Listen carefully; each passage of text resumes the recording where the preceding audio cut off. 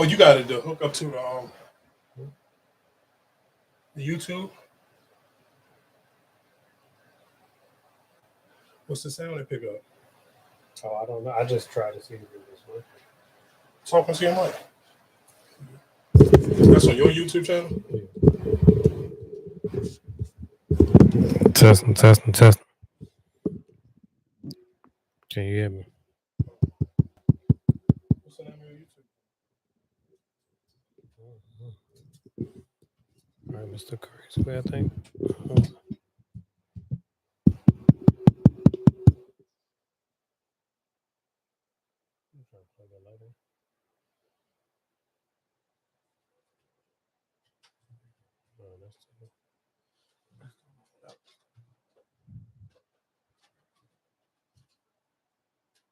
On the game.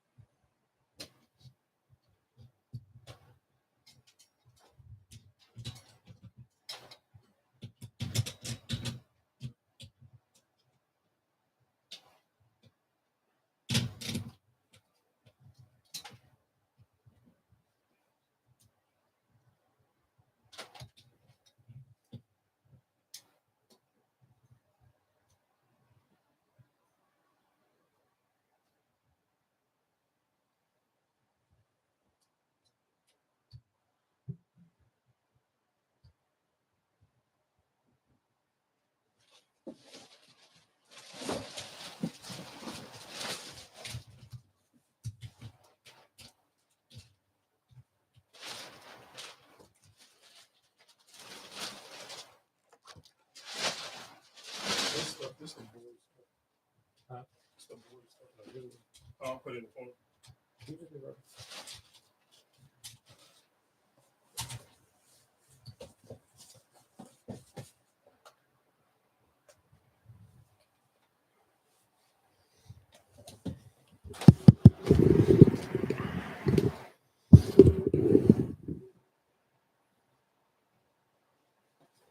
That that that that's suspicious.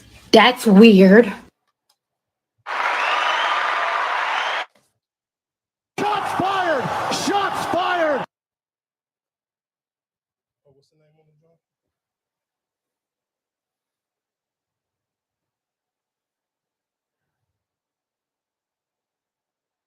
It's Mr. Crazy with the two eyes, I think. Huh? I think it's Mr. Crazy with two eyes.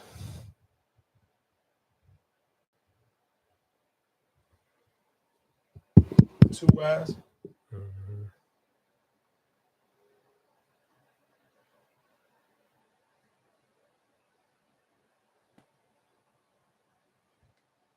Talking around. Can you hear me? Can you hear me? Can you hear me? Hmm?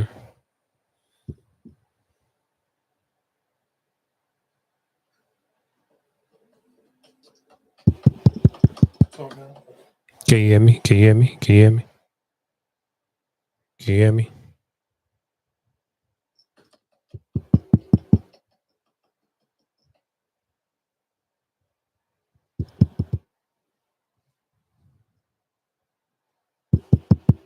Can you hear me? Can you hear me? Can you hear me?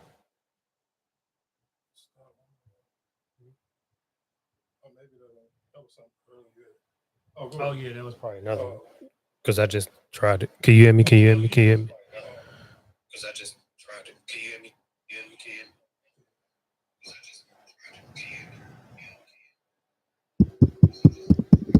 Oh.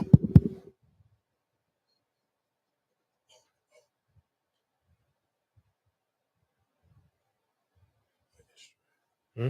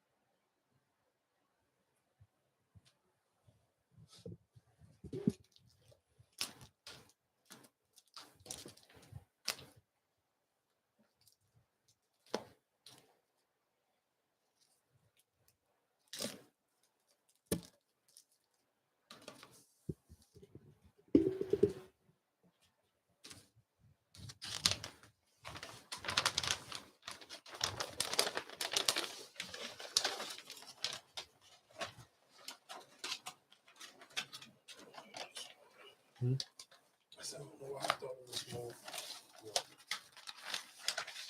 No, the way I was.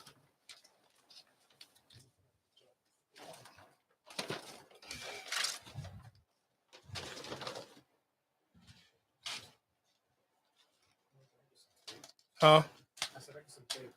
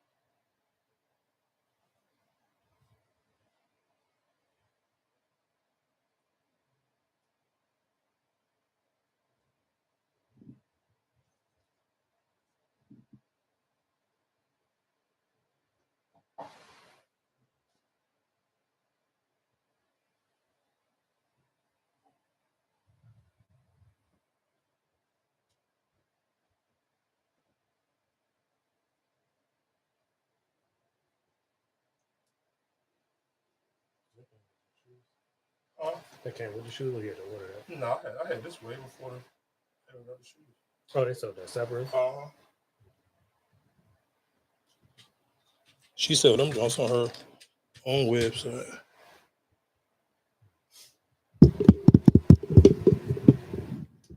If I was a Chicago Sky, I'd be pissed. Why? Because they don't get no money on that. And way more motherfuckers got these jerseys than they got her own. Why would you be pissed there? Because I feel like you ain't getting no money as it is, and besides what you sell in your. No, that's what I said. If I was a Chicago Sky. But why would you be pissed though? I mean, shit. You see, that's what I said when you said that. I'm like, I get people spending the money, but I'm like, do it add to the ticket sales though?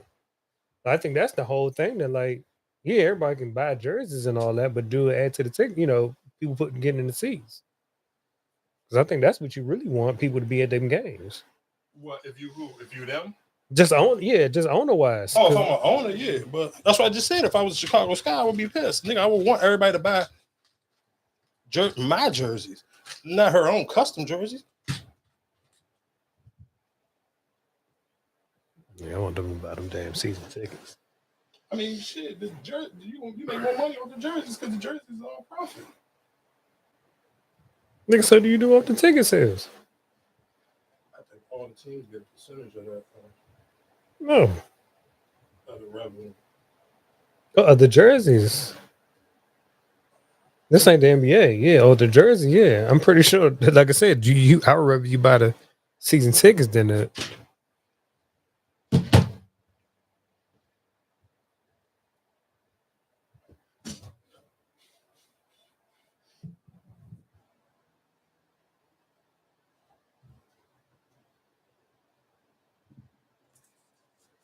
Do it record to your memory card, John? Or it's all gonna be on? Like right now? Yeah. No, I'm saying like if you record, can you record both? Like, can you record, or it's just gonna be straight off the? No, it's going to actual.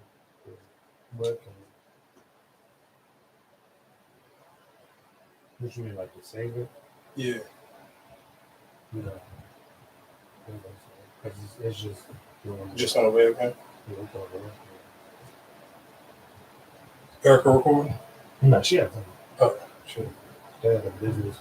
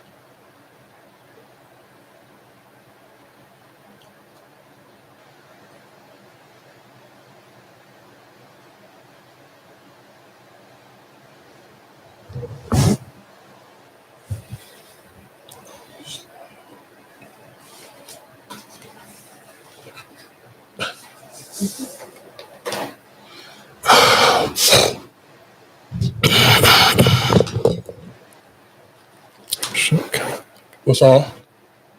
No, I was trying to see if I could see it.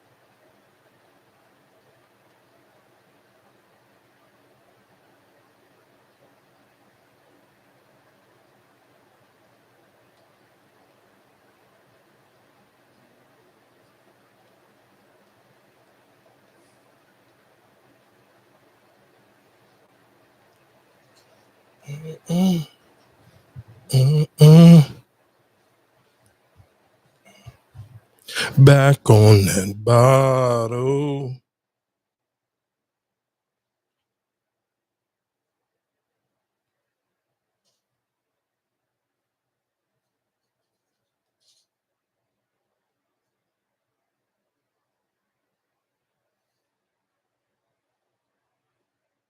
How you find it? Huh? I said, how'd you find it? Oh, you can just put in your real name because it just come up as your real name. Oh, it did come from my real name.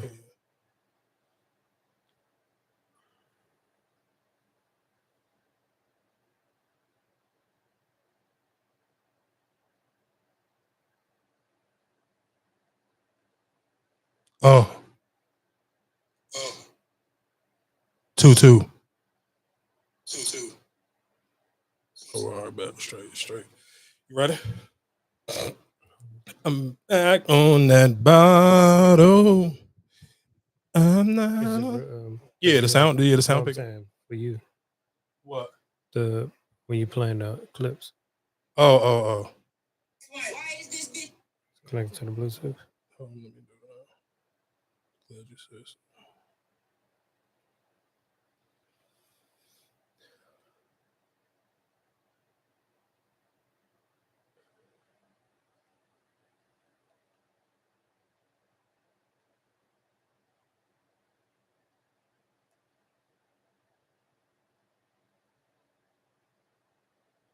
Night in Seoul and Brooklyn.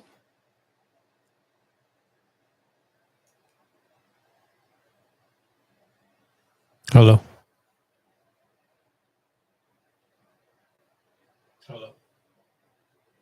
Yeah, straight. No, so make sure. Oh. Yeah, straight.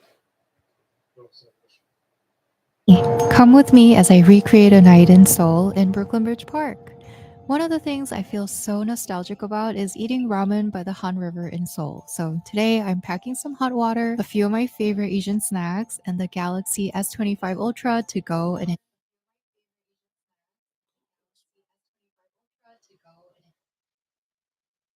You want to switch to yours or? No, we can just leave it on there, and you can just leave it since it's already up, and then next week we can just. No, I can tag you. I mean, I can start it over and tag you.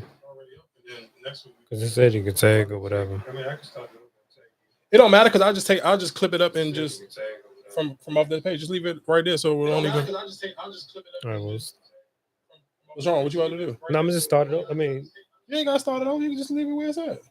What's the minute? What minute? It's on 20-minute shit. Just leave it right there. What's the minute? It's on 20-minute shit. Just leave it right there. You ready? Oh, cut it. You ready? Cut the game back.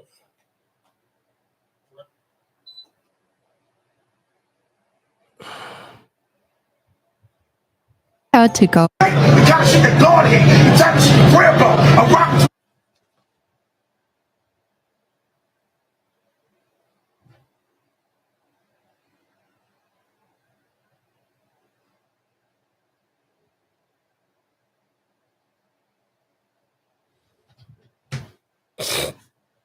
You ready?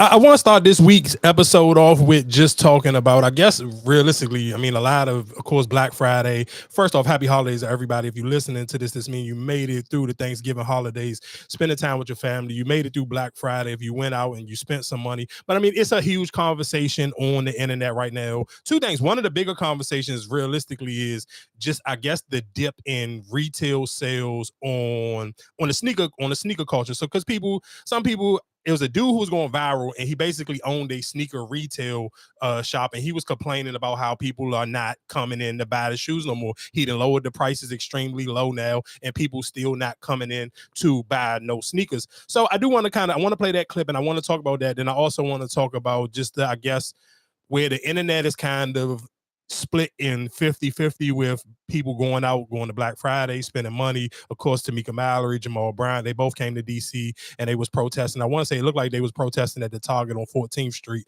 which in it, I mean, if you are familiar with the DMV area, especially that DC, that that Target maybe not the greatest representation of the DMV, because that's kind of like in a real gentrified area, if I'm being honest, and it's a heavy Spanish area too as well. So it's not really just like a super, like if they wanted to kind of really get your OD like black proud, they probably, to me, probably the most, you think the most black, I guess this is gonna sound crazy, but the most blackest Target in the area probably would either be the one in Fullsville or the one in Largo.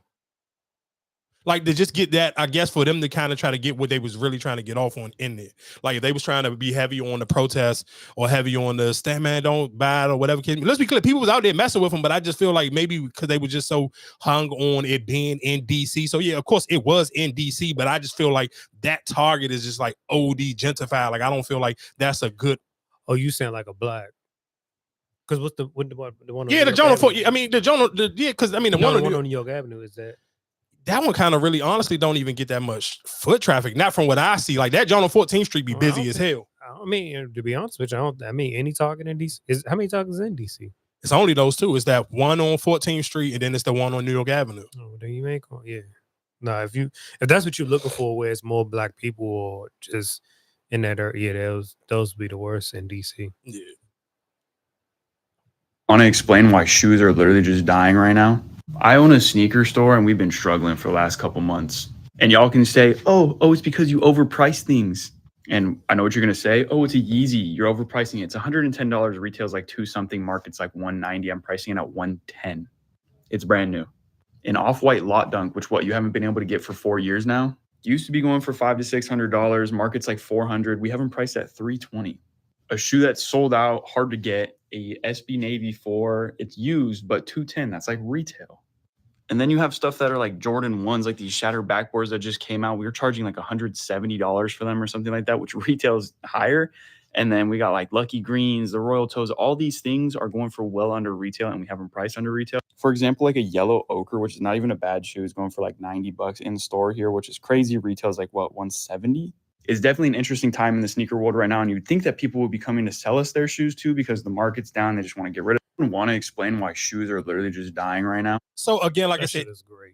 Good for you. No, and I mean, of course, and realistically, I mean, I was on Threads, and a lot of people on Threads, of course, had that same sentiment as you had, where it's like, I mean, the shoes should go back onto, and I think that's one of the reasons why I said I think the internet is kind of split on with these conversations, because I do think realistically, even for a lot of those shoes, I think it became just follow the lead. And I think me and a homegirl of mine was talking earlier, and she was saying basically how social media has made people just like lose their own identity. And I kind of even feel like that with the sneakers. And the reason why I wanted to bring that conversation in is because even on Thanksgiving dinner, our younger brother was saying his daughter wanted like some Ed Hardy. And I'm like, why do she want Ed Hardy? And two, how does she even know about Ed Hardy? And then he was saying because she be on TikTok and seeing whatever the case. Or then he was talking about some Lululemon. So I was just sitting here thinking about like, I'm like, was she like 8 or 9? I'm like 10. So, but even just still like that to me is still so young. And I kind of I don't want to jumble in the conversations, but I did want to sit here and even bring in the conversation on how soon do you kind of don't want your kids to kind of really get into the clothes thing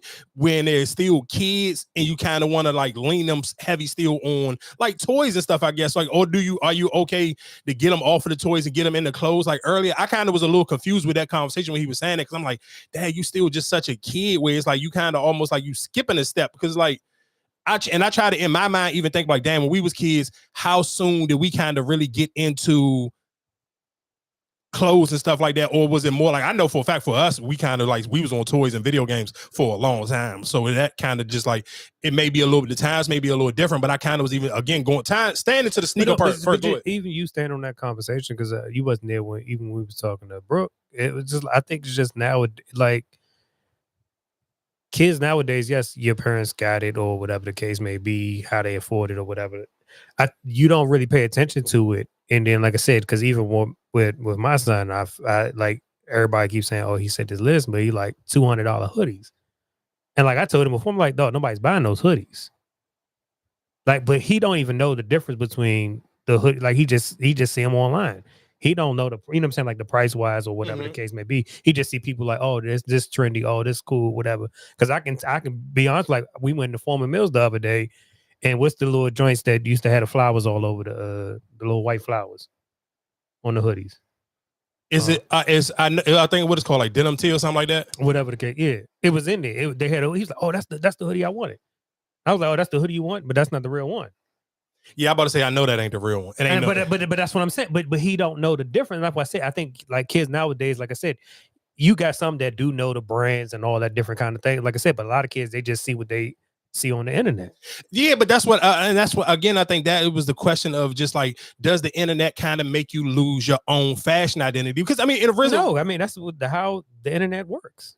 That's how people know stuff. What was trending? What was like? But you didn't. But what I'm saying is, when we were younger, of course, it was no internet, and then two, you got your own sense of style. Like the internet never directed you to make you be like, oh, I'm trying to dress like this. Like maybe you may see something on a music video, and it could be a little influential, but that may be just for a outfit. That wasn't for your everyday type of get down. Though I think that's the thing now, because they don't have videos, they don't have music videos, so now you're using the internet. Because remember, like when we was growing up, yes, we turned on 106 and Park. We turned on, you know what I'm saying? Like we saw those stuff on those type of things and like, oh damn, I want to dress like this. Like with the whole Usher with the blazer, like you saw those videos. So you wasn't like that. That's why I say I think this day and age, because there's no music videos, nobody's looking at music videos, you going to TikTok and finding shit that way. I mean, I guess, like I said, for me, just with that conversation, it just kind of it put you on the fence, because it make me really just be like, even for some of these shoes where I keep seeing people, I guess the shoe that everybody keep going to the show is the shattered backboard. Then it's kind of like, damn, Jordan kind of ran that play a lot. I don't know how many times they didn't put that shoe out, but now the shoe you can literally see. But haven't put it out a lot. But I feel like I want to say they didn't probably release that shoe like 3 or 4 times. No, this is the second time. Nah, dog. It had they to got be the low top. They got the low tops now, and they got the what's name? That's what I'm saying. This is the second time they released them joints. Yeah, why? I mean, well, why people? But that's the thing. I think that's the thing with shoe companies. You limited certain shoes, and where you should just, like I said, that's the thing, because you saturate certain shoes, they will put out a lot of them. There's certain shoes they only put out a limit of them. And that's like with the Foot Lockers and all that. That's why a lot of them stores are starting to close now. Foot Locker lost a lot of those deals they used to have. Foot Locker used to be the exclusive, all that. They don't got them deals no more. And so now, even with the whole sneaker shit, them consignment stores, I don't feel like you have that exclusive no more, because everybody else selling. Everybody else got a shop. So when I'm coming to you for real. I hear you on that, but then I guess my question would be, I'm just wondering, just like, for some of those shoes, it's kind of like, I think it's a great thing, because I do think realistically, a lot of those shoes, I think some people just take that L. Like me personally, I'm gonna take that L. If I don't get it right then and there on the site, whatever, I'm gonna take that L. I'm not paying resale. No, and that's what I'm saying. But I think even just again with that situation where it's like, I feel like a lot of people, of course, you was going up against the bots and stuff like that. But I think a lot of that goes into just like, even when it comes to sneakers, I think for some people, you probably got tired of, even when we talk about the Panda Dunks and stuff like that, with some of these shoes where it's like, because it got so much hype on the internet, and the internet kind of gets to dictate what, or quote unquote, supposed to be dictating what's cool and what's not. And I think when people started to go outside and you actually started to see certain people in these shoes, it's like, bro, I really don't want to have the same shoe on I don't want to have the same shoe on that this little white kid got on.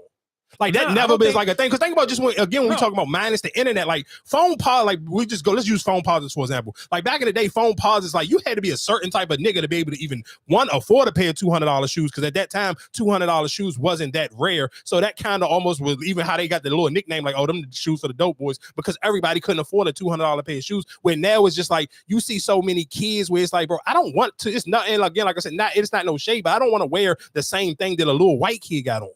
Like that shit, it makes it not cool to me. But see, that's you. That's you looking at the color though. I don't. It's not even about. You just said if my parents got the money, what do it matter about my color? You're missing. But I'm using that for an example. I don't give a fuck about the color. It's just I don't want. That's just a perfect example. I'm still personally. I don't want. There's never been a thing where if you sitting here going back to school, you're going to TV, even on movies. It's a separation of how somebody. Even when we talking about the quarter zip thing, when the girl was giving the pushback on that, like, oh, you trying to look like Carlton Banks? Like, no, nobody never watched the Fresh Prince and be like, oh, I want to dress like Carlton, because you could take it out of white and you could put it in black. Even if you watch Saved by the Bell, like Zach was the cool nigga, and then nobody wanted to dress like AC Slater. Nobody wanted to dress like Screech. So it's just a difference where like those people kind of getting mixed and mingled on the internet because the internet is giving you too much sauce. But Like that makes the shit not cool. I hear what you're trying to say. You're trying to be politically correct with it, I'm not but it's trying like, to I be don't want to wear nothing that some white boy got on. Like that never was a cool thing. Like that's never was like, oh yeah, if you this what I'm saying. It's different. It's some white boys who super swaggy and they can really dress. Not seeing here trying to make it a race thing. Like some white boys can't put that shit on. They can, but a lot of them cannot. But that's what I'm saying. But even when it comes to the whole shoe and like even with shoe code, I don't feel like you all right. Well, I'm looking at this white boy like, oh, this white boy got them on. Like shoes are shoes. If you like, yeah, the shoes, I get it, but it's No, 'cause now it's shoes and shoes. But at one point in time, it was just a separation of certain junk. Even when it comes to like running shoes, like I don't no, because this like even when you look at the shoes, like even now, like with the KDs, like the KD for that they retro on those KDs now, and it's like it's still not the same. Like I said, I've bought those KDs when they was a hot thing. And even them, they was like $90 when they first came out. But it's like now, all right, I'm about to pay $120, $150 for the same shoe that was out back then. You paying more for that shoe, and it's like, all right, it's not the same heat no more. The colorway. This is what I'm saying, but I get what you're saying. But what I'm saying, even with that conversation, where I'm sitting here saying where it mix and mingles at the same way we was giving NBA YoungBoy a lot of Nerf joints. You remember the Nerf joints? Of course, right? I got them when it was on sale. The Nerf, no, you talking about the KD Nerf joints? You ain't get them. No. What's the ones with this? That's what I'm saying. Those was limited, but now you can go into the store and you can see those shoes still in store. Because, like I said, when they released them and how they released them now is different from when they released them. PG Plaza was the only one who had that Nerf for the Nerf KDs at that time. But now, like a lot of stores get them. I was kind of mad because it's a store in Rundle Mill still got the joint sitting on their shelf, and I think it's like a size 8 or something. Like I'm like, damn. I wish it was my size. So that's what I'm saying. Like, I just feel like the shoe companies are doing bad now. Of course, you trying to do all these re-release, try to get money back or whatever the case may be. But that's why I said those stores that's whatever how would you call them, consignment stores, you're not going to make no money because they still re-releasing stuff. It's nothing really exclusive now. What do you really have? They're like, oh, I need to go to this store to get them. You just reselling for somebody else who couldn't sell them on the string. I remember this one dude that I remember when I went to what was that? I think it was the copper when it was Christmas. And I think it was the KD, the copper ones, and LeBron, I think it was the red joints that he had. And I remember this one, we was in South Carolina. Or when we went to the Charlotte, they had the house hoop. That's when it was, like I said, it was limited in. That's when people was traveling to these house of hoops to get in line. And I remember the dude because he always come out College Park to the UPS store to ship his. That's how I knew him from being out there. And I'm like, that was a hustle for him. And like nowadays, like I said, when you got a consignment store, I don't think nobody really going, I'm about to go to the store and pay $400 for the, yeah, shoes. I mean, I think people don't want, I think people don't want to pay $400 for certain shoes. One, because so many different shoes come out. And I think sometimes people are getting tired of looking like everybody else. Like, and again, like I said, some shoes and certain things kind of, you wanted it to have some type of identity. When you talk about like New Balances, okay, like only people in DC used to wear those shoes. So it was an identity to like, oh, I know he from DC because he got on New Balances, or he got on foams or whatever. Certain shoes kind of used to solidify people where you were from and certain things. And again, I think a lot of those shoes are losing its regional bias to them, and I think or their regional identity to them, like foams and like, again, like New Balances, where some people, again, I think people don't want to wear shit that they feel like other people who got them on just ain't released? Cool. Them Nike boots that we had, the colorful joints. I seen them re-releasing them Jones. Like that shit right there. It's just like that's what I'm saying. But doesn't nobody wearing that shit now? Yeah, nobody's wearing them now because I think it's just the times that we live in. So I guess it's just when you have those situations, it's like I kind of, it's hard to really explain how people.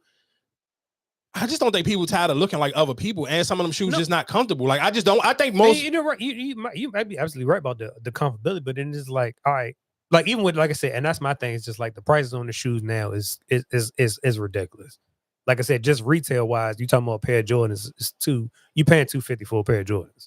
Yeah, I'm not, but that's not even that's the retail price. That's what I'm saying. So you paying $250 for that. What do you think you trying to upsell, make money off of? So of course nobody's not going to come there. That's why I said if I don't get it when I first was named, why am I go to I'm just one. I don't think those. I think again, I just think a lot of those shoes are losing their cool because I think other people are fine. One, again, it kind of realistically, we being honest, even when I was just looking at people while they were out and about, just throughout the weekend, a lot of people just be wearing Crocs. Like a lot of people just really on their comfortable stuff. And I do think wearing Crocs, especially even when it's like cold outside and it's raining. Like I seen somebody like going into the stores like with Crocs on. I'm like, bro, it's raining outside and it's cold as hell. Like that to me is just super crazy and lazy. But that's how people are today to the point where they don't care about certain things. So you think about that person, if you sit here, you go out on a regular everyday basis and you see endless people in Crocs, think about how many people, those people aren't buying sneakers no more. Those people ain't saying, because that pair of Crocs you keep wearing all the time, that's taken away from 9 times out of 10, a pair of shoes that you would have bought. And if you got some Crocs that's kind of like multi-purpose and you can kind of wear them with a bunch of different outfits, that person probably ain't just stop buying 2 or 3 pairs of shoes. But I do think a lot of people are just more into like, I'm trying to buy stuff for my comfort. And then I'm also not trying to look like everybody else. So if it's like, oh, if this is the cool shoe with all the kids on the internet, I don't want to look like a kid on the internet. And I think realistically, a lot of people who are heavy in the sneaker culture are older people now. So if you see him saying, if I'm in my 30s and 40s, I don't want to really look like a YN, so I'm not going to buy all the same shoes that they're running to go geek, and I'm going to go buy something completely different. And I mean, they're still going to buy them. They're just not going to go to them. That's why I say it's too many people got shoe connects, and like I said, that it was more limited when the shoes wasn't coming out like how they were, but everybody got a sneaker plug now. So I think like now, like what am I going to the consignment store if I already got them? No, I mean, I hear what you're saying, but I also just think realistically, I don't necessarily know people even just running to buy those shoes, because like you said, you can still go into a lot of them stores and stores still gonna be, them shoes still gonna be in the store. But that's why I think it's just at the end of the day, it's just like how you wear them, who you are to it. Because like even when you said like the Angel Reese when they came out, like we seen Wale kill them joints or whatever the case may be. I remember I was watching the game and I seen the band was sitting courtside. He had them. I'm like, that don't make me. You like looking at him like, no, he got to pay on, but them shits don't make me go buy him or like. Oh no, the white dude at the Mercury's game, he was killing them. He had them joints on. He literally every game at the in WNBA finals, it was a white dude in the yeah, but that shit didn't make me want to go. Yeah, they didn't make. But again, but that's why but then so you're proving my point. Then what I just sit here and say, but you wanted to, because you want to fucking be cookie cutter on here. You sit here saying a cookie. You are, because if you just listen to what you just said, he was at an NBA finals game sitting courtside, and because the way he had them on, he didn't make you want to sit here and buy them. And that's the same shit I'm just saying. When I see a little white kid with some shoes on, they not making me want to go get those same exact shoes. But even when I saw it with you, like when I saw yours, I'm like, oh, the way they look like for my feet not small. Like if I had, like I said, a person like Wale who has small feet, like they look you know what I'm saying, for that size shoe, like, oh damn, these shits Jack kill. Like even the Ricky Mortis that I got in there, I'm like, all right, my feet are bigger. So it's like, damn, all right, now how I'm gonna wear it. You know what I'm saying? Like that's my whole thing, is like certain shoes, how they might look on a smaller person's foot than compared to somebody who got big feet. It's like, all right, you got to figure out how to wear them. That's what I'm saying. Like, it don't matter the color. It's just like, all right, what he had on or whatever the case may be. Like, it don't make me like, damn, I need to get them joints. Them joints look tight. If you're looking at the models and all that, you be like, oh, I need them joints. Let me get those. Like that's what I'm saying. That can it sells, but you saying because everybody got them on, I don't think that matters. I know it matters. I'm gonna tell you perfectly why it matters. Then we can change the topic. Is when back in the day, I ain't gonna say back in the day, like probably the mid 2000s, when like all the kids at the Go-Go was wearing the what was it, the Nike Waves? What was them shoes called? They were like they was like $80 shoe, and they was like half of it was like foam positive material, and then the other part was black. They came out in the copper. They came out in the eggplant color. They came out in the green color wave. I forgot. I want to say they was called the Wavies or something, the Nike Waves or something like that. I mean, all the kids was wearing them because they was an $80 shoe. But then the shoe ended up getting played out because everybody and their mother had the shoe on, and everybody and their mother cannot dress. So that makes the shoe lose its value. I agree with what you're saying. If everybody got on a pair of shoes and they nobody killing them or nobody making them look sweet, I'm not going to sit here and want to go buy them. So I get what you're saying. I'm not disagreeing with that. I do think a lot of that has something to do with it. And again, when people on the internet, nobody wants to sit here and look like niggas still buy the Space Jams, and everybody in their mother got the Space Jams. Maybe everybody in their mother got the Space Jams. I done bought them in many different sets. Everybody got them Space Jams. That's why I say I don't, like I said, I get what you saying. You trying to what you trying, but I feel like no, I don't think that's saturated. Like I said, I think it's just sometimes some of the shoes is like, do I really want to pay that price? Yeah, I mean it's cool. Like I said, the what's name's about to come back out in December. The Gammas, the all black joints with the blue bottom. Everybody bought them out when they first came the first time. They about to buy them out again. I don't think that's going to stop nobody buying them. I mean, we're going to see, but like I said, just to switch gears a little bit, I do kind of want to, just to still stay in the retail space, I want to, I guess I want to play some of these clips from these people that went to Target, and some people were complaining about these little swag bags or whatever they was giving out.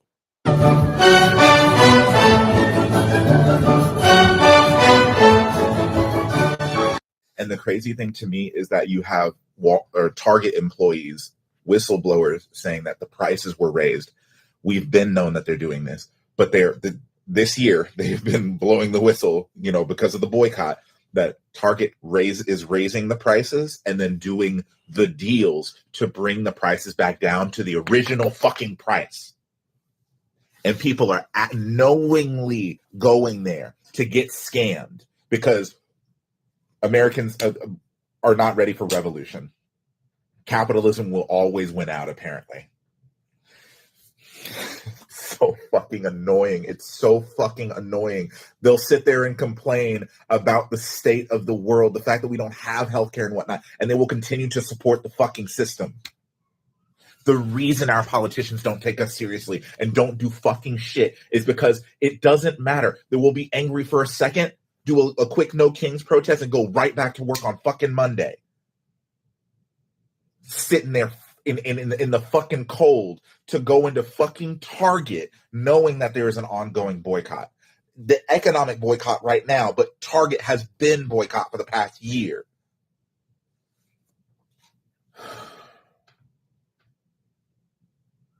And I get so riled up about these things, and then I feel bad that I get riled up about it. But honestly, I'm allowed to be angry, because how hard is it to die to yourself a little bit?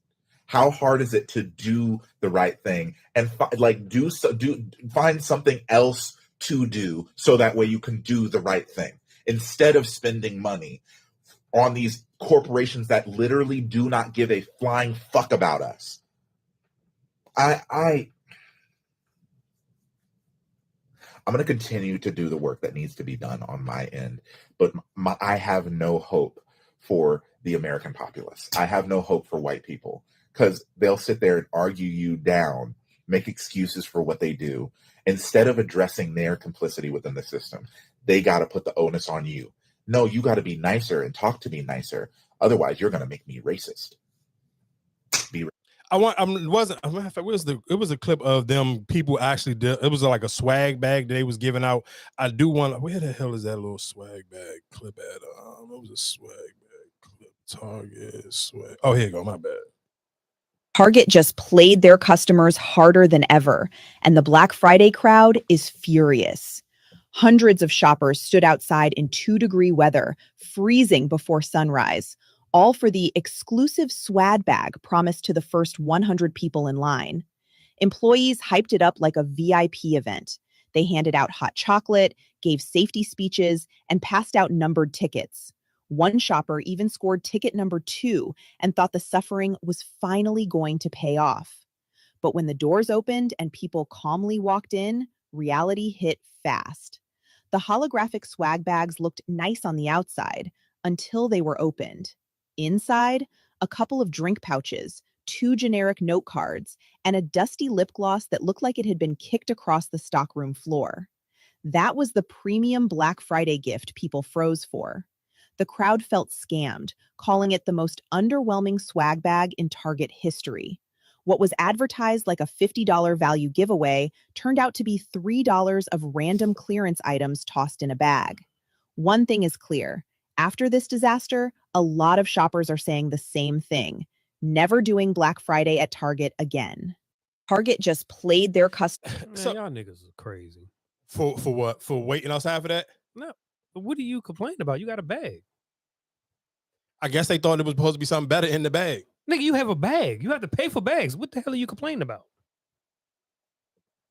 I don't know. I'm not a Black Friday shopper. No, I mean, but you stood in line or whatever case may. You was going to Black Friday for a reason, right? But you're complaining about getting a free bag. You got a free bag. I think some people stood in line. Big ass bag. I think some of them stood in line for the bag though. That's your fault. That's a bag you had to pay for, right?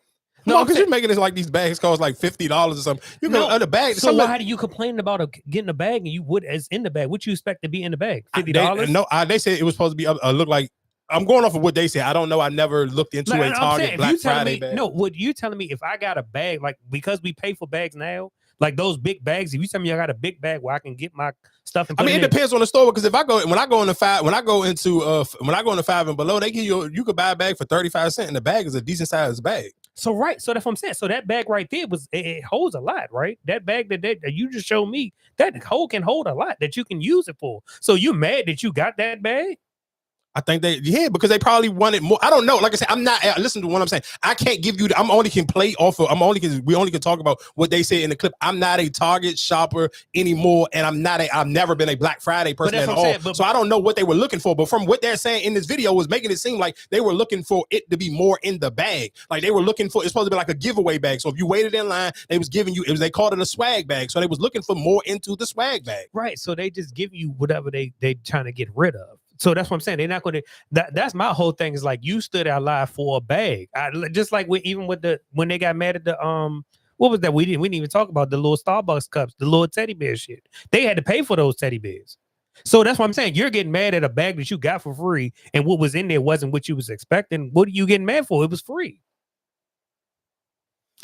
Like I said, I can't explain the mindset of that person because I'm not one of those people. So I can't tell you what they upset for. It was so funny because like even with Thanksgiving when I was sitting there, what's name was giving out. I'm like, you giving out bag? Oh hell no! You know you got to pay for bags. You giving out plastic bags? You're like, oh, you need a bag in there. I'm like, dog, bags cost, and y'all just giving out bags free willy. That's what I'm saying. I don't understand how can somebody complain about a bag that you got for free. And a big bag at that. It wasn't no little bag. I get if it was a little bag.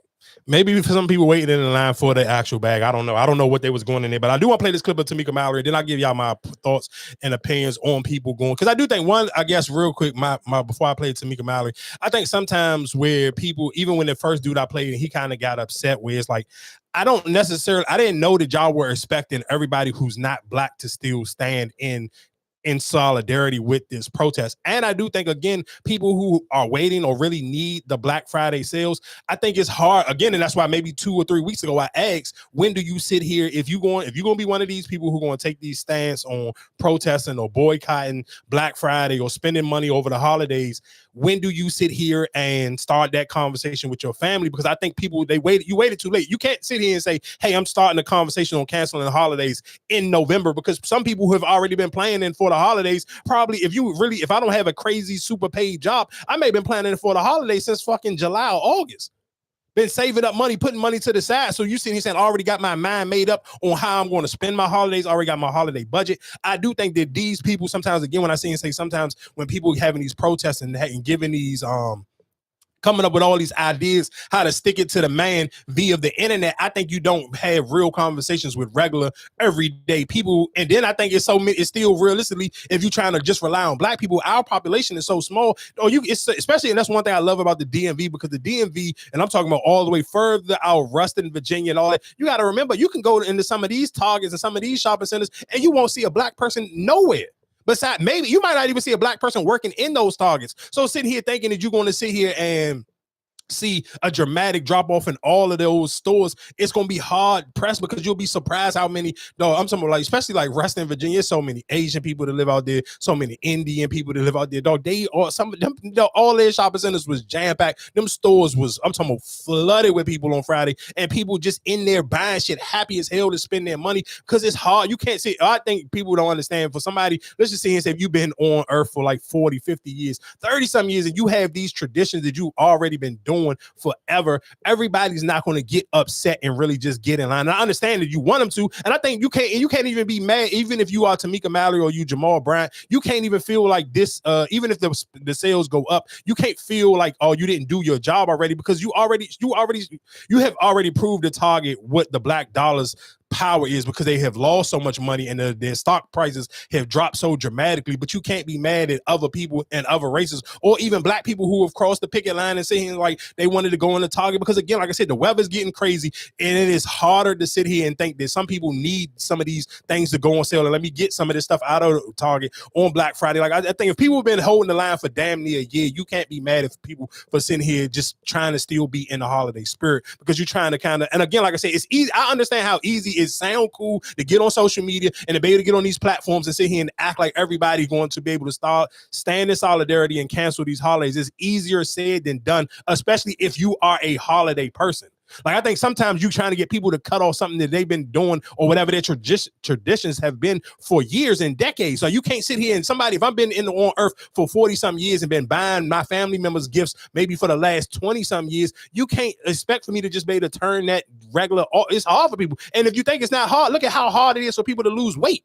So many people, you think about how many people every year, and it's always a running joke, the gym's gonna be packed in January, and then by the time after Valentine's Day, it's a dramatic drop off. But you think all of those people who went and got a gym membership or started to go to, you think they didn't want to sit here and continue their fitness journey? Of course they did, but it's hard to be that disciplined when you haven't been disciplined for so long. So I think you can't, to look for so many people to sit here and absolutely not participate in Black Friday, I think that was a little bit delusional. And I think it kind of like, now it makes it look like you're, because I seen, what's that little page, the Black Millionaires page or whatever the case may be. Me and a homegirl was sitting here saying we don't, because if you watch some of their posts, them shits be kind of janky. It don't seem like some of them shits be kind of a little anti-Black. Like, they don't seem like they as pro-Black as this page is supposed to be promoting it like it is. So I do think realistically with some of those conversations, I think realistically you got to be honest with yourself and know that everybody is not going to have that willpower to just sit here and say fuck the holidays.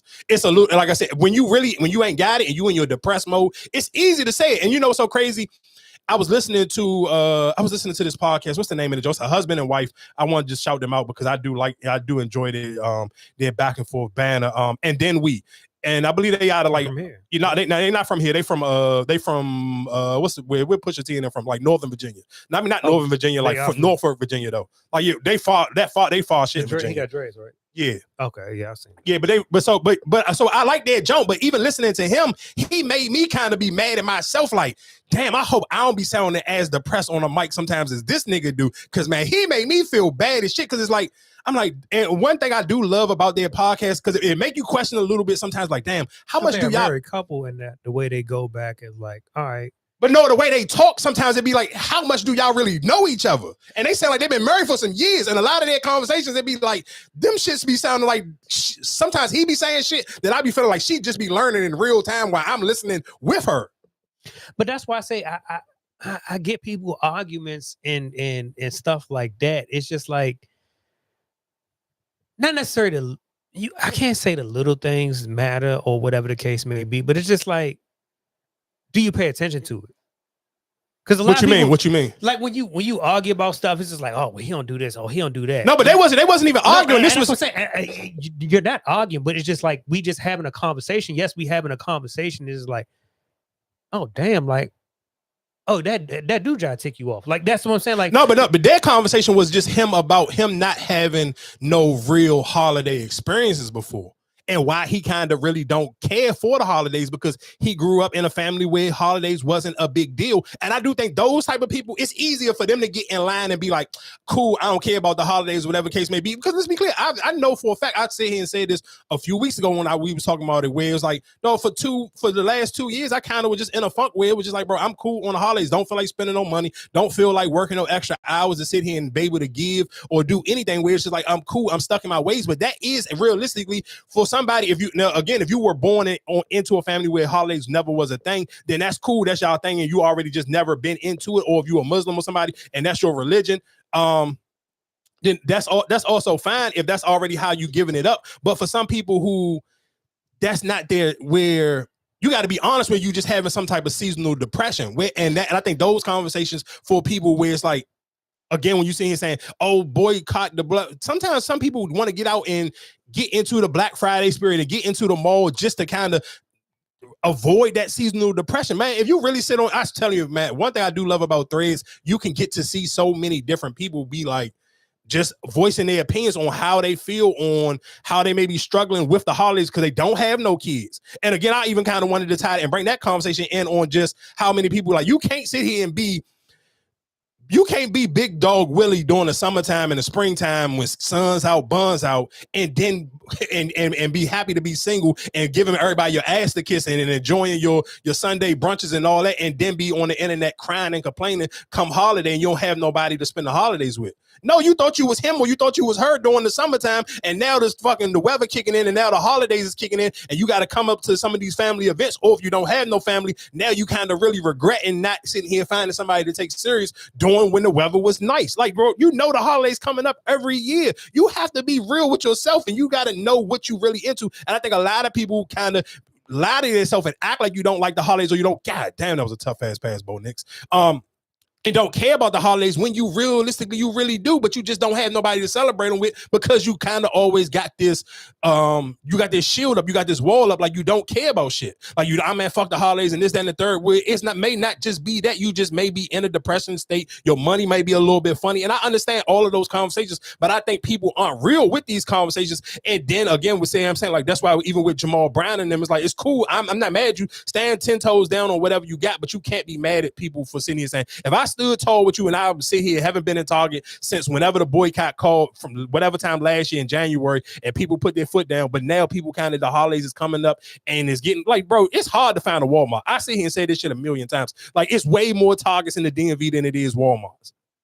And again, it's cool. It's like I said, when the weather is nice and the daylight is a lot brighter, it's easier to avoid the Target, and I can pick other stores to go to. But again, I think a lot of times when some of these people, even like Jamal Brown, you can afford to order shit from other places and don't gotta go to Target. But some people need those Black Friday sales. Some people can't afford to sit here and drive around and go look for a Walmart or go to another store, because even when it comes to medicine, like nigga, CVS be taxing like shit. So sometimes a nigga may gotta go in the Target and go get him some Dayquil or some NyQuil. So again, like I said, I hear all of that shit, and I'm like I said, I've stand 10 toes down on it, but I do understand how some people just want to go in the stores and put their hands on certain shit, like something like that, just ordering shit off the internet and all of that, bro. Some of that shit be like, bro, I want to touch a toy.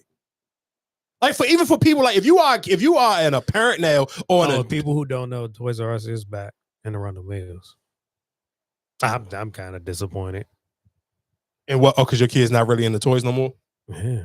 But I used to, man, Black Friday, dog, I'm talking about 2-3 hours in that joint. You talking about open at 12 o'clock? Oh, I mean, used to be in that joint heavy. But again, that's my point for it's just like, think about I get it, y'all want to do a stance with it. I'm like, but I was never a Target person anyway. I never went to Target for Black Friday. So I was never a Target person. So I get it. Y'all want to make a stance, but I'm just like, Black Friday is Black Friday. And it's fun, but that's what I'm saying. I think some people don't pay it no mind. Some people do. Because I remember I was having a conversation with one of my coworkers, a white guy, he's retired or whatever. And he was like, yeah, the TV went out. Now he's telling me they only got 2 TVs in the house. Some of us got more than that. And he was just like, oh yeah, the TV went out, man. We went to Best Buy and they wanted 100. I mean, 1,000 for this, whatever. What the fuck kind of TV he was trying to get for 1,000? No, and that's the thing. And I was like, he was like, well, we looked around and I found one for 500, a 50-inch for 500. I said, great. I'm like, Black Friday, 2 weeks from now, you can wait for Black Friday. You can get that for cheaper. Nigga, hold on, time on. What kind of TV is he trying to buy? I seen him, he's an older that's what I'm saying. That's an older guy. So you got to think about, like I said, they don't. Oh, you know how cheap TVs is though? But that's what I'm saying. Some people just be stuck in their ways and it's like, all right, your wife want a TV or whatever, so you got to spend it right. You can't wait till Black Friday. No, but you missing what I'm saying though. I even looked at TV because of course I'm telling y'all and that's why I sit here and say I talk for your regular working class person and your cheap person. But I had this 70-inch TV since I lived in Suitland. I lived in Suitland probably damn near 12 years ago. So I done had this fucking TV. It's not a smart TV. Mm-hmm. And so I done had this, but again, because now a little bit, I stay in the house a little bit more, play the game a little bit more. So now the TV probably realistically on its last leg, but I done had this TV for 12 years. Like, nigga, so I was just like, but I'm being real with myself. So I'm like, all right, I know that this TV kind of, it's starting to, I'm looking at it, especially during the summertime, and when it got hot and you playing the game all fucking day long, the TV starting to kind of leave them little marks on the TV. So I'm like, all right, I know realistically, I'm going to have to buy a new TV sooner than later. I don't want to sit here and wait until the last minute, and then the TV just absolutely go out. So right before it goes, so I went to go look at some prices, and I'm like, damn, they got 75 inches for fucking $350. It depends, of course, it depends on the brand, the better brands, but I still seen them Jones was like for $5 something. It don't matter. I think, like I said, it all depends. Because to what I've noticed, even if you buy the nicest of the nicest TV, but if what you watching don't record in that, is you're wasting your money. So I can sit here and buy a 100-inch TV, 4K, 8K, or whatever the case may be. But if you're watching this game and it's not recorded in that, what are you really buying it for? Yeah, because everybody don't record everybody 8K. Don't recording that shit. And it don't be looking as crisp. You know what I'm saying? Like I said, now if you playing the game, that's a different story because how the games is played in your court. And that matters too. If whether your court is 4K or 8K. And that's why I say that's why I get it. The whole Target stands and y'all want to do them. And I'm like, it's other stores that y'all can go to. On Black No, Friday. listen, of course, you can go to other stores, but even again, like I said, I'm not trying to sound like I'm the voice of people picketing the line or whatever, going into Target. But dog, if Target is the closest fucking store to you, and that's what's convenient to you, especially for women that's listening to my boys, bro, go into Target. If that's what y'all gonna do just for this month. If this is cold outside, I don't want, because I understand how the level of people breaking in this shit. I understand just convenience and people again. I say because I drive for a living. I know that most of y'all cannot drive when it get this dark outside. So if it's more convenient to you, the Target is closer to you than you sitting here trying to go look for a Walmart, and a Walmart is fucking 20 or 30 minutes out your way, bro, go into Target. I'm not sitting here because again, like I said, I've stood tall. I've been protesting, which I have not stepped a foot in a Target, but I'm not about to sit here and be pushing people to sit here and it's raining and it's freezing fucking cold outside and you don't got no, and you trying to just sit here and be like, and again, I know people gonna throw with Martin Luther King and all of them. They sit here and protest. They're gonna go out of business. I mean, like I said, y'all hurting their pockets, whatever, but they're not gonna go out of business. I'm just sitting here just saying for this month, because I understand people, again, like you sit here saying Arundel Mills may be too far for somebody, but they want to get their kids some toys because their kids still may be into toys. It's not, no, I literally on, what was that, yesterday, I went to Target to fucking use the bathroom while I was fucking working, bro. And they got some cool ass toys. And again, they know how to finesse you. So that's why I understand if you still don't want to spend a bunch of bread at Target, don't go in there, because if you go in there, you know how addictive it is. You go in there for one thing, and I don't know what the fuck it is about Target, but you're going to spend whatever the fuck you wasn't planning to spend if you go in there, you start looking at shit. But I understand some people just want to put their hands on a toy. Or you haven't seen no toy that you was looking for online, and then you go in the store and then you see some cool shit. Like I seen this, our youngest nephew is really into dinosaurs. Man, they had some fire ass Jurassic Park shit in it. I was mad at you too. Wow, for what? I bought something that you bought? I didn't buy. I just put it in my cart and I seen the. But that you know this nigga. But again, but I told you I was on TikTok. But that's why I told you I was in the little dinosaur truck. Yeah, I just put that shit. I just saw it, and when I went over there in the morning. But that's what I'm saying. And that was another. But this is what I'm saying. But that's another. And that's another reason why I wanted. He was like, "Your brother, man." I said, "God damn it." But that's another reason why, again, I wanted to have that conversation too. I do think for aunts and uncles, I feel like for me speaking, but I'm for somebody who don't have no kids, I feel like aunts and uncles should give their nieces and nephews their Christmas gifts early. One, so parents, so y'all won't buy the same shit. And then two, if the parents really gonna go, because I know you and our younger brother, y'all go above and beyond for y'all kids on Christmas. I don't want y'all to step on my gifts. Fuck that. Like I want my gifts to be appreciated. I'm giving my shit out a fuck couple weeks early so they can enjoy my gifts. So y'all, because then you that you creating. That's something that you creating. It's like, oh, they expecting every time they see you. Oh, who is my that's something you create. I'd rather create that than sit here and get my shit stepped on, because I know I don't think you get it. You don't get it stepped on, because you're not about to sit here and buy like if you were sitting here buying underwears and socks and all that, that probably will get stepped on. That right there will, if you buying clothes and stuff like that, that will get stepped on. But I feel like even now, like I said, with our kids, most of them, even like I said, they're gonna appreciate whatever it is. I think it's more like I said, yeah, how we were back in then, and like, all right, we get a bar soap, shit like that. Like, oh, what the fuck? But granted, if you got that shit right now, you be like, oh damn, you'll really, of course, you'll appreciate it for sure. You appreciate it. That's why I say I think like stuff like that. Yes, that might be a stepped on. You buying clothes or something like that, but toys or anything, no, that won't get stepped on, because that's what kids like, opening shit. I mean, yeah, like I said, for me personally, I'd rather my shit not get stepped on. Let me get my gifts out maybe like 2 weeks before Christmas. I'm cool with that. They're gonna look at you Christmas like, oh, where's my Christmas gift? I'm not gonna see you on Christmas, and that's been my argument. Like I know I'm not gonna see them on Christmas, so what the fuck why am I holding my gifts for? They be looking for it. Well, you gonna get it out. You already gonna have it. I'll play this clip of Tamika Mallory, and then we can move on to something else. You know what's worse than shopping at Target during a boycott?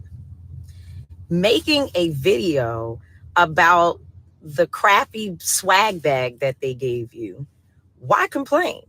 As soon as you walked in the door, you told Target, disrespect me. There's a boycott going on. I'm crossing the picket line. I don't care about the fact that you disrespected my community. And you can disrespect me directly. So you take whatever they gave you and enjoy it because you know you love the disrespect.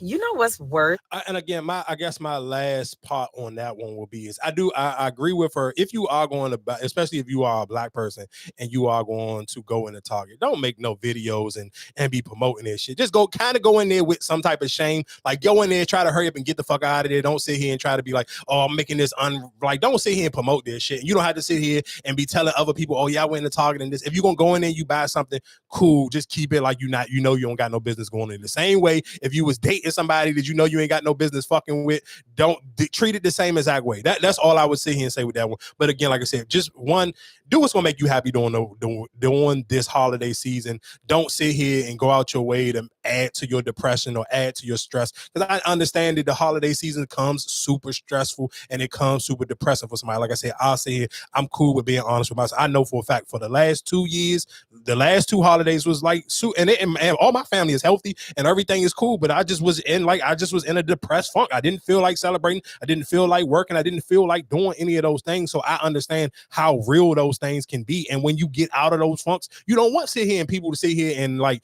ruin the way you feel. Like you chipper and you going into the holidays and you happy with buying gifts and you want to sit here and put smiles on your family members' faces. Do that. Don't sit here and allow people on the internet that you're never going to see, and they don't have to sit here and go to sleep with your dark thoughts or any of those things, because you got to deal with all that stuff on your own, and you the only person that know how you feel at night. So again, like I said, do what's gonna make you happy during this holiday season, and then again, you can stand firm and put your foot back down after the holidays is over. And because again, I know it'll be way easier. Just don't sit here and add no extra stress level or add on to your own seasonal depression trying to impress people via social media, because those people don't got to go to sleep with you. Those people ain't gonna wake up with you. If something, God forbid, happen to you, or you do something to yourself because you can't handle your seasonal depression, guess I know for a fact Tamika Mallory or fucking Jamal Brown ain't gonna be thinking twice about you. And that's not no disrespect to either one of them, because they both do show up for people.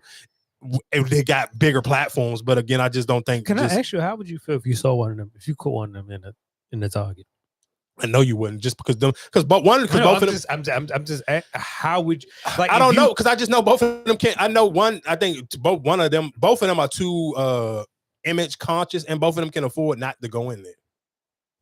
Yeah, but if you caught them in there, how would you really like? If you was like that what was that the Shy when he caught the Bama when he was eating, I forgot what he was eating, where they was at. They was eating and the Bama was all like, oh no, I forgot. I know what you're talking about. It was D-Ray. It was D-Ray's character. I can't remember exactly what it was, but I honestly wouldn't care, because as long as he not on the, if you're not on the internet and you not sitting here it's just as long as you're just not on it. I'm sorry, I'm picking my phone up. I'm recording that shit. Like if it was like that, just like Dr. Uzma, like if I just saw Dr. Uzma out with a white, I'm picking my phone up. I'm picking my phone up. Like you all this pro black, like I would have to. I mean, I guess I want to play this shit. This shit was funny as hell. I'm not the Punksgiving host. I'm the Punksgiving host friend. I'm not the Punksgiving host. I'm the punk with the fattest ass. I'm not the Punksgiving host. I'm the Punksgiving host brother. I'm not the Punksgiving host. I'm the Punksgiving host Punky's friend, bitch. I'm not the Punksgiving host. I'm the Punksgiving new chef, and y'all new chef in Atlanta. Yeah, tap in. I'm not the Punks host. I'm the Punks host chef's daughter. I'm not the Punksgiving host. I'm the Punksgiving best friend, one and only. And I'm the Punksgiving host. Mo, that shit is the gayest, funniest shit I seen on the internet. What was so funny about that shit? Nigga, it was a bunch of gay niggas saying they was at the Punksgiving. Not Friendsgiving, but at the Punksgiving. That shit was funny as shit. I'm not gonna hold you. But real quick, I guess while we on before we get out of the holiday conversation, there was a video of a dude. I don't know who did he use? I guess he must have used to play for the Seahawks, and he went to Russell Wilson's house for a Thanksgiving dinner. So I want to play this this clip of him giving his opinion on what he's seen or he didn't see at Russell Wilson's house. Wilson, I went to his house for Thanksgiving. The weirdest feel like he catered. So no, like, bro, I come from a traditional country black family. We throwing down. If I got as much money as Russell Wilson, my whole family would talk about me so bad if I ain't fly everybody out there for Thanksgiving. And I'm sponsored by an airline. Yeah. Maybe he's not close to his family. And maybe he not. But his mama wasn't there. Sisters wasn't there. You know what I'm saying? Like, and even though, like, it's still weird to me. I'm just still, even if you don't food with your family, like, it's still weird to me on Thanksgiving. My family gonna do the food. That's just what we gonna. If you the one with the money, we coming to your house. You know what I'm saying? Like, let me that part. That's what we gonna do. So to get over there and catch Russell Wilson, like, him is literally him, Sierra Daddy, me, Noonie, Baby Future, the chef, and 2 nannies, and 3 dogs. And Baby Future at that time was bad as hell. hey, Baby Future, what you think? You know, everybody going around the room saying what they thankful for and shit. Like, Baby Future, what you thankful for? Oh, just thankful for. I think he said something about, like, I mean, he was a kid though. You know what I'm saying? Yeah. Like, he was a kid. I think he a lot better than that. But at that time, like, bro was just, he knew, like, I think he understood it. Like, he knew he was just spoiled, just bad. You feel like who his daddy was, who his mama was, who he hanging around. Like, he started to understand. And so in that case, like, but then I leave Russ' crib, go to Earl Thomas' crib. Earl, that's more family origin because you met me there. We back all was at home when I stepped off at Earl crib. You understand me? Good food. Like, we in there. Shout out Earl, Area 29, bro. Shout out. I know you got the restaurant down there in Seattle, and it might be one in Austin too. So I got two issues with that. Go ahead. Nigga, first, you talking about his parents and all this, nigga. The girl he was with when he got drafted ain't dead no more. So, I can get it why people might not be in the same way that they were when you first met. Like, for you to sit here and talk about that reason now, and he ain't been in Seattle in how many years? Yeah, it's been a break. Well, he was in Denver for what, 2 years or a year? And then he went to he was in Pittsburgh for a year now. You talking about, so that at least about 5 or 6 years ago. Yeah, like he's talking about Baby Future. Like, yeah, again, and that's one I seen a clip of Shannon Sharp where he kind of like went off on Slim. But I think it's just like, why do you like, I'm with you. Why do you care? And then 2, nigga, you should be appreciative that he brought you into his house during the holidays. He didn't have to invite you over. Like, what if his family just don't cook good Thanksgiving food and he want to sit here? Because I'm sure it's a lot of people. If you can sit here, he was trying to make good with you. Like, nigga, I want you to be, like, all right, cool. I'm trying to take care of you, show you how it is. Be on the team. Or and then you run your mouth. But even not even just that though. What if my family just ain't some fire cooks, and if I can afford a chef, why not? Because trust and believe, and this is one thing I can see and say, especially just how you see a lot of people even communicate, or even for just how I know I feel about Thanksgiving. I said this on a million times. I hate Thanksgiving food. So if it's somebody, if you see and say, if I could afford a chef, and you can see and say, do I want regular Thanksgiving food, or do I want a chef to come in here and go crazy with the lobsters and the steak and whatever else the case may be, and do something super extravagant? Why can't I sit here and get somebody to do something extravagant? And then again, like it's less work on the cooking. And then again, I don't necessarily know if Russell Wilson is super close with his family. I don't know because it's not like I'm not a huge Russell Wilson fan, but I'm just off of the times that I've seen. I kind of see like his family look more like it's the family that him and Sierra created together. So I don't necessarily like that is his family. And everybody don't agree with. Though, let me tell you what. This is a perfect example, and it might be jumping a little bit ahead, or whatever the case may be. He's saying that, right? That's cool. Now, do you believe with listening to the whole Clay Meg shit? Like, do you believe that was genuine with what his father said? Hell yeah, his father was happy as shit. But that's what I'm saying. So what do you like? That's my thing. Like, when it comes to cooking or whatever the case may be, some people are not good at it. Some people don't. You don't have the right seasoning or whatever the case may be. So you feel like what Michael Thompson was saying was more genuine, like, oh, that's the best Thanksgiving or best food I ever take. But you've been married or whatever the case may be for. No disrespect, because Klay Thompson's mother was white. No, I mean that's what I'm saying. I mean, cool, but Mike Thomas has been in the NBA for years, so he had money. It ain't like he been broke. You know what I'm saying? Yeah, so, but Meg is from fucking Houston. So all right, from Houston, right? So now that we even take it to even with Joe and them, like how even Joe even saying like with his girlfriend and how his mother like, oh yeah, the turkey wings. That's what I'm saying. Like some people like your dynamics kind of change. So some people might take feelings like, damn, you don't want this food no more. You know what I'm saying? Like that's what I'm saying. I don't get why would you even broadcast that? Like I think because I think again when we talk about certain people, I think niggas think they get brownie points for trying to shit on Russell Wilson. Like and that to me is just some sucker shit. And I think a lot of niggas who played on that Seattle Seahawks team was just some sucker ass niggas, and they get there and they feel like they get their brownie points off of trying to shit on Russell Wilson. Because let's be clear, niggas may be jealous that Russell Wilson. They may feel like Russell Wilson is a cornball, and Russell Wilson got Sierra, and now he out just living his best life and he's enjoying life. But I think it's just a corny thing that a lot of them Seattle Seahawks niggas just feel like any chance they get a chance to shit on Russell Wilson, they do it. And that shit to me is some sucker ass shit. Because it's like, what if you don't know what his dynamic is with his family? You don't know if he don't get along with his mother or father. I don't know. I don't know what Russell Wilson. Only family that I know of Russell Wilson is the family that he has created with Sierra, and obviously that's for a reason. Because as much as he showed him off, I'm sure if he had a different type of relationship with his mother and father or whoever if he got any brothers and sisters, I'm sure the much as he showed Sierra and them kids off, shit, as much as he showed Baby Future off, I'm sure he would show his mother and father off if that relationship was cool there. But if it's not, if they don't have a good relationship, why the fuck are you sitting here getting on somebody's podcast broadcasting that how he spent his family? He brought you into his house on a holiday. And again, that's why I said, man, people don't. That's like going to Kobe house and say, oh, I ain't see Kobe mother or father there. Yeah, before he passed, and he wasn't fucking with his mother and father. That's why I say But again, people only do that because it's Russell Wilson. I'm telling you, that's why I hate, again, we talking about the internet and just how niggas be on some get with shit. It be a lot of niggas who feel like it's cool to shit on Russell Wilson. Maybe because Russell Wilson is one of them, like he turned the other cheek and he really not getting on the internet arguing with niggas and trying to like prove nothing to somebody. But what are you really exposing though? In their mind, they feel like they exposing because something. At the end of the day, nigga, you went to 2 houses. Where's your family at? That part. Like nigga, you play in the NFL. You talking about if you had Russell Wilson money, I'm sure you got more money than whoever is in your family. What the fuck do you need Russell Wilson money for? You got enough money that you could have flew back home again. And matter of fact, that's why I want to play the Shannon Sharp joke. Because Shannon Sharp made the hit. Because Shannon Sharp has actually fucking played in the NFL, and Shannon Sharp has played on fucking Thanksgiving before. I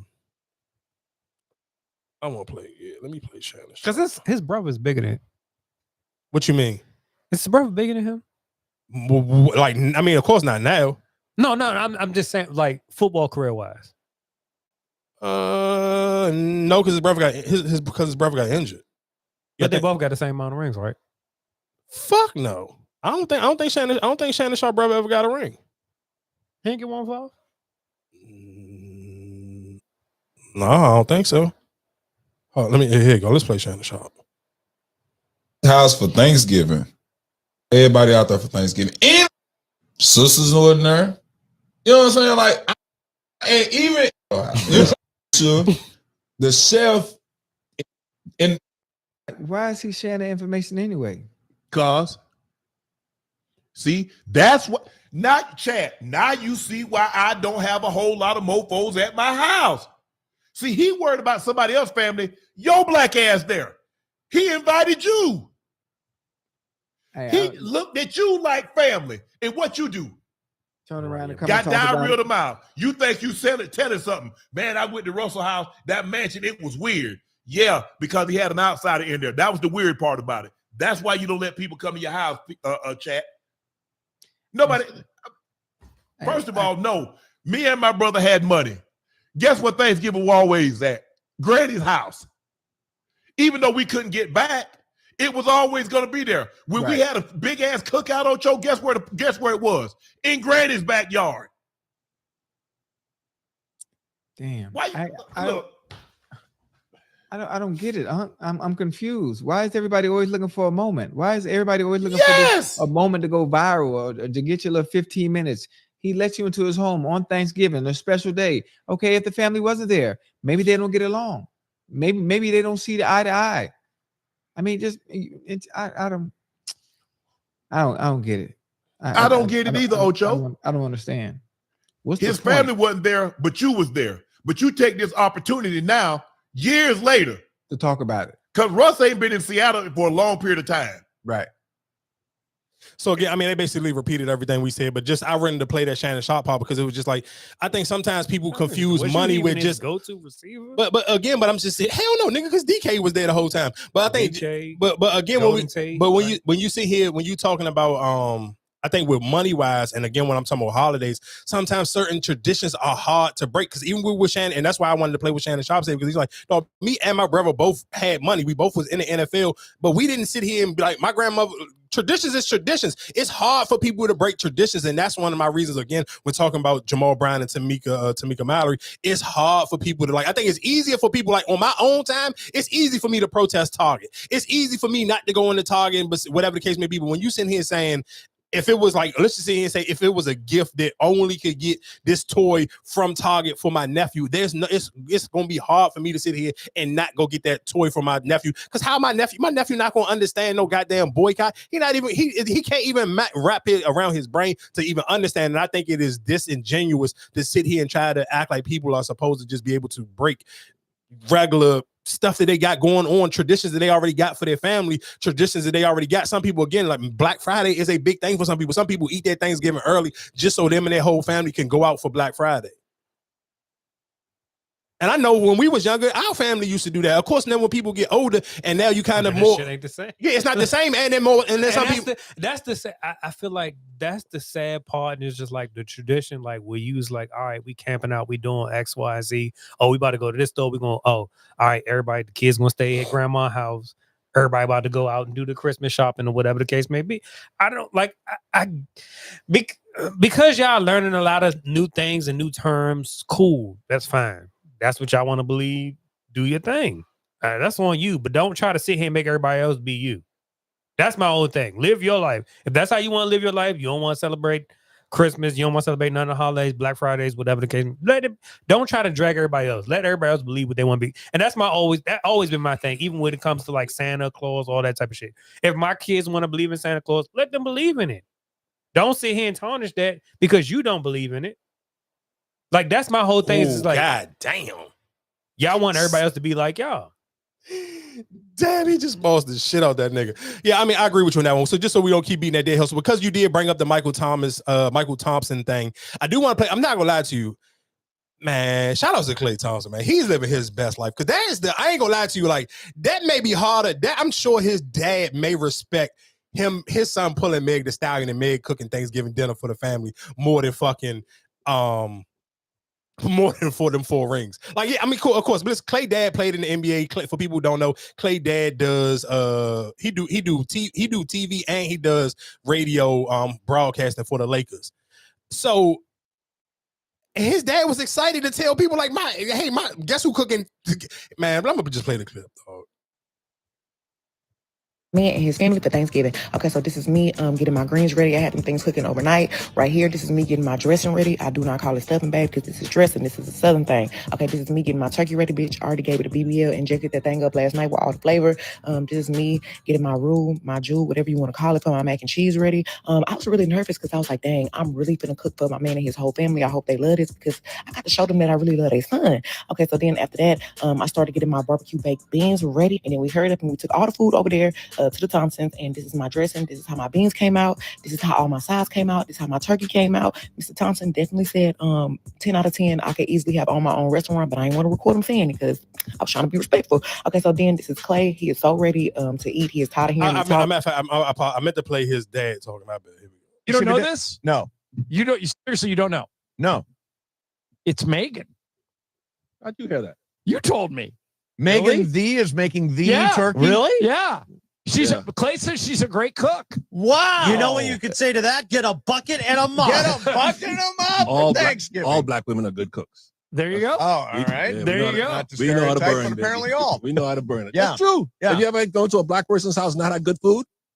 Have you ever? Nothing comes to mind. Have you ever gone to a black person's house? Come on, Michael, please. So Megan Thee Stallion's making. Isn't that Thanksgiving great? dinner. That is fantastic. Now, will there be? I guess no. You can't put out pictures of Megan that? Thee Stallion in an Well, apron. when's the last time you saw Michael put out? Hold on, just first off, the dad didn't even catch the joke. Get the bucket and the mop. You know, to get the bucket and the mop is off a WAP. I didn't know that. Yeah, get the bucket and get the mop. I can't. Y'all know I'm bad with words, but I'm sure if you Google the words to WAP is to get the bucket and the mop line in there. But again, like I said, shout out Mad Dog. That shit to me is fire because I'm just like that is this. Because that is kind of disrespectful too. Because you said his wife is white. Who does? I don't even know if him and his wife still married. Well, they is because she was sitting at the game with Meg the other day. Yeah, this ain't Stefan. Man, I don't give a fuck. What do that mean? So what? I'm not allowed. Dog. If his mother and father been. But I've been cooking you for years and all this shit, and then you go ahead and tell you see it go on TV and say, "Oh, you know, black people can cook." Man, I would feel some type of way. His mother white, dog. I hear you, but I ain't. You wouldn't feel no type of way?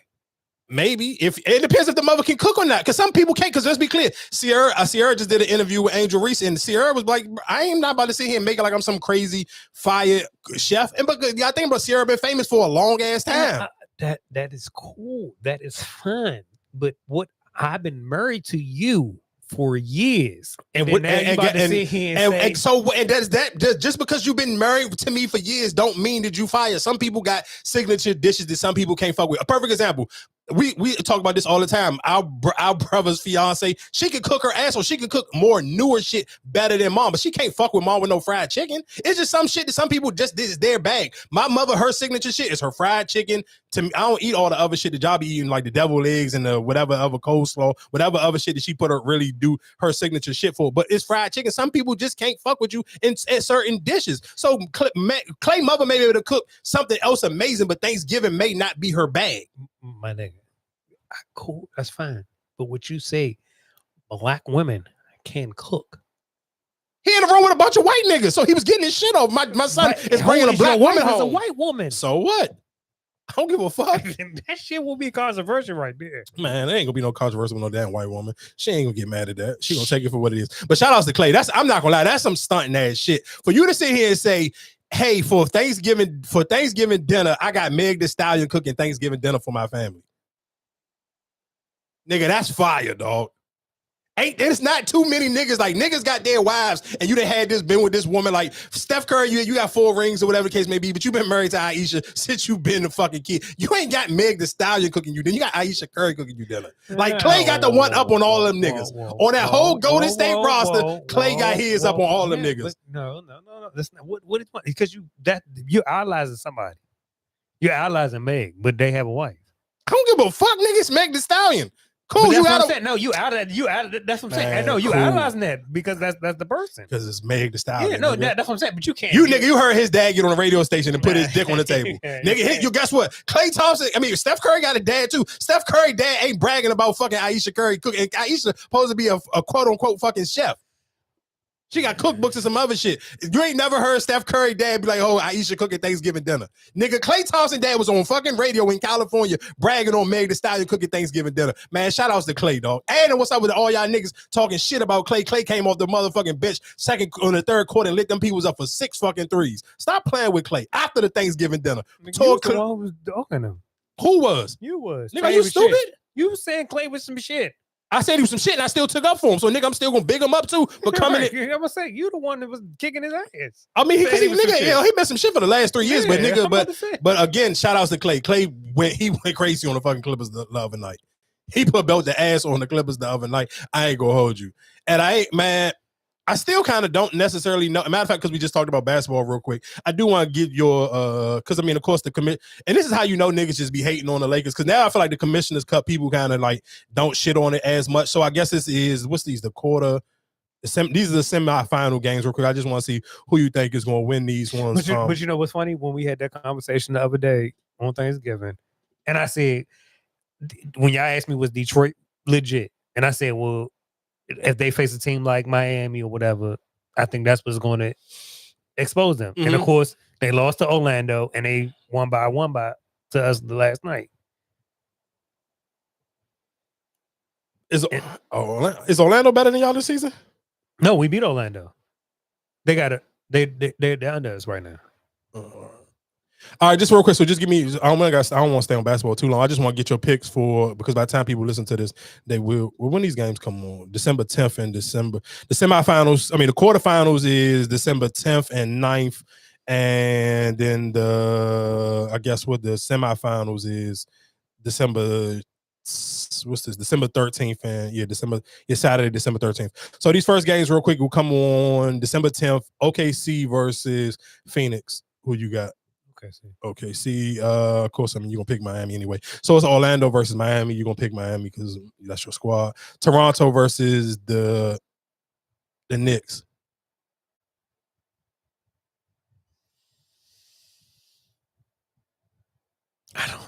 Is Glorilla going to be there? Hey, I ain't gonna lie to you. I mean, I'm not gonna sit here and say that I'm not gonna lie to you because I've been saying this, but this is not a conversation that we normally have on the podcast, but this is what we have in our group chat. I kept telling people that the fucking Pelicans should have kept Brandon Ingram and got rid of Zion Williams. And Brandon Ingram has been balling his fucking ass off every goddamn game Glorilla had. I ain't gonna lie to you. Shout outs to Big Glow. And shout outs to Glow while we real quick while you thinking about who gonna win this Toronto Knicks game. Shout outs to Glorilla because Glorilla did perform at the what is the name of that classic, Joan? It's one of them HBCU Jones. It is Grambling, Grambling State University marching band at the Bayou Classic. So shout outs to Glorilla for performing with their marching band. That was fire. But who you got, Knicks or Toronto? I don't know. I think it's who all show up. I think that's the toss-up game. I'm gonna go Toronto. Of course, I'm gonna go OKC. Then the next one is Lakers versus the Spurs. I'm sure Wemby, the Lakers. Because Wemby's not. Yeah, Wemby not gonna be back. Even still, I mean, because they got LeBron back, and LeBron kind of got back in rhythm. And shout out to Austin Reeves. Austin Reeves the other night against Orlando. I mean, not against Orlando, against Dallas. He put belt to fuck, man. This nigga. I was like, I don't know what the fuck type of time Austin Reeves on this season, but Austin Reeves is in his goddamn duffel bag this season. So shout outs to AR-15. Lakers, OKC. If LeBron is back now, I kind of feel like no. I'm gonna go Lakers. Hell no. All right. Well, you got OKC, so you got OKC, and who going to the championship on the East? You got Miami coming out of the East, or whatever. I guess it's still the East.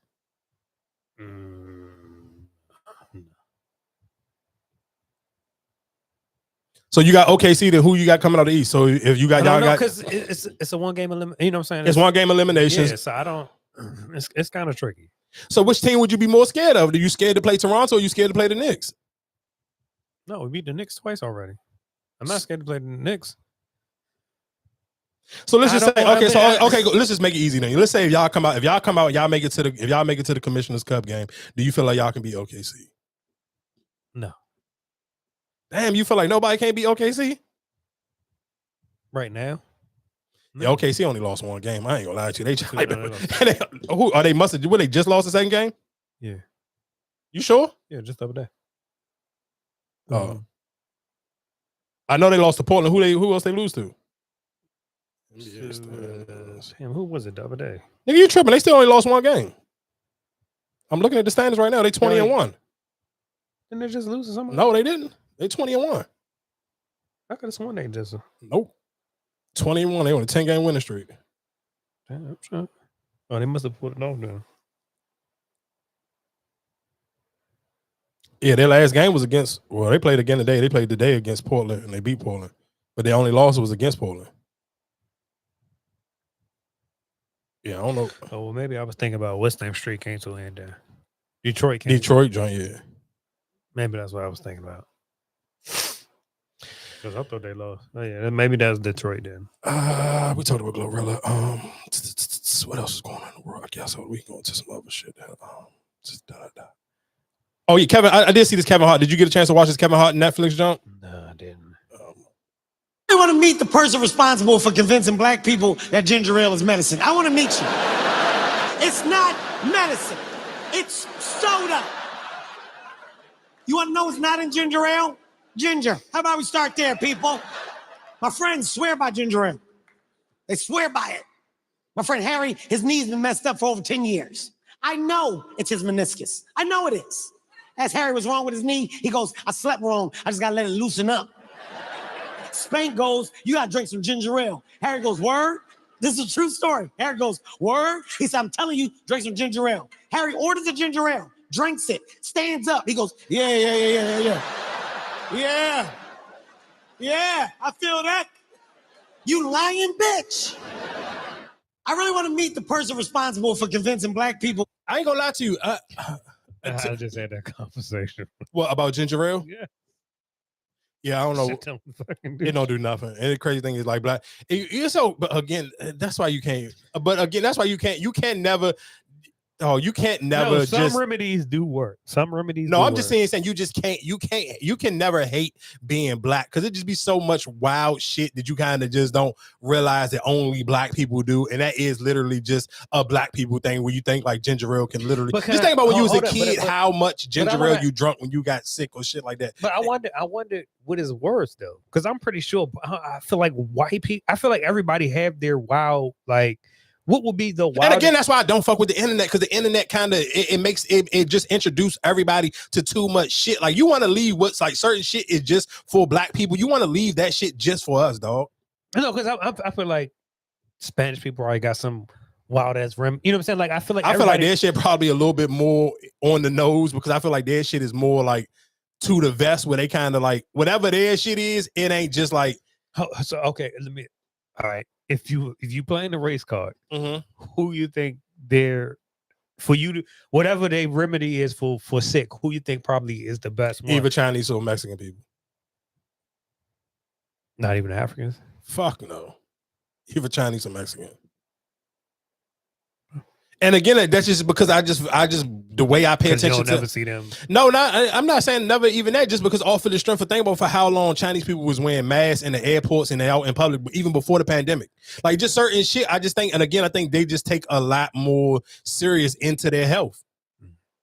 So if they do got some type of home remedies or something, like even shit, some of them don't even believe in spending money on fucking insurance. Like they just save their bread, and if they really gotta go to the doctors, they'll just pay the cash for it. So like I said, again, I if you had to ask me anything, I would sit here and go with that one. And for people who, if y'all didn't know, that Bel Air is back on Peacock, and I like the way that they did it. They came out with the first 3 episodes because I thought it was just they was all gonna be on there at one time. I don't know what day of the week it dropped though. So yeah, I'm trying to see when do it. Yeah, because it's only 3 episodes I run. I watched the first 3 episodes. So they are kind of staying the course with the actual Fresh Prince. No. Shit, and the mother pregnant? Oh, she is. I mean, I guess maybe because I just don't. What's the name? Nikki. Yeah, you're right. You're absolutely right. You're right. I guess yeah. I guess. Yeah, I guess you're right. What the fuck were we talking about before? Oh yeah, Kevin Hart. Yeah, Kevin Hart. I'm not gonna lie to you. I like the Kevin, and one reason why I like the Kevin Hart joint is because he had, and y'all know Kevin Hart is ridiculous, like stupid rich. Man, Kevin Hart had a goddamn rhino joke talking about going to the gas station buying dick pills. I was looking for that joint on his Instagram. He ain't posted that one. Man, I'm trying to tell you that shit was so funny because it's relatable. And to me, I'm like, dog, for Kevin Hart to be that rich, I know he couldn't make that shit up. Like he had to actually because that's an experience that I've talked about on here a million different times. So for him to even kind of go in, describing going into the gas station and buying it and sitting here going through looking at all the pills and like, nah, I want the Rhino 60. Like you had to actually take time to go to the gas station and look at that shit and actually buy it. And then even just how he was talking cash shit, he was like, bro, you can't lie to yourself about taking dick pills because you got to keep it real with yourself. That's not your regular dick you giving up. That's dick pill dick you giving up. So don't sit here and be lying to yourself and act like you will still be able to deliver that same level of dick to your girl when you're not off the Rhino. So again, like I said, shout out to Kevin. I liked it. It was cool. I'm not about to sit here and when I was watching it, in my mind, I was trying to think of like, damn, who can I compare it to? And is it better than this?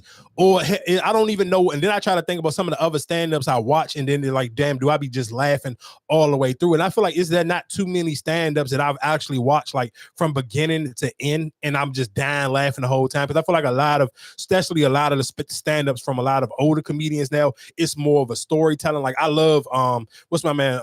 Ali, what is it? Ali Sadiq, I believe that's his name. He's from Houston, but he got endless jokes on YouTube. Like he got a series, it's called The Domino Effect. And I believe he up to like Domino Effect 4, but like probably the best ones was like 1 and 2.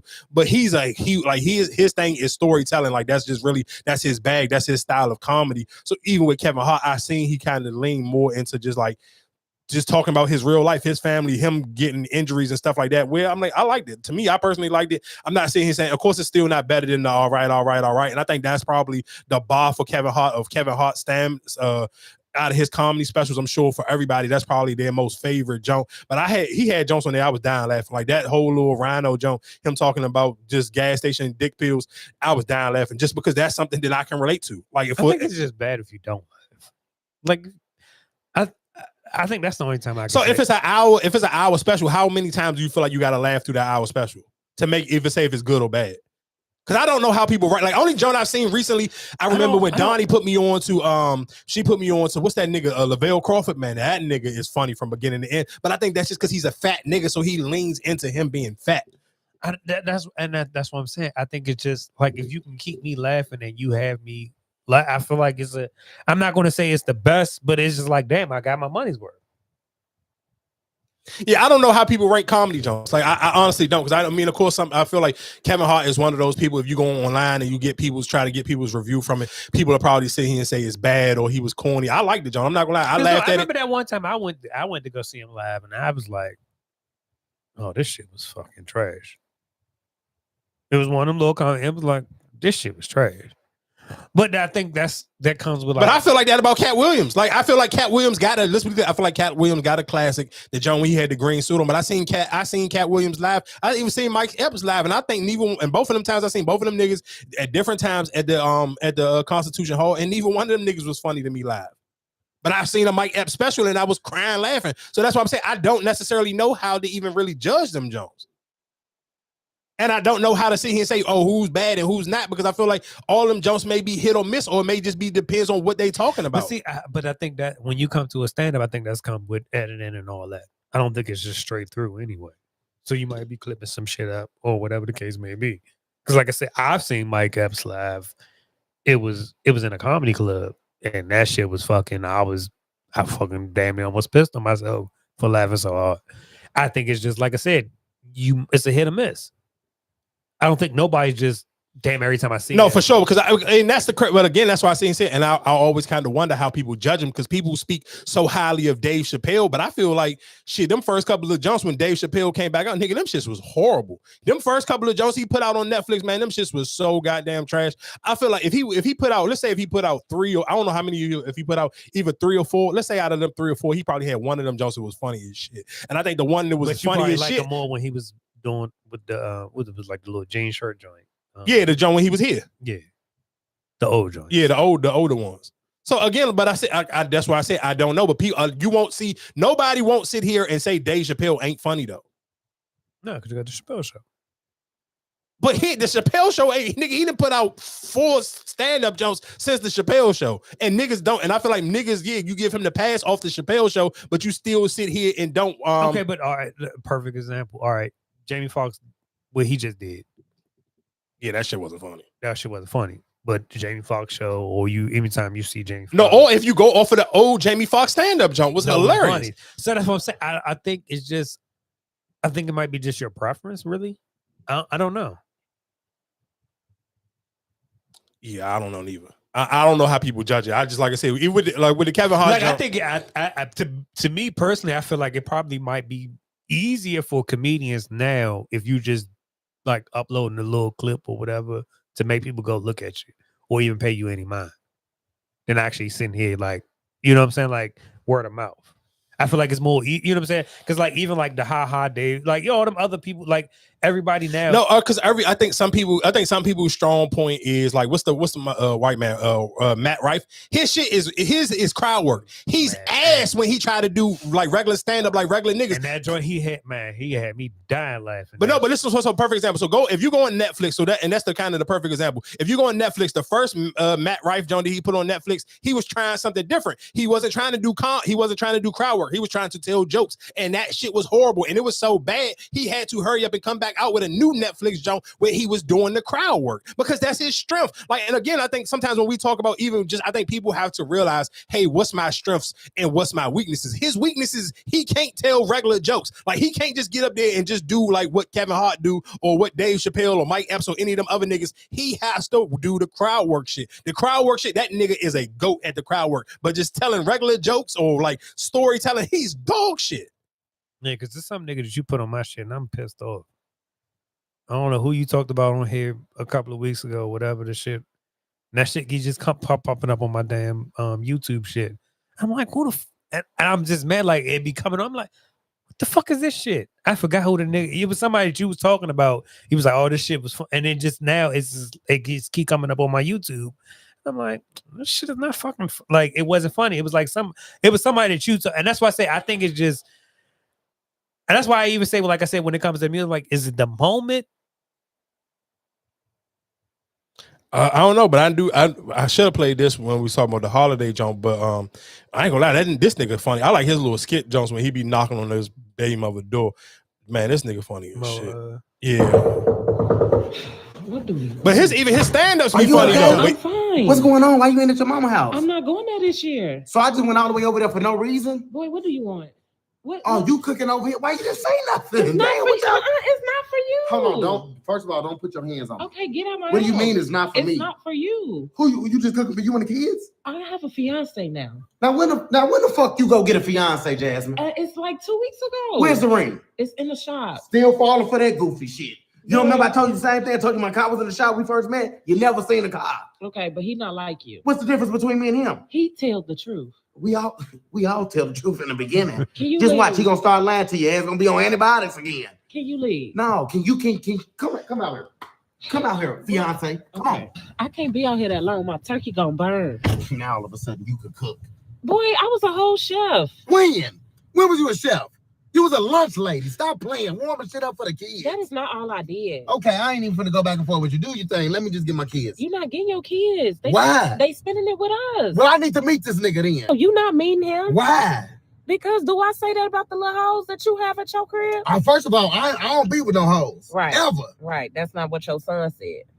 What'd he say? He said, daddy girlfriend Lisa bought him some Robux. That's my friend. That's my friend. Yeah, your friend, but she come over late at night. Listen to me. What I do at my house is between me and God. You're not gonna question me about none of that. And what I do at my house is between me and God. Well, maybe I don't need to be paying no bills up in here no more. You right, you don't. My man got it. Where he work at? He sell cars. You fuck with Matilda, daddy. Come on, bro. Come on. You no. just be doing anything. No, I don't. Shit, can I just get my kids? Yes or no? I just told you no. So I'm supposed to just spend a holiday by myself. No, with your mama, your sister, your brother. Bro, you know like- that shit ain't even the same ever since my granny passed. Don't nobody even go to my mama's house no more. Okay, well, I don't know what to tell you. Bro, you know you supposed to spend the holidays, Thanksgiving with the people that you thankful for. Well, I'm not thankful for you. Well, you know what? Fuck it then. Going back in there with your fiance. You can't even spell fiance. Okay. Talking about you a fiance. I swear to God, I hate you. Get up out of here. I know that turkey ain't gonna be shit. I swear to fucking God. Grandma! These hoes ain't thankful like they need to be. Hey. Yeah. Tell that nigga to wear off. We back. I'm so thankful for you. Hey, just real quick, you know what? Something else I forgot to ask during the holidays. Do you think all grandparents should have? I guess even if it's not grandparents, but whoever is the main person in the house that people go over, should they all have a video game system at their house? Yeah. In 2025, going on 2026. No.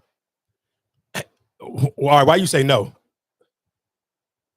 Too many people got house rules. What you mean? Everybody not for that shit. So I mean, you can't. Oh, you can't. You think you should you have if you're hosting, you should have. Man, if you're hosting at holidays, you should have video game system. But sure. Again, if you're that single parent or you don't have kids, why would you have video games? Well, you shouldn't. If you shouldn't be hosting fucking junk. You should have, the same way people got cards. I feel like you should have video games. No, I understand that, but like I said, some people. Just real quick. Even for all the women who listening right now, if you're really trying to get you a man this next year coming up, bro, invest in the system. Have a system at your house. I mean, I get it. It ain't cheap, but hey, it is. I guarantee you, a nigga be more happier to keep coming over there. Because I know, but sometimes I just want to just sit in your fucking house and watch TV, dog. I agree with you, but and again, I'm not. And niggas ain't trying to travel with this system neither. So if I come over, if you want me to come over your house on the regular, you should have a system there. And I do think the downfall on having systems, I do kind of like, I thought about this too, is like, damn, do kids kind of not just have, because I thought about it for like, and when I was just thinking about me and you when we were just younger until we got old enough to have summer jobs. Like, dog, we never, like when we went to our grandmother's house during the summertime, nigga, all we did is stayed outside and play basketball all the whole entire summer. Yeah, you didn't have no system over there. And that made me be like, damn, is that kind of what's fucking the kids up today? Because they literally just sit in the whole summer and just play video games all summer. Like they don't go outside and play basketball or nothing. Like, just think about that, especially if you are a parent and you spend money on your kids having a trainer and all that other shit. Like, why your kids, especially if you live in a decent neighborhood. Like, if you live in a bad neighborhood, I kind of get not sending your kids outside. But if you live in a decent neighborhood, why the fuck don't your kids go outside and play basketball no more?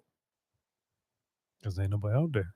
So what? What the fuck is the difference? Then what's the purpose of paying for a trainer and your kid can take it and go outside and play basketball for free? Especially if it's nobody else out there, that's cool. Nigga, go get him some cones and he better get on YouTube and do his own cone work.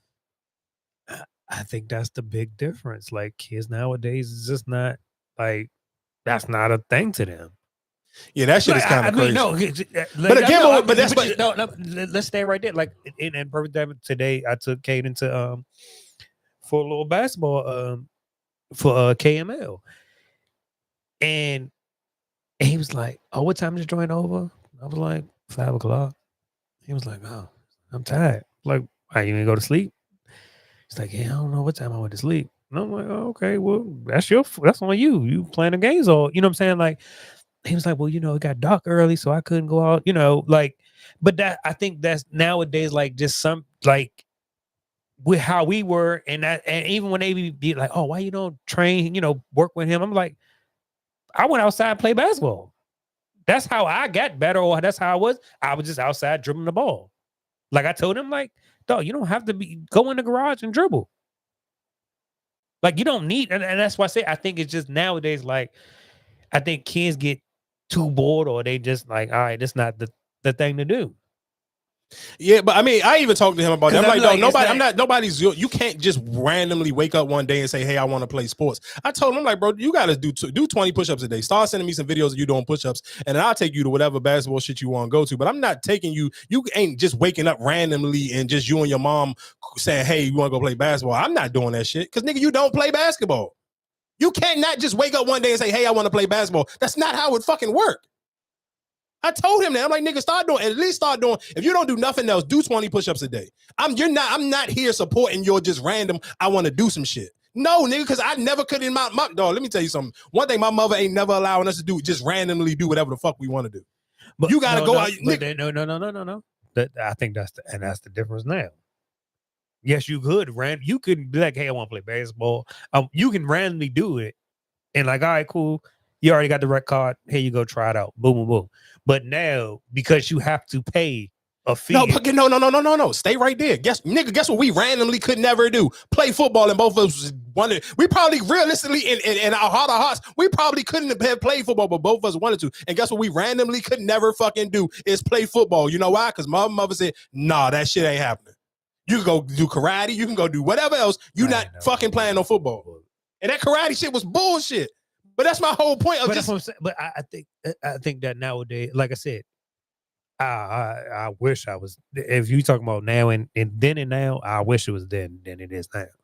Like, you just be paying fees and all that type of shit for, like, that shit is crazy, and that shit ain't cheap.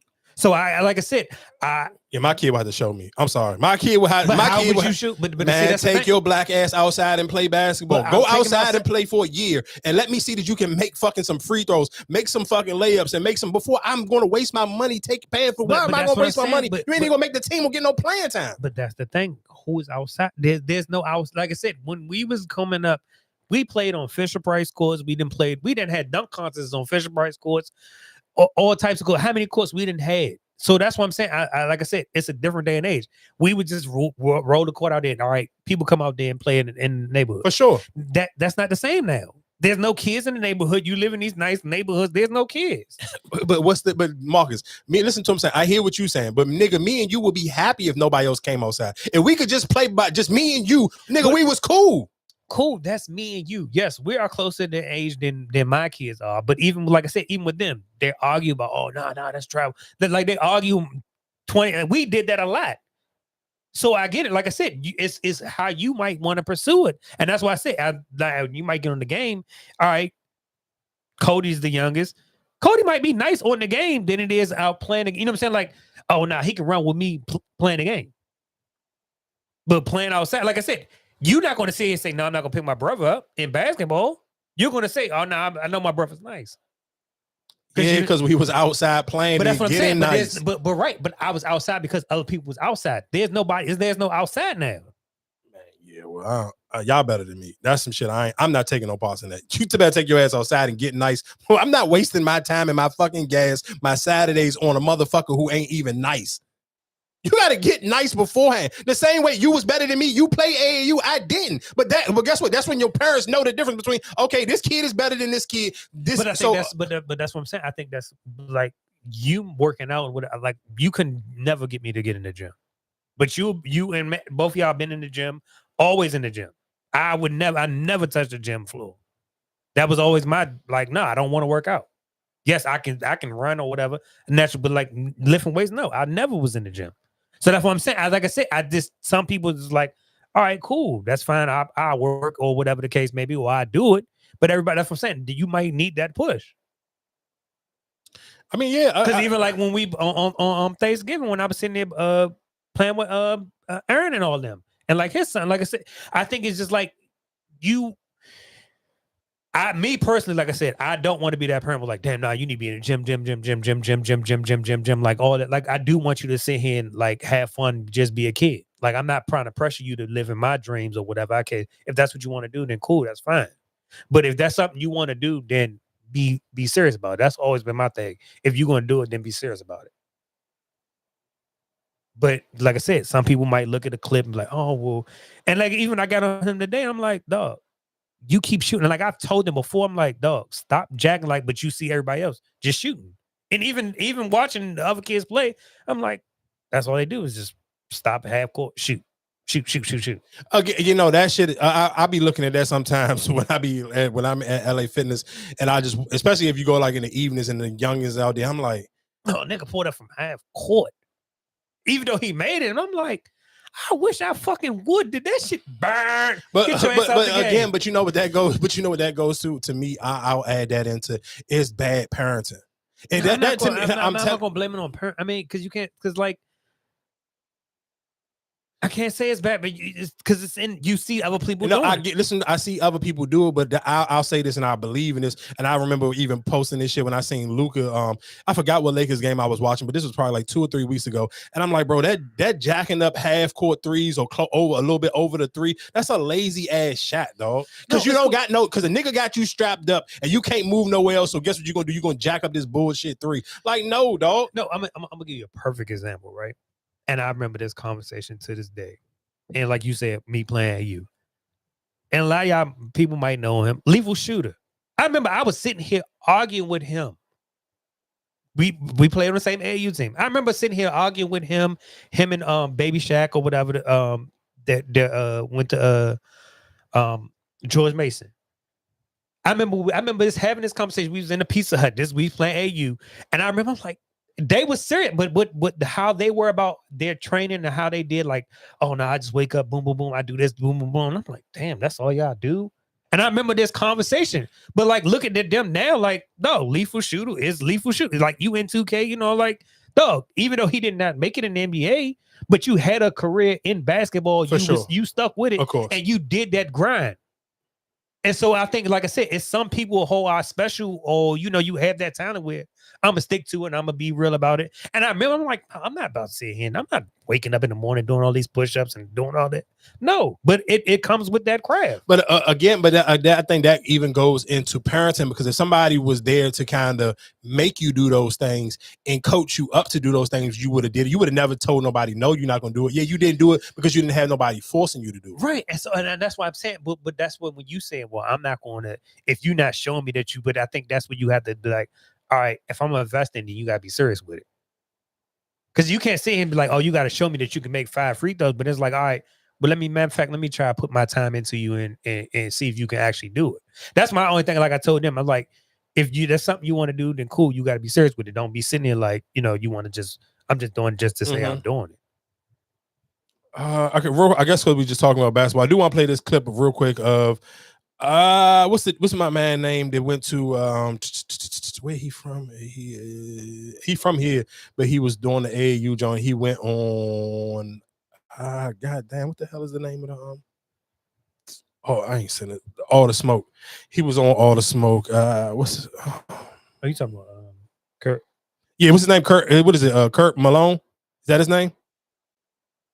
The DC Assault. Yeah, DC Assault. Kurt Malone. Yeah, he was on All the Smoke. I just want to play. Man, I ain't gonna lie to you. His story was no, this is Rondo. Man, his story was fire though. His story was tight. He was an AAU coach, and he was like he was one way. He was trapping.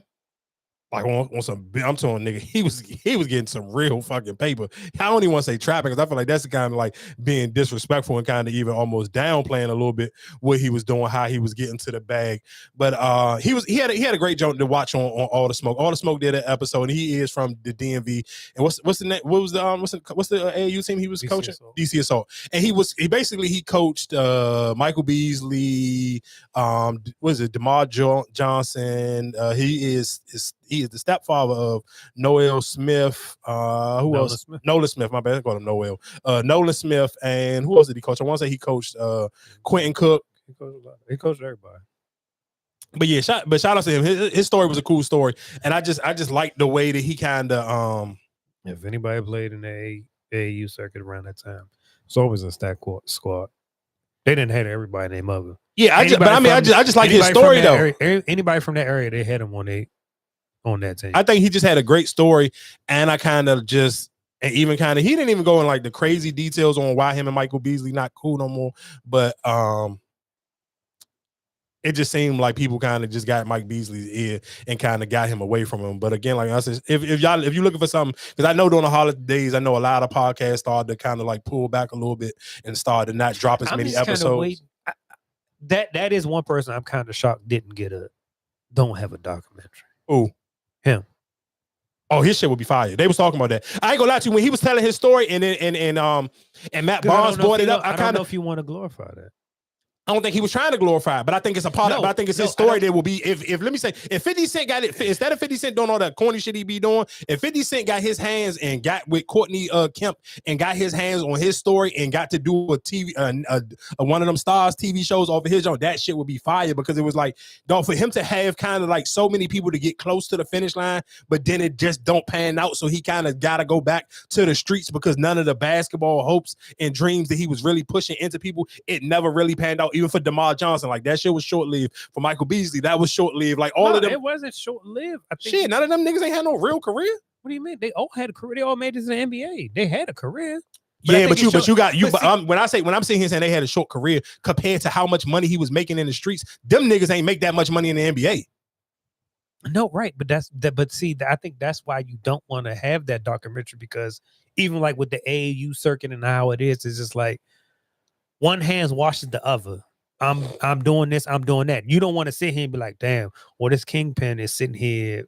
Oh, well, we sitting out here doing fundraisers and all like that. That's the thing I don't think they want to glorify, because a lot of shit, like even now with the NIL deals, like how it is like, all right, well, where are we getting this NIL money? You know what I'm saying? Like that's why you don't want to glorify. Like I don't think it will be glorified, because even during the interview, he never really glorified it. But I think it's still a great story to be told though. No, it's still gonna be glorified, because like I said, the ins and out of how you got a lot of shit, how you finessed a lot of shit, how you got these deals or whatever the case may be, you're still gonna glorify that shit. It was like, all right, you showing us, like you picking all this talent, but you getting this talent because you got the money. I'm going to these families and say, but hey, what's the difference between that's the way these fucking colleges get these right? These So teams, you don't though. see no documentary saying that. They're not going to glorify that part because it was illegal at that time. Yeah, but I mean it's over now. So I mean, right, but you're right. But you ain't seen an NIL. You haven't seen an NIL document now or nothing about NILs right now. Like I said, yes, people getting paid, but like that's what I'm saying. So many teams have been doing it for years. They don't want that shit be, people to be coming looking back for that shit. Like you said, blue chips. That was a perfect example. Blue chips was that. Yeah, Blue Chips is still probably one of my top 5 favorite movies of all time. And look at the shit that he was doing. I'm pretty sure he done 10 times more than that what he did on Blue Chips. Yeah, Blue Chips was fire. I wonder if you can find that shit somewhere on one of the streaming platforms. Probably not. Yeah, probably can't. Might be on Tubi or some shit like that. Yeah, Blue Chips was fire. Real quick, because we talking about sports and we talking about money. I do want to play this clip of Odell Beckham Jr. He was on the pivot and he was kind of breaking down how $100 million NFL contract really is not $100 million in your pocket. You've sacrificed your whole life to get here. And you're like, yeah, I played 10 years in the league. And I always explain this to people, like, bro, you give somebody a 5-year, $100 million contract, right? What is it really? It's 5 years for 60. You're getting taxed. Do the math.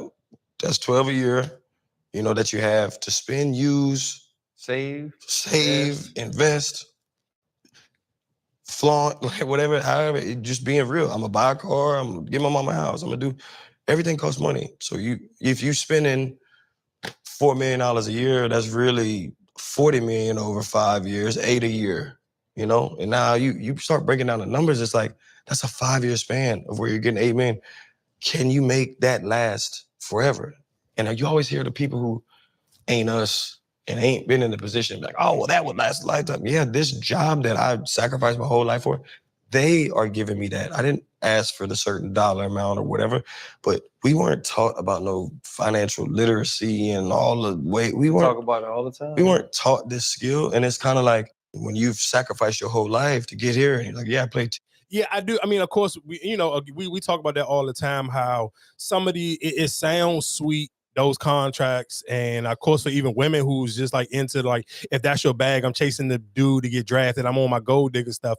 But sometimes it's like a lot of those contracts or a lot of that money don't last as long as people think it'll do. And then you start up these lives with these dudes, you having kids with these dudes, and you thinking you set for life, but it's not guaranteed you're gonna be set for life because it's not guaranteed it's not guaranteed this dude gonna be set for life. So that I do think that kind of plays into it as well, where people kind of really just don't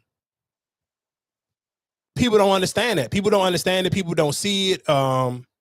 And don't understand how fast that money can kind of go, or realize how much money they get hit on them taxes, how much money they get hit on them taxes, how much those agents take. So I do think realistically that is something that I like the fact that he talked about it, because I mean, of course, when people look at Odell Beckham Jr., he kind of even presents himself like somebody who always just, they got it. Like he's well put together. He always got the fits on. So you can see that he's spending this money, not saying that he don't get a lot of stuff for free as well, because he's Odell Beckham Jr. But at the same time, it's kind of just like when you just hear him kind of even breaking it down, letting people know like, yeah, I may have made this money, but that's not really what I made. And you got to think about it. They got to make this money last for the rest of their life. Like football players, like think about how many football players don't play for as long as Tom Brady. Like the average football career normally, I mean, it's a little bit longer now, but at one point in time, it was only like 3 or 5 years. So you'll have your peak 3 or 5 years. And if you get lucky, you get onto a second contract. But think about how many niggas don't get to a second contract or never get to a max contract. I think even especially when just for the women who really just, I'm out here paper chasing and I'm trying to sit here and find me a baller, like that shit ain't guaranteed. Especially for the football players. Like the NBA is a little bit different, especially the way they throw, but that money ain't even getting thrown around like it used to now they put that new, what is it? What did they call that shit? I forgot what they call it. The second apron and the first and second apron. Now, like that money ain't getting thrown around. Like I seen somebody sit here. I forgot who was talking about it the other day, and I seen the clip, and they were sitting here saying now the NBA is like, it's you either get a super max contract or you really kind of getting damn near the bare minimum. There ain't no real, like, I guess they call, I mean, of course it's middle class to regular people, but NBA wise, it really ain't no middle class. It's either you a super max contract player or you getting like the bare minimum. So again, like I said, it is just something to think about and to kind of put that out there, because I do think a lot of people. I mean, but to see that, and that's what I say, it get thrown around and certain stuff get operating. That's just like even like the whole Kawhi Leonard shit. Like that's why it's going to be a big issue if they really, win this case. Because even with the Kawhi Leonard shit, it's like, all right, damn, we invested in this, blah, blah, and then the whole time you was investing in such and such. You know what I'm saying? Like, that's what I'm saying. Like, the money gets spent. I think you just got to be smart about it and how you go about it. And like, not to even go back, like I said, even when we was talking about what's the name for DCSO, it's like I found these corporations going to invest in me or do X, Y, and Z or put this money up for that.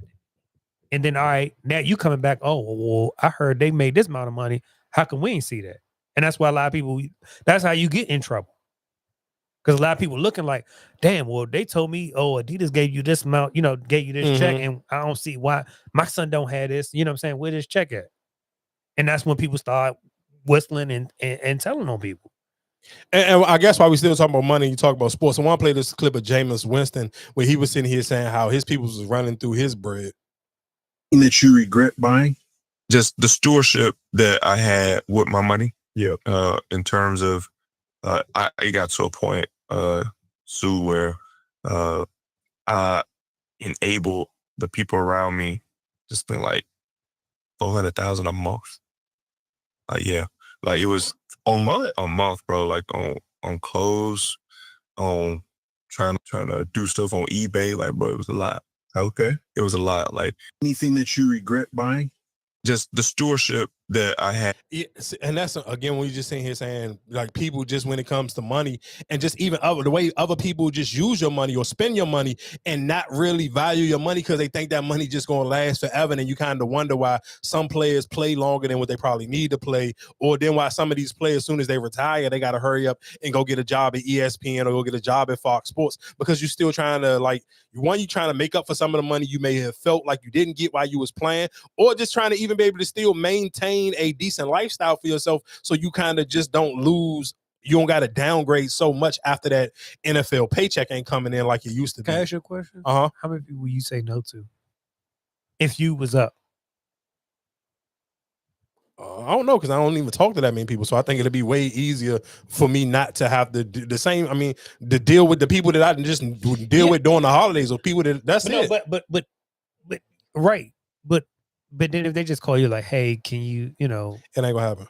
I try my best to just not communicate with people just for those reasons. I kind of even wanted to sit here and bring that up as a topic. I wish Erica was here because I wanted to know how early do you think it is too early for if you getting to know somebody, should you sit here and be telling them like if your car get broken into or if you fucking I don't know. Women be kind of throwing me off with certain shit because I be feeling like they be trying to tell you shit like that happened to them, like because they trying to figure out if you gonna help them out. And of course, as a man, sometimes you may feel bad because you be like, damn, I'm fucking this bra. But I'm like, bro, I don't like you. How you know that my fucking tires or something didn't get flat today? I didn't tell you about that because I know you ain't gonna do shit about it. But I hate that women kind of push that shit off on you super early. Like, hey, my car got broken into today, or whatever the case may be, or my car got towed. Like, I don't need to know that shit because I'm not coming to help you, dog. You grown, like you know where the fuck you parked your car at. You're absolutely right. You're absolutely right. And like I said, that conversation is not.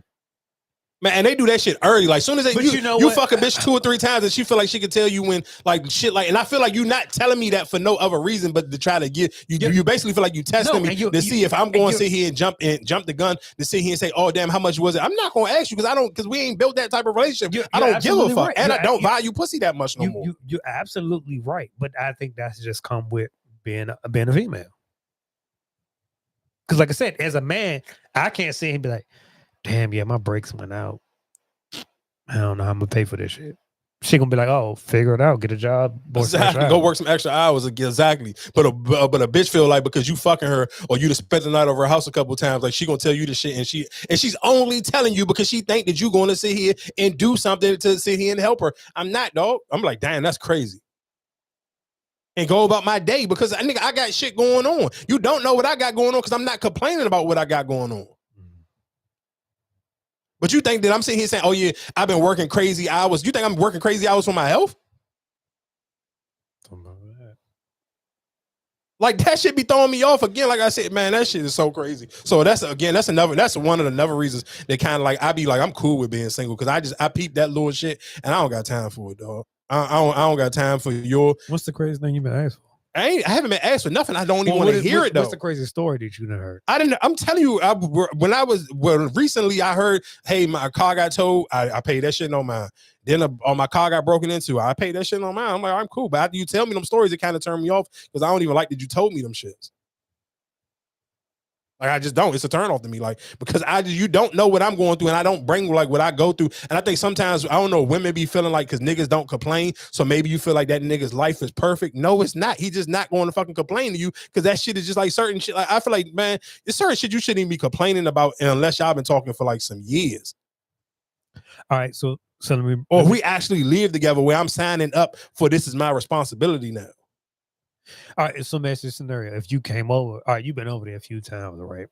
And then you see like she done got a couple of tickets. Would you take it upon yourself? Man, fuck no, I'm not doing none of that shit. And that's why I don't be trying to deal with motherfuckers because I just don't got time for that shit. I got my own shit I'm trying to get to going. Like I hell no. I gotta worry about investing in myself and worrying about getting myself together before I can sit here and worry about somebody else. But again, that's another reason why I'm not geeking to get in a relationship because I know I pay attention to all that extra stuff that people be I'm cool. Like I'm ducking that one. You know, I got real quick. I had this the kind of I guess because we feel like just to get back onto normal topics. I was listening to what was I was in the gym and matter of fact and Lean Back came on and I'm listening to Remy Ma verse and I'm like, ooh, she went crazy on this shit. So what it had me make a question of who got the better female verses when they're on songs with women, with men.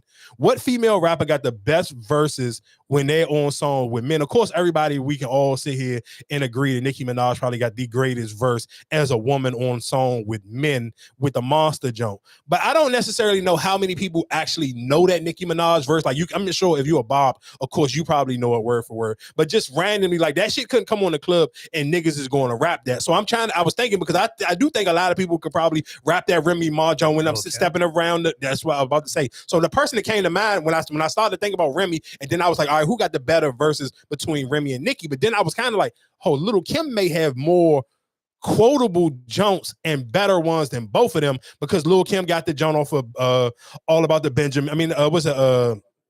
What is All About the Benjamins?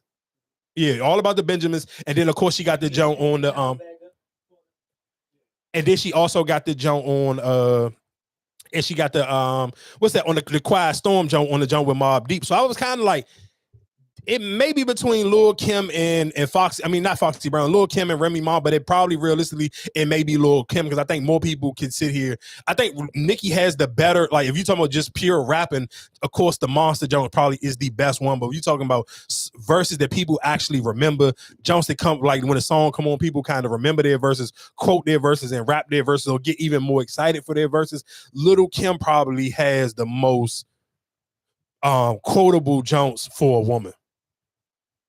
Again, like I said, all about the Benjamin verses, her verse on the Quiet Storm joke, and shit, even kind of the joke with her and Mr. Cheeks. Nice, cool being was in. What's the joke with her and Mr. Cheeks? Lights, camera, action. I'm sorry, man. Ain't she on that one? Ooh. No, because shit, I might throw Eve in there because with the Rough Rider joint, the illest bitch in the pit bull in the skirt. What song that's on? Which one was that? Was it? What's the anthem? Is it the anthem? Rough Riders anthem? It's one of them joints. One of them she went off. I don't know. I mean, because to me personally, I feel like because I even try to think about it for Nicki. I'm trying to think like even when she on songs with men, I'm trying to remember like how outside of Monster, how many other times has she actually had the best verse? I mean, of course, you could say Roman Revenge with her, Eminem going back and forth. I feel like that was a good joke. But then again, I don't know how many people know that if you're not a barb. Like, I don't think if you can't, they're not gonna play that in the club and niggas gonna be sitting here rapping that joke. I don't even necessarily know if it's gonna get played in the club, but I'm just I think when you're talking about just kind of a universal type of thing, Lil Kim probably do have the verses that people know and people will still rap anytime it come on. I think you probably can. You might be able to put up a good top 5 right now. I think top 5 verses that men would still rap. Shit, Lil Kim probably gonna have 2 of them at least. And I think the Remy Ma lean back joke. Her walking in around in the metal detectors and like she went crazy on that joke. Or the Remy Ma joke off of the Annie Up joke. I feel like Cardi B got one too. What's the Cardi B joke? Are you just saying it had to be a male on it, or Yeah, just, it gotta be or just it got to be a male on the song.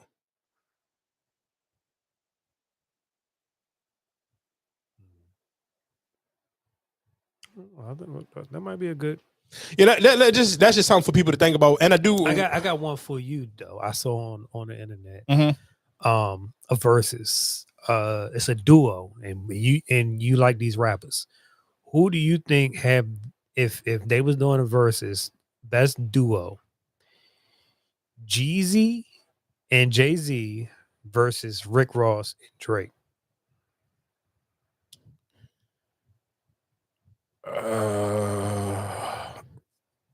Probably Jeezy and Jay-Z. They should just be. They be just talking that.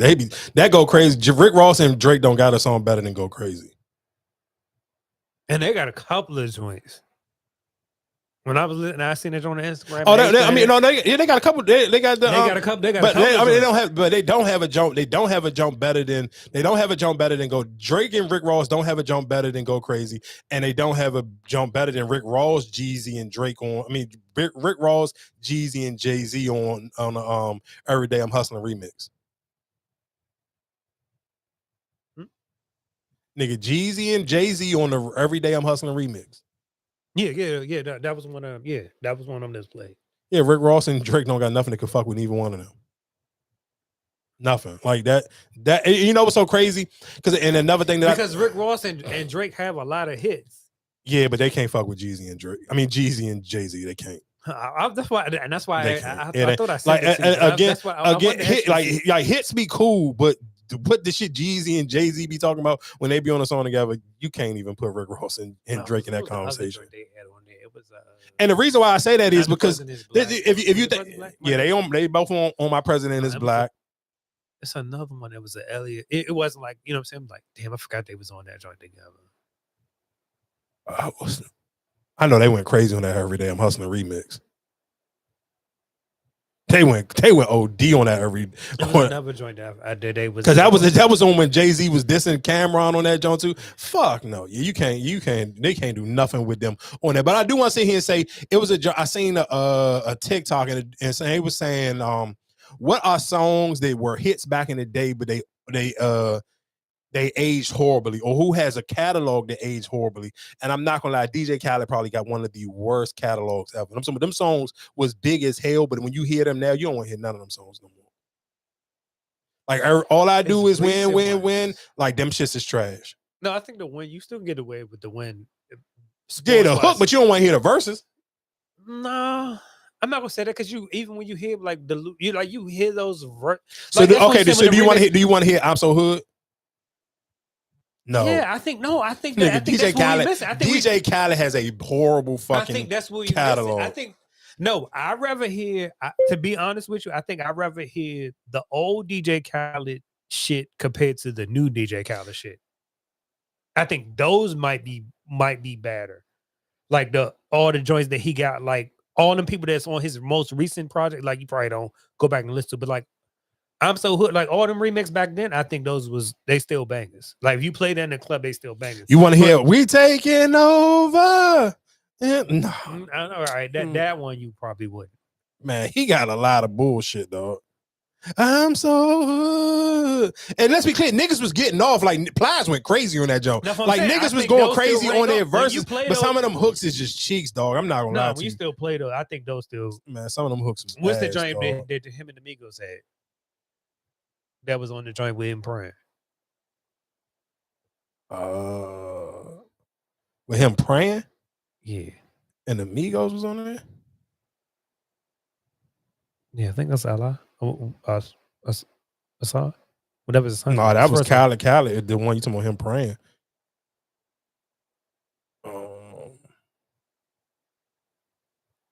Migos. It's one of them joints we had the Migos on there. And that shit ain't. I don't know what Oh, project. all right. What's the joint with That him? was more recent. That was one. Oh, that was on God Did. It was the Migos was on there. And what was the name of that song? I don't think it was the God did. Was it? It was. He was on. The on the Migos. God Did, Yeah, Migos was on. That. I think they was. It was What's Party. the joint with The name of the song was called Party. What's the joint with Chance and all them and Justin Bieber and all them? Like that shit ain't. You the one girl or something. Oh, DJ Khaled got a bad fucking. He got hits, but nigga like paper that paper bag shit, man, he got some bad like them. Some of them shits is trash, dog. I don't give a fuck what you talking about. But when you, I'm just saying that because it's the hooks is corny as shit now. Like I don't want to hear that corny ass hook no more. Like that shit is just corny. Them verses was fire. Yeah, Lil Wayne got some elite verses on a lot of old DJ Khaled shit, but some of them hooks is trash. I really don't want to hear I'm So Hood. I'm so hood. And I'm so man, I don't want to hear that shit. If that shit came on my gym playlist right now, I'm skipping that shit every time. And niggas went crazy on them verses. Plies went crazy. Jeezy went crazy. Fucking I think Trick Daddy on it. I don't want to hear that shit though. That hook is ass. To get to them verses, I don't want to hear them hooks and some shit. All I do is win, maybe like once in a blue. I only want to hear all I do is win if my team actually just won a championship or something. Like if my team won a big game, I'm cool with hearing all I do is win, I win. But just off the random, I don't want to hear that shit. All right, cool. That's fine. What do you think 10 years from now, the shit that we hearing now? Nigga, I'm gonna tell you some shit that you heard 10 years ago. It may not have been 10 years ago, but it was some years ago, and that shit slapped right now. Listen, man, I'm trying to tell y'all, you gotta put some respect on fucking Quavo. Get on TikTok right now, and that Emmett Smith joke is doing numbers. Touchdown on a pussy nigga, Emmett Smith. I don't know. I got on TikTok one day and I seen that shit. I was like, oh my God. I'm so mad that I can't dance. Like, I wanted to do that shit so fucking bad. Man, I'm telling you, get on TikTok. They are eating that motherfucking dance up. That shit looks so sweet. Oh my God. Man, shout out to Kayla Nicole.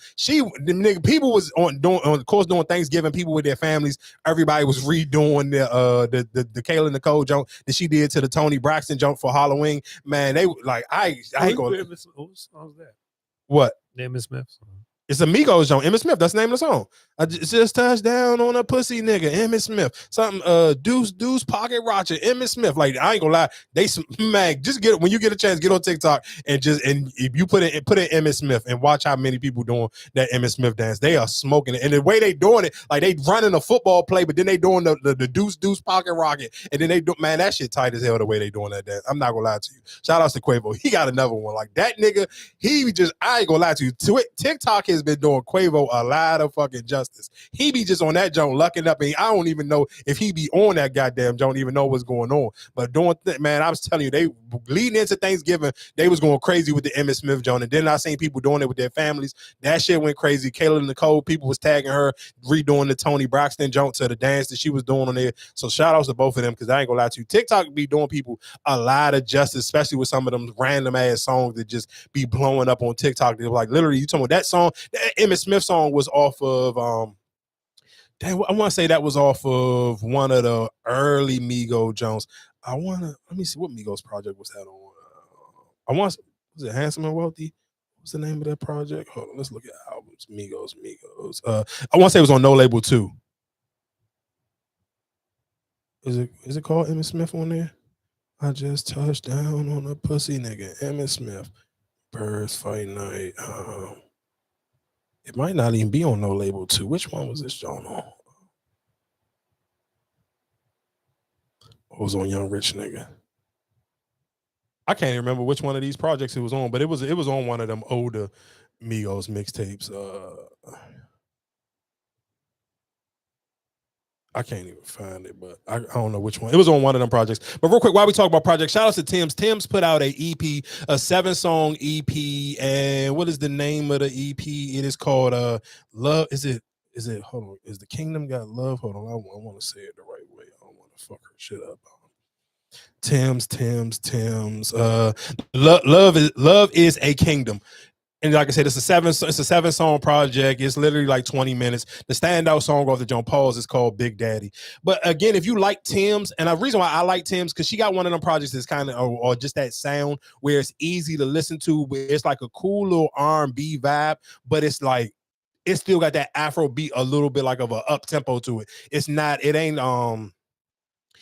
too slow, like it's not slow singing R&B. It's more of like a faster pace up tempo type of R&B, but her voice is still so smooth, and that's why they still put it in the R&B category. But you can just like realistically, the pace of the songs is still Afro beat. So again, like I said, shout outs to Tim's, and again, like man, I said, shout outs to Wale. I have seen a lot of people start to talk about it more, because I seen this girl and her post on Threads was going viral, and she was like, man, I'm from LA, and I don't like the fact that I'm like, when I'm in the DMV, I don't hear enough people or enough stores playing Wale. For him to put out a great project, I'm listening to the local radio, and they're not playing his songs. And I seen Dominique the Diva, because another girl was writing up under there. She was like, yeah, I don't like the way that the radio don't play it. And Dominique the Diva get under there, trying to promote her show, like, well, I work at Kiss FM and 92Q from 3 to 7. But I'm not gonna lie to you, you know what I'm saying? I've been working a lot. So I've been like, after I maybe run out of podcasts to listen to, I'll cut on the radio station. And dog, I was on Friday and Saturday.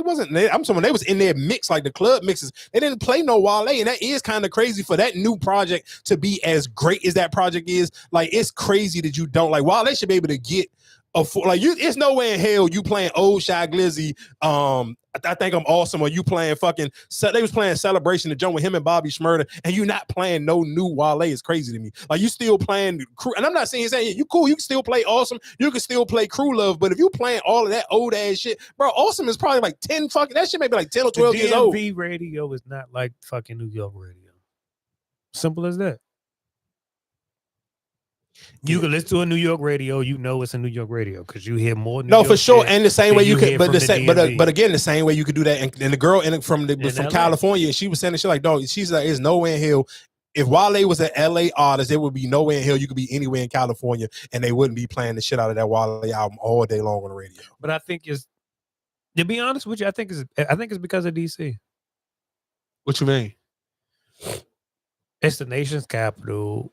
You probably looking at like, all right, we got travelers and all. Like, you try to please everybody. It don't matter, nigga. What do you mean, nigga? When they used to play go-go and they used to play go-go at 9 p.m. DC always been DC. But I think that was before, like I said, nowadays I feel like they just trying to please everybody else besides the DMV. Fuck that. Nigga, Wale album should be played on the joint. I agree with that. And like I said, I've been on listening to local radio. I don't feel like that's a priority no more. Yeah, but that's not. He ain't playing. He don't got go-go songs though. Like, nigga, he got songs that can play with anybody else. Shit, but I feel like I don't think that's a thing. Like, even when you say when it comes to even new music, I don't think they play the new music that everybody like. What other new music have you heard on the radio like you didn't know was a new music? Like, you got Murata Science, you got the I mean, of course, those probably are the two most recent songs that they play on the radio a lot. Wouldn't you turn the radio like, oh damn, this is a new hit? No, don't get me wrong. Those get me two, wrong. Like, and the Gunna joint. I feel like, even like I said, when Drake shit came out, they was playing Drake new album. When Kendrick came out, like I said, I feel like you have to be those person for them to sit here and play your new music. Yeah, I think that's stupid. Especially just for Wale to be Wale, I think that's just dumb. And again, I do think I think the rappers have to play a lot of. I don't know how. Like, I don't know, understand why rappers kind of haven't found a way to go to the radio. I mean, to their labels and find a loophole for podcasts to be able to play music. Because I think it's so many podcasts out here. I think that would benefit rappers a lot more if podcasters could play music on their jump. But your shit'll get flagged. It'll get flagged on YouTube. Even when I was watching Joe shit on some of his Patreon jokes that he been putting out, he put out a joint with Omarion and they playing music and he gotta like cut the music. Like, you can't hear the music on YouTube because it shit'll get flagged. Huh? It's always there on YouTube. But that's what I'm just saying. Of course, but that's what I'm saying. You listen on the they playing the music though. Yeah, but he's the only person, and that's probably just because he used something different to upload it. But the shit that most podcasters use, you can't play no music on there. No, you absolutely right. But that's what I'm saying. Because so many people are getting licensed and cease and desist. Yeah, but that's what I'm saying, and that's why I'm saying. I think that's why the rappers have to take some of the blame for that, because you should be pressing your record label out to the same way when Kendrick Lamar dropped "Not Like Us" and he cleared it for niggas could be like, "Not Like Us" is probably the only song from a major artist that people was able to do reaction videos to, and that's what helped the song even get bigger, because now niggas can upload it on their YouTube, they can break it down and they can keep playing it, they can keep talking about it. Like niggas, like think about as much as we can talk about Wale album, but it would be 100 times better if every week I came on here and I could play my favorite song that I've just been OD playing to the ground from Wale. But I think that's where when it comes to these corporations, like if I'm not getting damn, that little white nigga could move. God damn, okay, Slim. Damn, I didn't know he had wheels on him like that. That nigga pulled that bitch down and got with it. That's Mariota. Shout outs to that nigga. God damn. Oh, that's what you was talking about the other week when you talking about he went to Oregon? Yeah, shout outs to that nigga. He pulled that thing down and got gone. Yeah, but again, like I said, shout outs to Tim's, shout outs to Wale. I've definitely still been playing that Wale Jones super heavy. I ain't gonna lie to you. Like I feel like the more I play it, the more I actually like that joint. What'd you say? I said that joint is a vibe. Yeah, no, that joint definitely is on point. What else is You know what's so funny? Go ahead. When we was talking about Rich the Kid, so the other day I just turned because like I said, wasn't no new music out, and I was just like I went back on my phone, and like before when I used to just be downloading the shit, bootlegging, and I had it was an album on there, Rich the Kid joint, like an old Rich the Kid, might have been like his last joint, I think. I want to say it kind of like like one of them album covers. So was it Quavo? Who was sitting on the chair? Was it Offset? I want to say it was one of them joints. And I was like, damn, I didn't even know I had this on here. I do. Real quick, came while we still talking about music, I do want to play. Billboard ranks Lil Kim's Hardcore album as the #1 album of I don't know what they got. Century. What's this for? Album of all times. Album cover. Yeah, album cover. Lil Kim is #1 for hardcore. #5 was Notorious B.I.G. Ready to Die. #4 Kanye West, My Twisted Dark Fantasy. #3 was DMX, My Flesh. My Flesh on My Flesh, or My Blood on My Blood. #2 was Outkast, Think on Ya. Yeah, #1 was Lil Kim Hardcore. It wasn't on there. Snoop Dogg Doggy Style definitely should have been on there. I think Snoop Dogg Doggy Style better than all them shits, to be honest. I get the Lil Kim Hardcore joint just because it was just an iconic cover, especially it was kind of like raunchy, especially for the 90s. Like that shit was super raunchy. But that Doggy Style joint is that nigga, that shit still gets sold on t-shirts to this day. Yeah, I don't if you just like out of all of them joints I just named, the only one I disagree is Lil Kim. What you saying? It shouldn't be #1? I don't even think it should be top 5. To be honest with you, out of that, I would if you had to, if I had to swap, you tripping. If you saying I had to swap out right now an album cover, I would Doggy Style would take that spot. Nigga, I'm cool if you saying that should be #1, but if you saying which one this fucking Kanye West, My Twisted Dark Fantasy, you can take that shit off there. This DMX, this My Blood or My Blood, or My Flesh or My Flesh, you can take that shit off. You can take both of them joints off. I'm cool with the Outkast joint because I feel like the Outkast joint is iconic too. It's been on endless t-shirts, posters, and all of that. DMX iconic with the blood shit. I feel like that's iconic. No, don't give me the dark. But even with that, that Kanye West joint was iconic. Now, is it bigger than the shit with the little teddy bear? No, it's not bigger than that. Yeah, so that's my point. So how like that? So that's not even Kanye West's best album cover. But if it's just going off of like art, if it's just going off of art wise, I feel like that might put it up there. No, it was different. That's what I'm saying. But that Lil Kim shit, that Lil Kim shit, I wouldn't put it at #1. No, I'm sorry. What else is going on in the world? Oh, matter of fact, I do real quick and just another little. While we talking about just movie top 20, they got the top 20 movies you should watch with your bae over while the weather's like during the wintertime. Number 1 is Boomerang. Yeah, I'm trying to. What the fuck is this? Come on.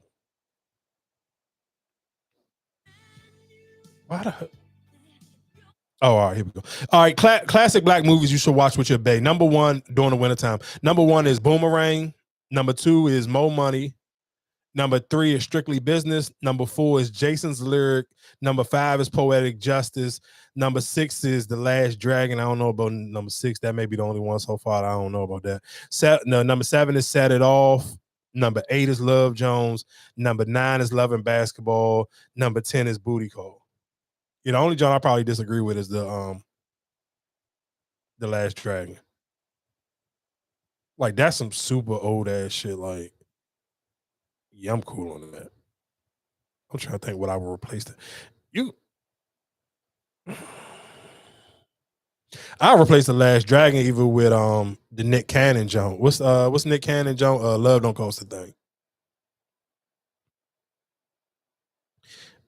What else is going on in the world? Oh, matter of fact, I guess because we've been talking about sports. Shout outs to Kyan Anthony. Kyan is officially a part of the Jordan brand, and of course, y'all know Carmelo had his own signature Jordans, and he also was a part of the Jordan brand. So this is fire for him. I like this commercial that they also had. And here comes Hughes. Yo, Kai, you've been watching the whole time. That way. Yep. Taking notes. Yes. That's in your DNA. Carmelo! You don't inherit that spotlight. You claim it. Yes. Yes.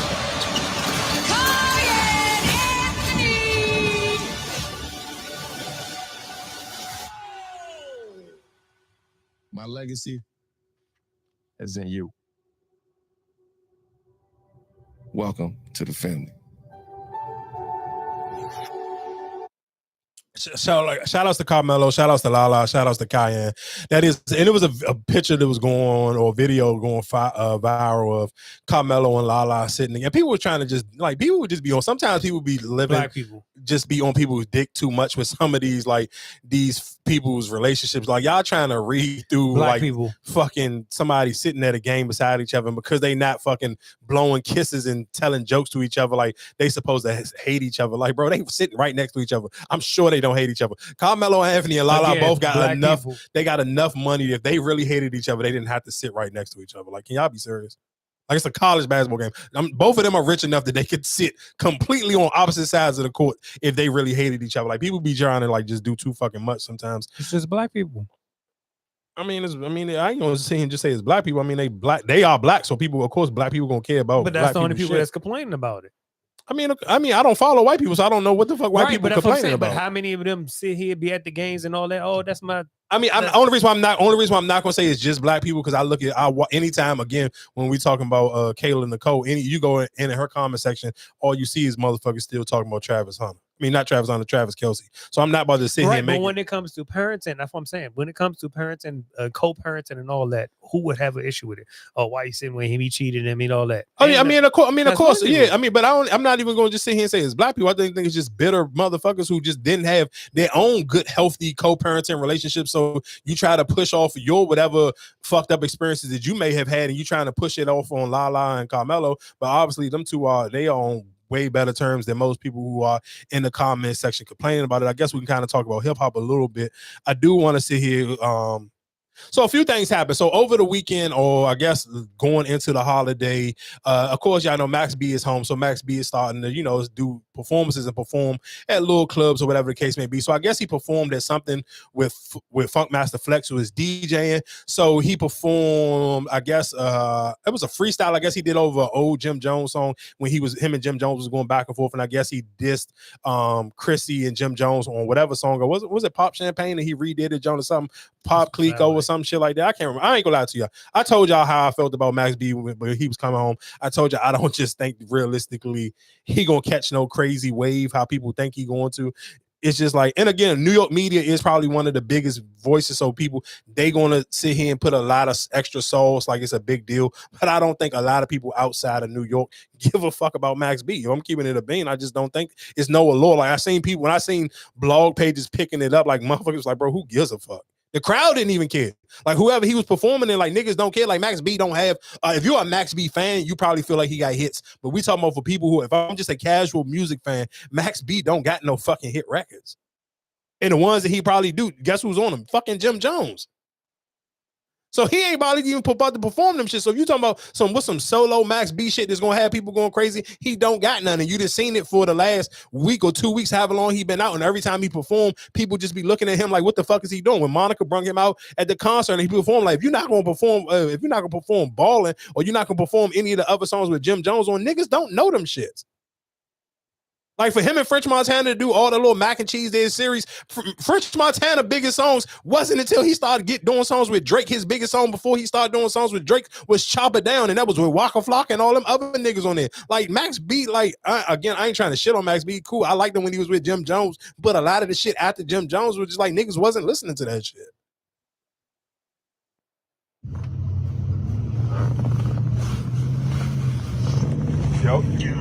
Yo, what's good, bro? What's good, Black? What's the fuck going on, B? Nah, shit, I ain't on nothing, chilling with the motherfucking what the fuck, some shit last night in Jersey and some other shit. What's going on, man? What's going on with Max, man? Like that situation was nasty. If I've been trying to reach out. Nephew called me earlier. I've been trying to reach you. I'm trying to figure out. Oh, matter of fact, hold on, he right here. He right here. Biggie. What's up, beloved? What's up, beloved? What's going on, man? Thank you, man. Thank you, man. Thank you, man. I'm just trying to get situated. How the brother, man? What's going on, Max? We don't need this. Nah, I ain't, look, that ain't me. Listen, that shit wasn't me. When we went up in there, when I went in the club, bro, I had 2 whole other records that wasn't even in that chapter when I was on with that regime. The nigga Flex said he don't got no records. He only got Pen and Tail. I said, all right, we only was doing like one, maybe 2 songs. Mm-hmm. Right. The nigga did 2 hooks of Pen and Tail and then play the Grand Crew joint. So now I'm just saying what's up to the nigga, embracing the nigga. I'm like, I ain't know what was going on. I ain't even know the words to the shit. I was just improvising because I was performing for my crowd. They paid to see the Dawn, and I was giving them a show. It's the equivalent of this. You got a motherfucking 2 wrestlers, and some shit go wrong in the ring. Do this, and the cameras is rolling. Do they stop or do they keep wrestling? You got to. So that's all that was.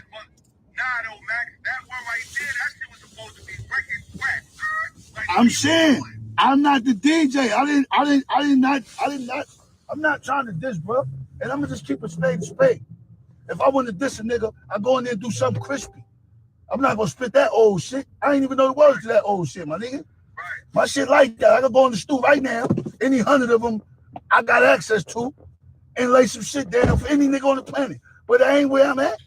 So that was Flex. That was Flex. Listen, that was all Flex. Don't shoot the motherfucking messenger. Cause I don't play the record. The nigga told me he only had 1 record.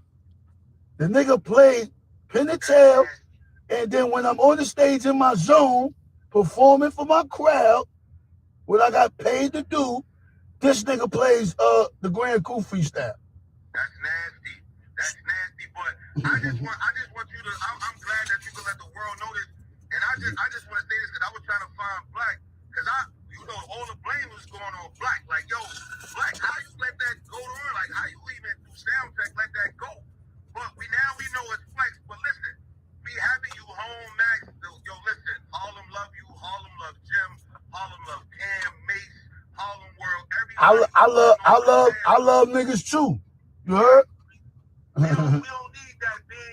Yo, listen, we know everything that happened. That's 18 years ago. Y'all niggas was kids, damn near. We need y'all together, bro. If y'all can't, you know what I mean, put that difference to the side, but at least just keep it peaceful. Let me tell you something. We all family, man. We all got wives. That shit was a different time. I'm not out here disrespecting nobody, lady. It was a different time. If somebody felt offended from the last night performance, to anybody who I've offended, my bad, I apologize. Sincerely apologize from the bottom of my heart. But it wasn't a diss for nobody. I was just improvising. just to keep y'all up to speed. All right. You already know the internet been going fucking crazy since I've been out trying to make some shit and what it ain't is. So that's just the enemy trying to tap in to the 5D cosmic layer and put some shit negative out there that niggas not even into. I'm running around here with my kids and I'm getting money. I mean, I'm glad that he kind of cleared that up and kind of, because it just, to me, it's just like, I fault your label. What you mean? I don't even know if he signed to a label. But that's what I'm saying. I fault y'all then. Like, well, why is no other music out? Because even when what's name said it on the bar when I said, oh, they contacted him for one song. He the only one that had the song without the DJ. I mean, without the DJ on the shit. Like, I thought that's on y'all. If you ain't got no music for nobody else to play, that's the only song that he got for them to play. Then that's on y'all. That's whoever managing you, right? I mean, I hear you, but I guess I don't think he just, to me, I think a lot of people just put a lot of gas on how big they thought he was going to be when he came home. I mean, again, you're right. You could rush to put some for a first day out like everybody else do. Some people move at their own pace, like Pooh Shiesty. I seen people mad at Pooh Shiesty for not putting out a first day out joint yet. Like, he literally just put out a snippet. Like, he probably going to drop a joint in a week or so, or a couple of days maybe. But niggas was mad that he ain't been put something out. So I think for everybody, they just move at their own pace. And Pooh Shiesty's been out for like a month now. So, I mean, again, like, I hear what you're saying, but again, I just think sometimes even for Max B, he trying to run and go get to the paper. Of course, he was locked up for longer than Pooh Shiesty was. So Pooh Shiesty can maybe wait a little bit longer, and it's not that deep for him. But again, like I said, I mean, I just don't think niggas is really, like, I think people will see that New York don't have that same oomph like they used to. Like, I don't even think, like, let's be clear, people still love Jim Jones because he's Jim Jones, but niggas is not just geeking over even Jim Jones like that. So for Max B, you can't come home and be like, I'm gonna hold on to my Jim Jones beef, because that shit ain't gonna get you nowhere. Like, I mean, people may pick it up, but you will see if you go look in the comments to a lot of those conversations, niggas really just didn't give a fuck. Like, people didn't care. Like, it was out there, but niggas didn't care. Like, it really wasn't a huge story. I do want to play this clip real quick of Charleston White. Y'all know I don't agree with Charleston White on 90% of nothing, but I do agree with him on this part about just how niggas really don't give a fuck about New York rappers like they used to. To New York rappers, but New York rappers. That's why them niggas ain't in the charts like us down here.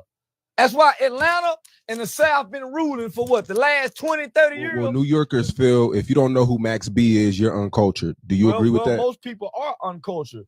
We don't eat pizza that they eat. We don't go to the bodegas. We don't know battle rap. So we're very uncultured compared to New York. Don't nobody, like Pimp C say, we don't play that bullshit down here. Actually, we don't play that bullshit down here, nigga. Put y'all records on one side of a store, put our records on another side of a store, and see who sell the most, nigga. Don't nobody listen to that bullshit, nigga. Nobody listen to New York rappers, but New York rappers. That's why them niggas ain't in the charts like us down here. That's why Atlanta and the South been ruling for what, the last 20, 30 years? Because we're uncultured, nigga. We got a Southern culture that we embrace, and Timberlands ain't part of it. Being cold in the snow with fur around our heads, that ain't our culture, my nigga. We play outside at Christmas time and shouts. We don't know about Puerto Ricans. We don't know about the Statue of Liberty. We didn't smell the dust from the Twin Towers. So we ain't tuned into that New York shit, my nigga. We respect it. We salute it, but y'all on the island, nigga. That's why y'all got Rockers Island. I am a hip-hop expert. His music have never been played outside of New York. We don't know who Max B is. Don't know who he is, what he home for. Don't know what he was in prison for. Nigga, we from the South. And in the South, we've never connected to anything outside of Jay-Z, Nas, Jada Kiss, Biggie, LL Cool J, nigga, them Max B's and Jim Jones. I fuck with Jim Jones by way of Dipset now. But nigga, it was more Joel Santana was the nigga. Jim and the rest of them nigga was background singers. You know, the Joel was the nigga. Cameron came because Cameron had the niche with the pink fly. The rest of them nigga was just props. Yeah, they would fly in Harlem. But to the rest of the world, them nigga was props, homie. That's why we looking at like Big Dog Jim. Nigga, you was a prop. It ain't now a song we can sing other than ball and nigga, we don't know none of them niggas' song. When of course, we live in the DMV area, so I can't agree with all of that extra shit he was saying about Dipset, but I do just agree with the Max B thing. I think that it's a huge New York thing. And I think realistically, and that may still even be just an age gap on how big of a New York thing that is. I think it's a certain group of age people who still don't give a fuck. And there may be some people in their 30s and 40s who don't know none of Max B shit. So I do think that's it's like you had to really be into like mixtapes at that time, and you probably had to really be fucking with French Montana when him and French Montana was cooking it up. But I do think realistically, is New York responsible for drill rap? For what? Drill rap. Fuck no. Who is? I don't know. Chicago. Oh, okay. Nigga, Chief Keef is I don't know if I'm saying, the godfather of drill rap. Chief Keef is the pioneer of drill rap. Chicago is the pioneer of drill rap. Was it called that? I don't know if I'm saying Yeah, it was called drill music. It was called drill music. Okay, I didn't know. Yeah. Matter of fact, real quick, while we talking about music, man, is Call Me If You Get Lost the most important Gangsta Grills? It's definitely up there. I mean, at this point it has to be top 3. I mean, it has to be Trap or Die, Dedication to It, Call Me If You Get Lost. Like, yeah,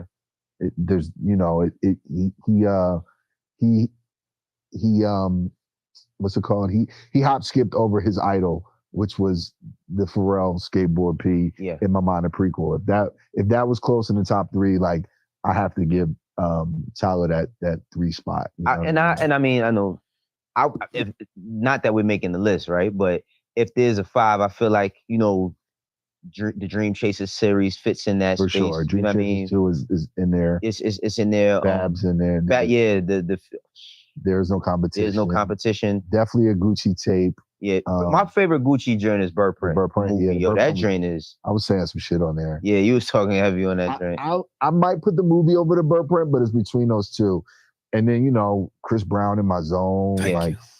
It's some sleepers, bro. Like Jim, the 7 Day Theory. Yeah, that's a classic. Y'all tape. Hate Me Now was fire. Hate Me Now was a joint. Yeah, we had fun making that joint too, man. Yeah. I was telling Ken, like what I say, man, is I'm cool with I can't disagree with being so people don't understand or what he was talking about. That was DJ Drama and Wayno, and they was basically giving Tyler, the creator, his flowers for, of course, him bringing DJ Drama basically out of retirement in the Gangsta Grill series out of retirement, and also introducing the Gangsta Grill series to a whole different audience, which is a younger audience and which is a more mainstream audience. Top 3.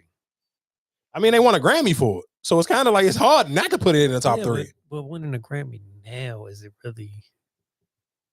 still the same? Like if you tell me you won a Grammy in 2004 for that, then all right, cool. But now it's like, all right, anybody can, you know what I'm saying? I ain't gonna say anybody. It's still a lot of motherfuckers. Nicki Minaj still don't got a Grammy. No, cool. But that's what I'm saying. That's what I'm saying. I feel like it don't hit the same as like when you sit here and tell me if you Drake ain't won a Grammy in a long time. No, cool, but you're not saying Drake don't make no hits or he don't have that 21 Savage what's name joint that might. I know. Listen to what I'm saying. I'm just sitting here saying is you making it seem like anybody can just win a Grammy. I don't think it's that easy. But you gotta think about it. Just for listen to what I'm saying. For you gotta think about for Gangsta Grills to be literally just a mixtape where it's like a mixtape that niggas was buying out of the fucking bootleg joint. Like it realistically, live mixtape wasn't even live mixtape yet when Gangsta Grill, like when them first couple of Gangsta Grills came out. Like this shit was literally something you had to go buy. Like I bought Trap or Die out of PA Palace. Right, but that's why I'm saying I bought Dedication 1 out of PA Palace. Right, but that's why I'm saying when you threw that in, they want a Grammy out of it. But I'm like, but that don't make it good because you want a Grammy out of it. No, you miss it. But I think you say, I mean, it's still good. It's still a good album though. That may be the only Tyler Creator album I actually listen to. No, cool. But I'm not putting that in the top 3. That if you talking about Gangsta Grills, I'm not putting it in the top 3. Might not even be in the top 5. So so just on the top of your head, what would be your top 5 for Gangsta Grill, John, if you can? What do you say with the first? No, I mean, of course, number 1 is Trap or Die. Like that ain't Trap, and number 2 is Dedication 2. You can't argue with neither one of them. Cool. I'll put the Pharrell up there. I'll put that Chris Brown joint up there. But that Pharrell, but because it was Pharrell, we never seen Pharrell that way. That Pharrell joint it was a hit. I mean, it was. Listen, what I'm saying. I'm not discrediting. It was cool, but I don't necessarily know. Like, nigga, I could probably go. I can literally. You can. No, I'm not. But that's what I'm saying. But I'm not a Gucci Man fan. Like I said, when you of them other, like I said, I'm not a fan of that. Chris Brown, I'm a fan. That it's one song on there that is not on no streaming platforms. Is the sex song that Chris Brown has. That's one of his songs. That is a banger. That's not on his platform. I wish he would have put that shit on platform. I mean, I hear you, but again, I think it's hard to see here for people who are diehard Gangsta Grill fans. One, I don't think niggas is gonna have that blur print on there for sure. And what's the blur print? That's the one where they in the cover is like a bluish color, and Gucci Man got on like some 3D glasses. Okay, yeah. I remember that one. Cool. Yeah, Pharrell can't get over none of them type of niggas before. You can I'm not gonna disagree with the Chris Brown joke because I probably never heard of it before. And I'm not saying, and that's what I'm saying. And I'm not saying the Chris, and I'm not even saying the Pharrell joint is bad, but Tyler the Creator won a Grammy, dog. Right, cool. But when you talk about classic covers or iconic, that's when they had the little bait monkey or whatever on the cover. That's what I'm saying. Like I get it. Like that. Like I said, I get it. I'm not gonna shit on Tyler. What's name? But I wouldn't put that in the top 3. I mean, even when he said the Fabulous, like I don't even them Fabulous Gangsta Girls, I didn't like none. No, I didn't like none of them either. That's compared to Soul Tape, no. Yeah, fuck no. That's what I'm saying. Yeah. So that's what I'm saying. But like other people might say, "Oh no, I'm putting that in there." I wouldn't. I'm never for Fabulous. His mixtape series for him is the Soul Tapes. All the rest of that shit and the summer shootout. Yeah, and the rest of that shit is bullshit. Them Gangsta Real Jones was cheeks. I'm not even thinking twice. I'm not even. That's why, like I said, only reason why I give that Pharrell joint because it was Pharrell. And even with Chris Brown, it was Chris Brown. You're an R&B artist. You're not a rap artist. You was the first R&B joint. But again, I guess to give some pushback, and then we can go into something else. But for all of them, Gangsta Girls was Gangsta Girls at the time. So it's not enough. It's not impressive to say, "Oh yeah, Chris Brown went and got a Gangsta Girl." Of course you went and got a Gangsta Girl because Gangsta Girls was on fire. Even for Pharrell, like yeah, of course you went and got a fucking Gangsta Girl because Gangsta Girls was on fire. But when Tyler the Creator went and got DJ Drama for that album and the brain, Gangsta Girls it probably haven't been a Gangsta Girls in 10 fucking years. When Tyler the Creator went to go do a Gangsta Girl with Pharrell, I mean with DJ Drama, nobody wasn't thinking about a Gangsta Girl. You ain't heard DJ Drama voice and God knows how long before that Tyler the Creator project. No, I thank you for bringing it back, but I wouldn't sit here and put it. Man, he took a mixtape series and got a Grammy for that bitch. You got to give that nigga a lot of credit, dog. Even if you don't want to give it top 3, that shit got to be in the top 5 just for the impact that it made. Like you talking about a motherfucking mixtape that niggas went and bought and bootlegged and passed around. Gangsta, Grizzle, you bastards, Mr. Thanksgiving and all that other cool shit that DJ Drama for. That nigga to be able to go down in the history books now. I mean, of course, for mixtape niggas, he's already in the history books. DJ Drama's arguably one of the greatest mixtape DJs of all times. Some people might say he's the greatest mixtape DJ of all time. But to help him get a Grammy, that shit put Tyler the Creator in a different conversation. But if you was able to put your mixtapes in the Grammy talk back then you. I mean, yeah, of course, no, for sure, of course, You wouldn't have been the first one. Of course, for sure. I'm not disagreeing with you on that. I'm not disagreeing with you on that. But maybe he still may have been the first because even those niggas, a lot. You got to think. I don't know if Jeezy ever won a Grammy before. So some of them niggas probably even because of those albums are better. Yeah, of course. That Tyler the Creator album, and we just talking about off of pure music wise, that shit can't be in the conversation with fucking with the Dedication 2 or Trap or Die. It's not even in the same planet. But so you absolutely right. If those jumps could have been nominated for Grammys, could they have probably won? Maybe not, because Jeezy still Jeezy don't got a bunch of Jeezy's not a Grammy darling what Tyler the Creator is. So Tyler the Creator kind of gets Grammy, he wins awards that other niggas may not be able to win. So I mean, that's why I say I agree with you, and I disagree and I agree with you at the same time. But I guess to move us along a little bit, I guess let's go to I'm gonna play this little social media jump real quick. Woman who said, y'all don't really want the old Instagram back because old Instagram was social. And that's facts. Like, if you were there, you get it because you lived it. Like, I'm talking about no one gave a fuck. Like, no one cared. What do I need a Finsta for when I have my main Instagram? Like, everybody gonna see this. I'm talking about there was no shame. No shame because we didn't have things to be shameful for. Like, we weren't posting shit like y'all are posting now. We talking about Man Crush Monday, Women Crush Wednesday. To be honest, Ray, let me get a follow for that follow. And if you don't follow back, I'm clearing out the ghost followers and the inactive ones. Act like you know. Like, come on now, bro. I'm talking about if someone was rocking with you, if that man liked you, he was letting everybody in his following know. Everybody at 8 a.m. sharp, right before the bus come to pick them up. Yo, this is my Women Crush Wednesday. What's up? And the women too. Man Crush Monday. I'm on that. I don't care, bro. To be honest, I need that. Rate 9, BMS, broke my scale. Follow me, DM me for more. Like, yo, we did not care. And don't get me started on that feed page. You seeing your man like pictures by the second. Like, it's updating actively. You're watching him like this bitch pictures on her page. And then it's going to tell you that he followed her, and it's going to tell you exactly when he did that, and it's going to tell you exactly what pictures he liked. Instagram was messy back then. It was messy, but it was real. It was real. Y'all aren't real. Like, y'all just aren't real for real. And a lot of y'all like to think you're messy, but you're really just mean. Like, this new social media stuff, y'all aren't messy, you're mean. And you're just a monitoring spirit. Like, it's not fun no more. Y'all are too soft and sensitive for the old Instagram too. Like, it's nice to hope and dream, but you really just had to be there. I seen a woman who said, I agree with what she's saying. I guess, and it kind of make me think a little bit like, damn, what made people stop doing, I guess, the Man Crush Mondays or the Women Crush, whatever the fuck it was, the MCMs and the WCWs. I do kind of what made people stop doing it, and then it is kind of funny where like people was cool with posting those things. Like, even for like niggas, it was cool for niggas to lust over celebrities, but now it's like a nigga can't even lust over Instagram John no more without motherfuckers saying, "Oh, you thirsty?" Because I know for a fact, like, shit, I done posted K, like, especially back at that time. Now I used to stay posting K Michelle on my shit or posting just Bernice on my page for no fucking reason. And like, you can't do that now. Like, nigga wouldn't even think twice about posting no bitch on his page, let alone a famous bitch. Are you crazy? You barely even want to like their shit. You can do it now. I mean, you can do it now because motherfuckers don't even see your page no more. But you just still like, it's just so funny how like times are just completely changed and people like literally just stop doing certain things that they used to do all the time. Like, that just to me is kind of crazy, and I don't even know. I'll make it that. Like I said, y'all put all that shit. Nobody doing that corny ass shit no more. Like, y'all talk down on that. You can stop doing it. I guess. You know, everything is always trendy.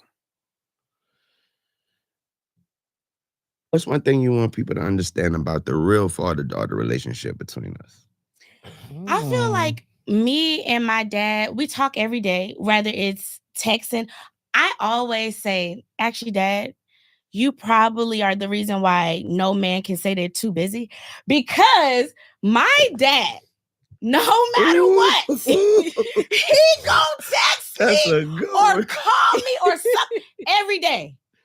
It has not been a day whether this when he take off with everything. So it's no way that anybody could be too busy, because that man is the busiest man that I know. And if he could call me, that's what I love. Sorry, dog. The fucked up thing about it is she kind of got a good point.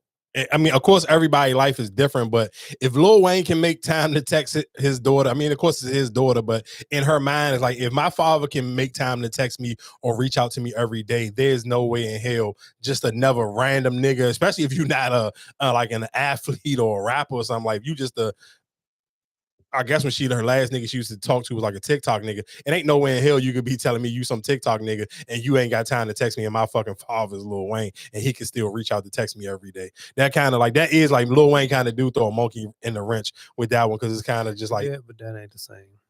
And that's what, because you got you saying, okay, yeah, Lil Wayne got time. Yeah, he's rich.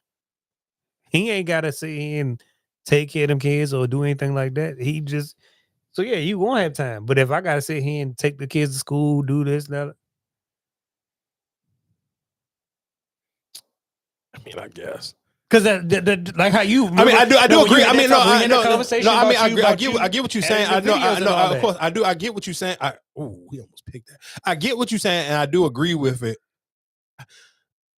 I get you saying that, like, yeah, that's your father. He's supposed to check on you. Yeah, I mean, of course, but Lil Wayne, but I mean, of course, they kind of, I guess, they agree with what you're saying a little bit. Lil Wayne 9 times out of 10 don't drive himself nowhere, so that's more free time for his hand. And then 9 times out of 10, like you said, Lil Wayne doesn't have to edit nothing. He can just even when he rapping, he's still just he ain't the one editing none of his shit. He ain't none of the one mixing and mastering none of his stuff. So of course, he probably even though he may be busy, he probably still has a lot more downtime and free time with his hands where he is able to sit here and reach out and do stuff. That is one of the luxuries of being rich when you don't got to drive yourself around, or you don't got to do, or you ain't got to cook your own meals, and you ain't got to do a lot of other little shit. I respect he tried. I'm happy that Denver won this game because I don't want Kansas City to make the playoffs, but I do respect that. I respect that he tried. Real quick, I guess because we just talked about, I didn't mean to bring football back in it, but I'm not gonna lie to you, especially for most people, if you're listening right now, I don't know who your favorite teams are, but it is a little bit disappointing. It's like, damn, if Kansas City don't make the fucking playoffs, and then some of these a lot of teams not gonna make the playoffs this year. That's what I'm saying though. For the Knicks, I'm talking about even just for, and reason why I brought that in is because for you think about in most years, if I told you if you are a Lamar Jackson fan or you a Josh Allen fan or a Joe Burrow, and those are the three niggas who kind of get put in that conversation of the tier right under Patrick Mahomes, for the reason sit here saying, not all three of them, but all three of them still may not make the playoffs. You see, all four of them may not make it. It may be a world with fucking Josh Allen, Patrick Mahomes, Lamar Jackson, and fucking Joe Burrow. All four of them niggas is at home, don't even play in the playoffs. The sad part about it is, and now and then that's when I want to see if the NFL can really stand heavy on the teams, and the shield is bigger than the players, because I don't necessarily know if them players gonna slap without none of them niggas there. What you mean? What you mean it's not gonna slap? Man, niggas ain't really trying to watch no fucking playoffs with fucking Daniel Jones and fucking Daniel Jones not playing, but you can't. No, it's team. People have. What you mean? What happened to Daniel Jones? Yeah, he foot something, because he played today, but I don't think he's gonna be. You talking about playoff wise? Hell no. Something in his foot fracture. Something is in his foot. Like I said, he played. What, it just happened today? No, it happened last week. But he played today though. Yeah, but he didn't do nothing. I mean, he ain't been doing shit the last couple of weeks. They lost. Yeah, they lost with like 3 out of their last 4.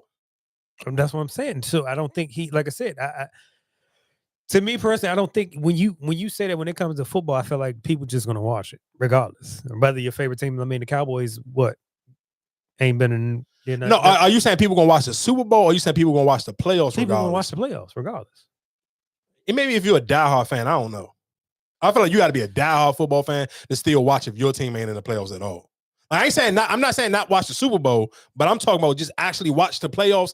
Maybe. I don't know. It depends. I know for a fact I wouldn't give a fuck. If you telling me if I'm going to watch if you telling me the playoffs going on and it's going to be fucking Daniel Jones, fucking what's my man name in oh shit this game going to end in a tie? No. It do end in a tie. You don't get no ball back. I don't think. No. Or maybe if it's still time on it. Ain't going back. Oh, that's going back. That's some bullshit. Yeah. Let me look real quick. Yeah, I'm not. I can't see me just geeking a while. You talking about who's in right? I want to look at the. But I know we talking about Daniel Jones. We talking about Drake Maine, Bo Nix. Like, yeah, I'm cool, dog. Justin Herbert. Yeah. Trevor Lawrence. All the white people. Yeah, I'm cool. That's you. But I'm saying, but that's you. I don't know. NFL is not a. I was saying when it comes to fan base, it's not a black sport. No, you. I don't give. Fuck a black sport. These not even popular white quarterbacks. But their teams are still. You know what I'm saying? Like people from Florida, still going to Jacksonville. They still going to watch that. They have fan base. Like I said, it's not like no. I get it. Like when you OKC and Indiana, like it's not the same. But when it comes to football, they still have it's still a fan base. He got it back. No, he might be down. Shit don't matter, nigga. This is still first and goal. I'm not. You missing what I'm saying. I ain't trying to make it a race thing. Because if it was Joe Burrow and Josh Allen, I wouldn't be saying that. That's cool. But we talking about these is not like white boys that move the needle. These is just like they just quarterbacks. Like they ain't moving the needle. You like I said, you don't. Trevor, no. This is what I'm saying. I'm not even sitting here saying Trevor Lawrence may not even make it neither. No, they in there. I mean, right now they in there, but then nigga, they still. I mean, the coach just because the coach lost today. But then the Texans right on their ass. Texans only a game behind. There's still a lot of games to play. It's not guaranteed that the Jaguars gonna make it. But cool. I'm not beefing with Trevor Lawrence. I'm not even sitting here. I don't even be shitting on Trevor Lawrence. Like, I don't give a fuck about him. But he's just not. He's not Josh Allen. He's not Josh Allen. He ain't Joe Burrow. He ain't even fucking Justin Herbert. Like, no, you talking about the white nigga that I hate on. I hate on Justin Herbert. Justin Herbert hurt. I think he got to get surgery in his hand. Oh, for real? When they ain't played today. They ain't played today, did they? Oh, it happened today. Oh, that's sweet. Then my man Trey Lance, and I'm rooting for the Chargers if Trey Lance under quarterback. It happened today. Hey, I brought that up. I ain't trying to talk about sports. Oh, matter of fact, I can't believe 9-year-old boy getting acrylics will never be okay in my chair. Sad to say that I just had to turn away a client because she wanted to get her 9-year-old son's nails done. And I know and I understand that in today's times, people are who they are, but a 9-year-old boy getting acrylics will never be okay in my chair. I'm so sorry. I had to have words. We went back and forth, but at the end of the day, respect is respect, and we respected each other, and she respected my space. But I'm coming on here to tell you guys this. I will no longer be doing kids' nails under the age of 16, unless you are accompanied by an adult. And I will no longer be doing, not press-ons, I'm sorry. I will be no longer doing acrylics for anyone underneath that age as well. 9 years old, a boy, Frenchies. Absolutely not. Never will happen in my case.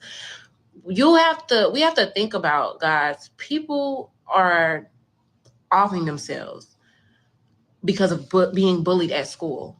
If I put acrylics, because for some reason she just wasn't understanding this, if I put acrylics on your 9-year-old son's nails and he goes to school and he can't just rip those things off, it'll be a mess.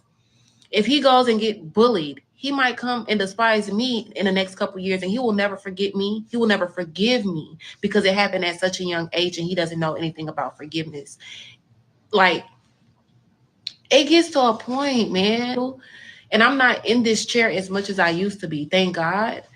But I do know the clients that I will and will not take. And that's something I just will not accept. And I'm sorry if I'm wrong. I understand that she was just trying to be a good parent and support her child. And I do know, because I am a lesbian, I do know that mothers, parents know how their child is going to end up, without saying too many words, before they come out and say it. This little boy isn't going around wearing wigs. He's not going around skirts and skirts. No, he still looks like a presentable little boy. He has a little sass to him, but I think any little boy or any kid that grows up in a household with just his mother or aunts would end up to be. That doesn't make him quote unquote anything. So yeah, that threw me out. That just threw me out. A 9-year-old boy. I mean, I respect her. She got a GoFundMe. I hope people put money in her GoFundMe. I hope people support her. I hope whatever business she already got, I hope it does boom and more. Because I mean, it don't. She's doing the right thing. And no, she doing the right thing. Just how she explained that, and then on top of it saying, "I'm putting the age restriction on everybody." It ain't just because because, like I said, it wouldn't be right if I sit here and do a girl's who's not. You know what I'm saying? I get it. So I'm just like, yeah, I'm just gonna put an age restriction on all that shit. I'm cool, yeah. Because some people are too comfortable with just like, hey, nah, let her do it. No, again, because we talking about parents and dog. It's just a lot of bad parents out here. I'm not, but see, that's what I'm saying. I'm not going to say is everybody got their own beliefs. Man, that's OC for a 9-year-old dog. No, be walking around with fucking. Come on, dog. Ooh, touchdown, scary Terry.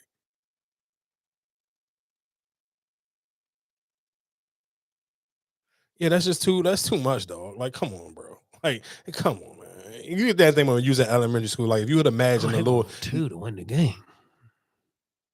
Oh, that's gangster if they do. You just think about it though. Think about if you sit here, if you was she's absolutely right about the whole bullying and but that's what I'm sitting here saying. Bad parenting, dog. Like no fucking parent should be walking no 9-year-old boy into getting his fucking nails done, dog.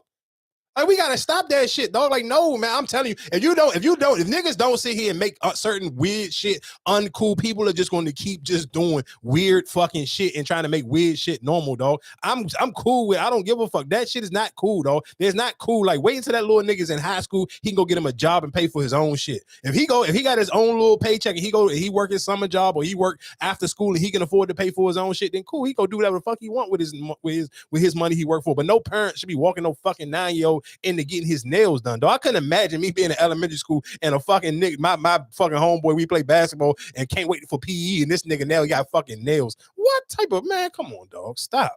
Like that shit, you got to draw the line with some shit. Like, bro, let kids be kids. The same way I'm sitting here saying, let kids be kids when it even comes to fucking clothes. Like, dog, let them be kids, bro. Like, just think about, I'm so glad that I grew up in the time that I grew up in, so I wasn't robbed of my childhood. That I could play with toys until I didn't want to play with toys no more.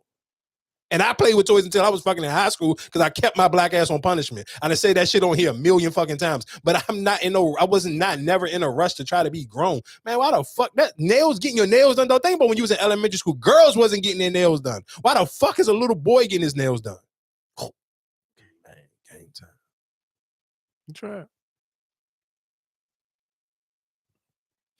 it. Can I tell y'all one thing that I do that I low key love, and I think even when it comes to like podcasting and just even sports shows, I like local radio. Let's be clear, they do get a little crazy. Like the level of like fandom and delusion when it comes to local radio, it do get a little crazy because fans are fans and they really are delusional with some of their shit. But I really appreciate it because like, let's be real, nobody has enough time to be able to watch every fucking game. So sometimes like you don't. That's huh? Yeah.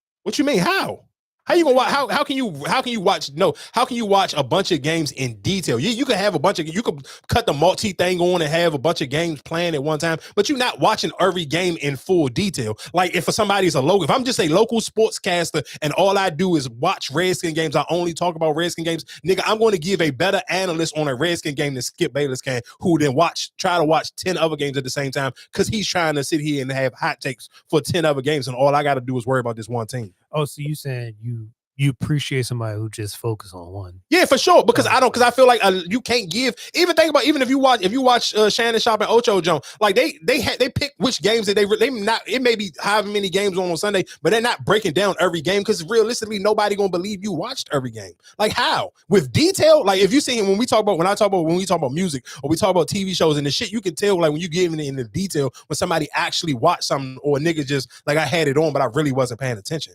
You could just tell like when sports shows, you can tell the difference. And that's again when me and Matt was talking the other day, and that's what helped Nick Wright become Nick Wright, because nigga, he was the only person on national TV talking about Kansas City before Kansas City was Kansas City because he's from there. Everybody else talking about the Cowboys. That's why First Take is as big as it is, because Nick Wright was the only nigga on national TV, a Kansas City Chiefs fan, and was cool with being a fanboy for Kansas City. Nigga even had a tattoo. He got a tattoo last year thinking they was gonna win the Super Bowl, and they didn't. He got a fucking tattoo.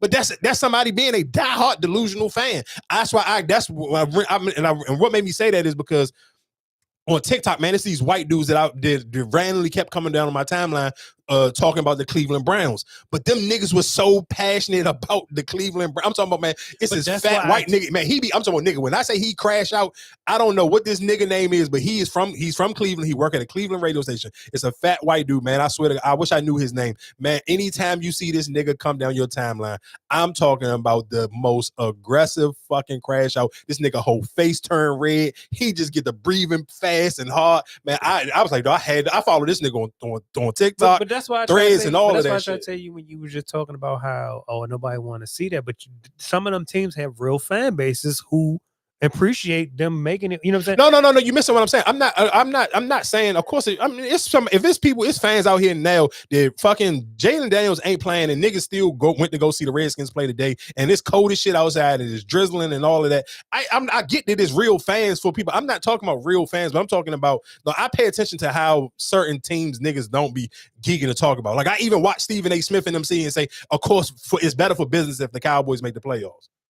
Right, but like I said, y'all, we talk about that and then we criticize, oh damn, y'all ain't talking about OKC. I mean, you're not talking about the Cleveland Cavaliers, how they won, or they about to break this record. That's what I'm saying. We get on those things. So that's what I'm saying. I think it's like you downplay it 1 minute, then it's like, all right, well, damn, now they ain't doing. Like I said, that's my only thing. Like, people still going to watch it. People still going to pay attention to it. Just because you might not want to watch it, you don't appreciate it, but other people going to appreciate it. I mean, yeah, that's cool for them. I ain't saying that other people not. I'm telling you now that I'm not going to watch that shit. I watch the Super Bowl. And I'm not saying, and even if it come on a day and I'm in the house, I may watch it, but I'm not about to make it go out my way like I go out my way to watch games of players that I like. I think that's just normal. Most sports fans, if I'm not a diehard fan. You ain't been watching football because of Kaepernick. I wasn't until the pandemic. Right. So that's what I'm saying. So like for somebody, but people who are a fan of the sport and actually fans of football, they still want to watch it. I mean, of course, cool. Knock yourself out.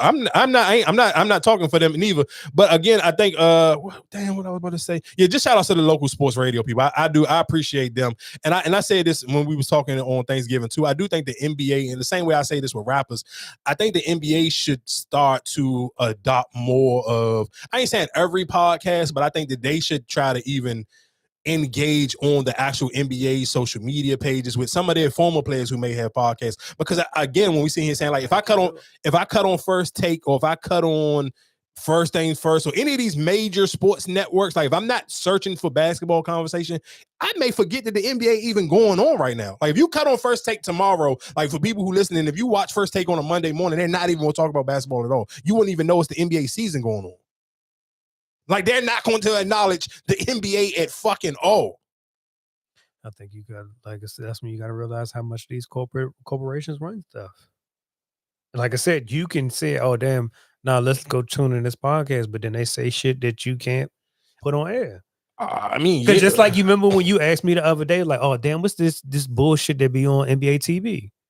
NBA TV, because Turner Sports is not doing it no more. They don't have a studio. But again, so that just goes, like I said, that just goes to show how, like, when you lose certain corporations or whatever the case may be, you lose everything. But listen, so that's my point though. So as big as the NBA is, as much money as they make, as much contracts they give, dog, you sitting here telling me that I gotta watch niggas on a fucking on a goddamn on a Zoom call? Yes, because we relied on Turner Sports for their studio, and now that ain't there no more. Now you got to figure it out. Yeah, the NBA is crazy for that shit. That shit is out of pocket. Like that shit makes no sense. That I'm watching. If I watch on NBA, if I cut on NBA TV, there's no way in hell I should be watching niggas do highlights on a Zoom call. And then you probably thought Turner was going to fold. They was going to no. Listen, what I'm saying, and I'm watching niggas on a Zoom call with bad lighting. They don't even got good lighting and good mics.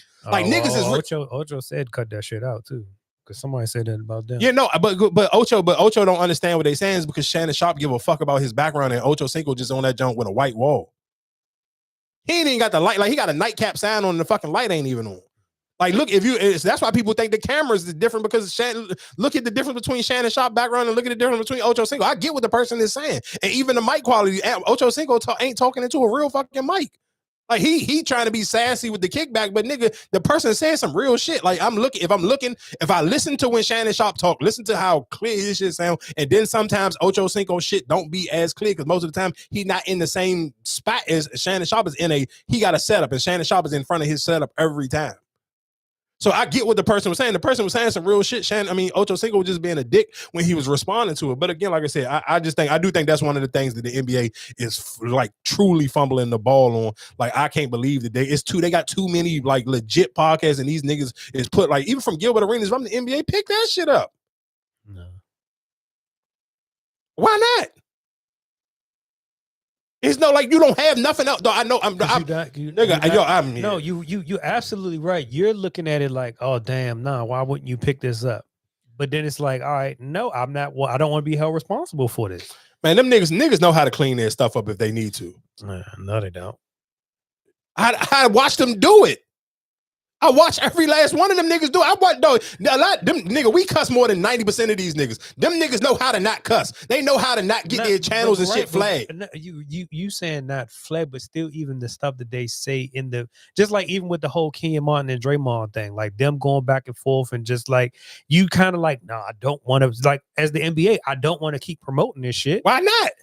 Because you don't want that, because like, all right, now they doing Kenyon Martin is at the game now. Now I got to sit here and worry about Draymond. No. But Kenyon Martin, guess what? Yeah, none of them people who used to do NBA TV, they wasn't at no games. What's my man name? What's Dennis the Scott and all them No, you're missing something here. Dennis Scott, but not what's the old head that was the coach and he snapped on the nigga. Sam Mitchell. Sam Mitchell wasn't at nobody fucking games. He was only there in studio. He called games. He called games. I can't remember who. I think. Well, I don't remember him calling that. I know he do. I can't remember who it was. I don't know if it was Minnesota or Toronto. He do call games though.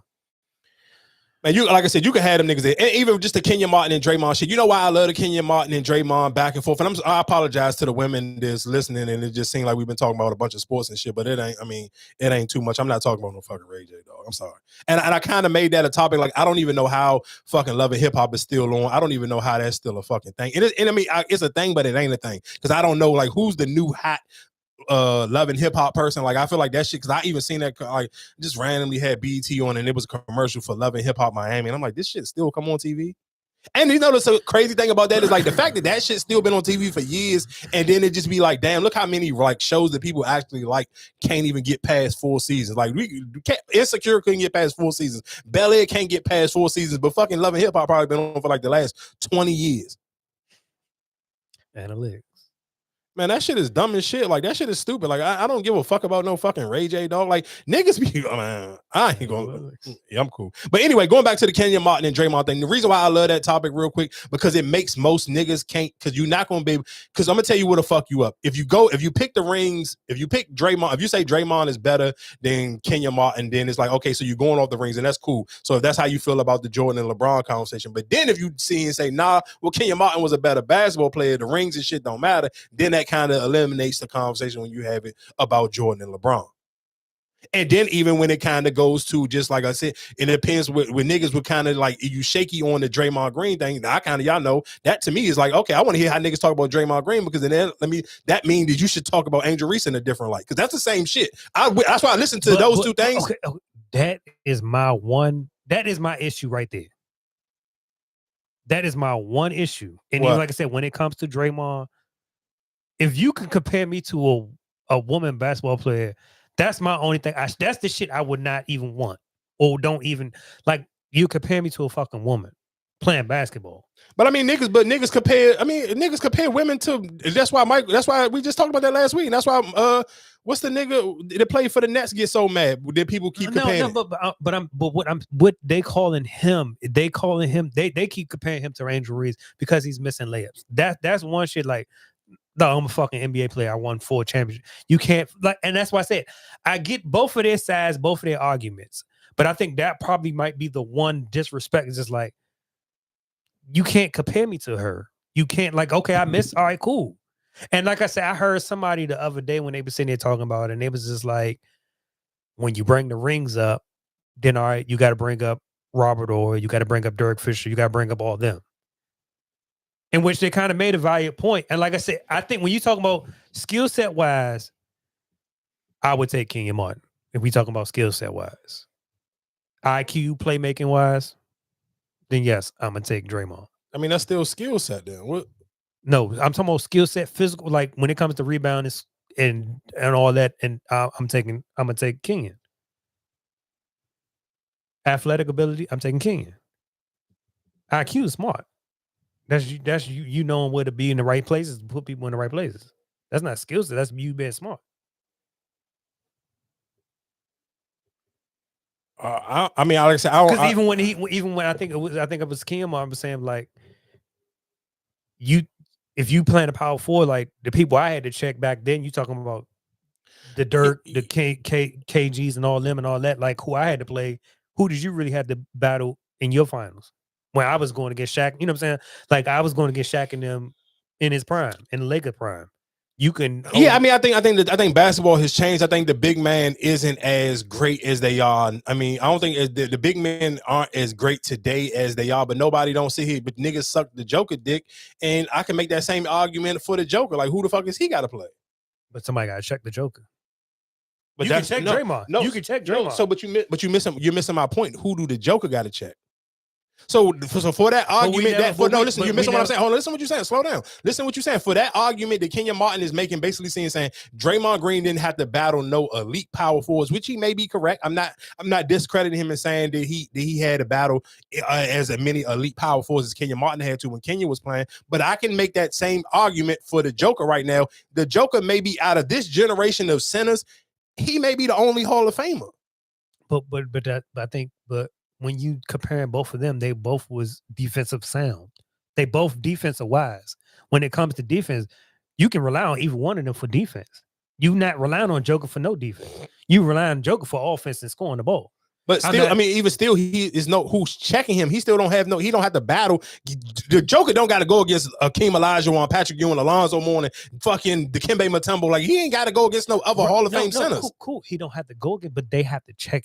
That's what I'm saying. Like if you put, and that's why I said a lot of people shame games or video games. No, that's the easiest way you can put it in a video game when you match them papers up. Like that's what I'm saying. When it comes skill set wise, like I said, with a Joker. Offensively, yes, he can do it. Now on defense, no, he can't check nobody. I'm not expecting him to check nobody, but somebody has to check him. I think he will cause more of a fit. Somebody checking him, then if Shaq got to check him, he's going to like Shaq got for 30 because he can shoot the ball. Yeah, Shaq may go for 50. And he may get in foul trouble. No, Shaq is not going to go for 50 because if I foul him, you got to go through free throw line. You're not making those shots. Okay, and then you're going to foul out the game, and then I'm still going to get my 30. But that's my thing. But with Joker, I can shoot outside. I can shoot the three. You got to come out here and check me.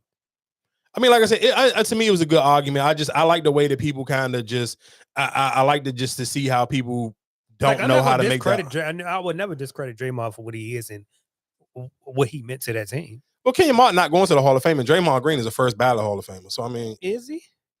What you mean? Is he? Of course he is. Is Klay Thompson the first ballot? Yes. Nigga, you go Google this before most threes made. No, I'm definitely. I'm saying. I'm just asking, like, because y'all niggas better stop playing video games. Y'all niggas too old for some of these conversations. Nigga, like I'm a LeBron James fan, so I watch them NBA finals, nigga. I don't know what the fuck. If them niggas ain't going to the fucking Hall of Fame, then Steph Curry ain't going to the Hall of Fame. Because both of them niggas had to play both ways. But that's what I'm saying. Some people kind of get slouched on that part. Who gonna get slouched? Who's not in the Hall? Man, ain't no nigga been the second or third best player on no fucking 4-time championship team and ain't in the Hall of Fame. Ain't not one nigga. Nigga, whenever Steve Kerr whatever his time come up, nigga, Steve Kerr is a first ballot Hall of Famer for being a coach.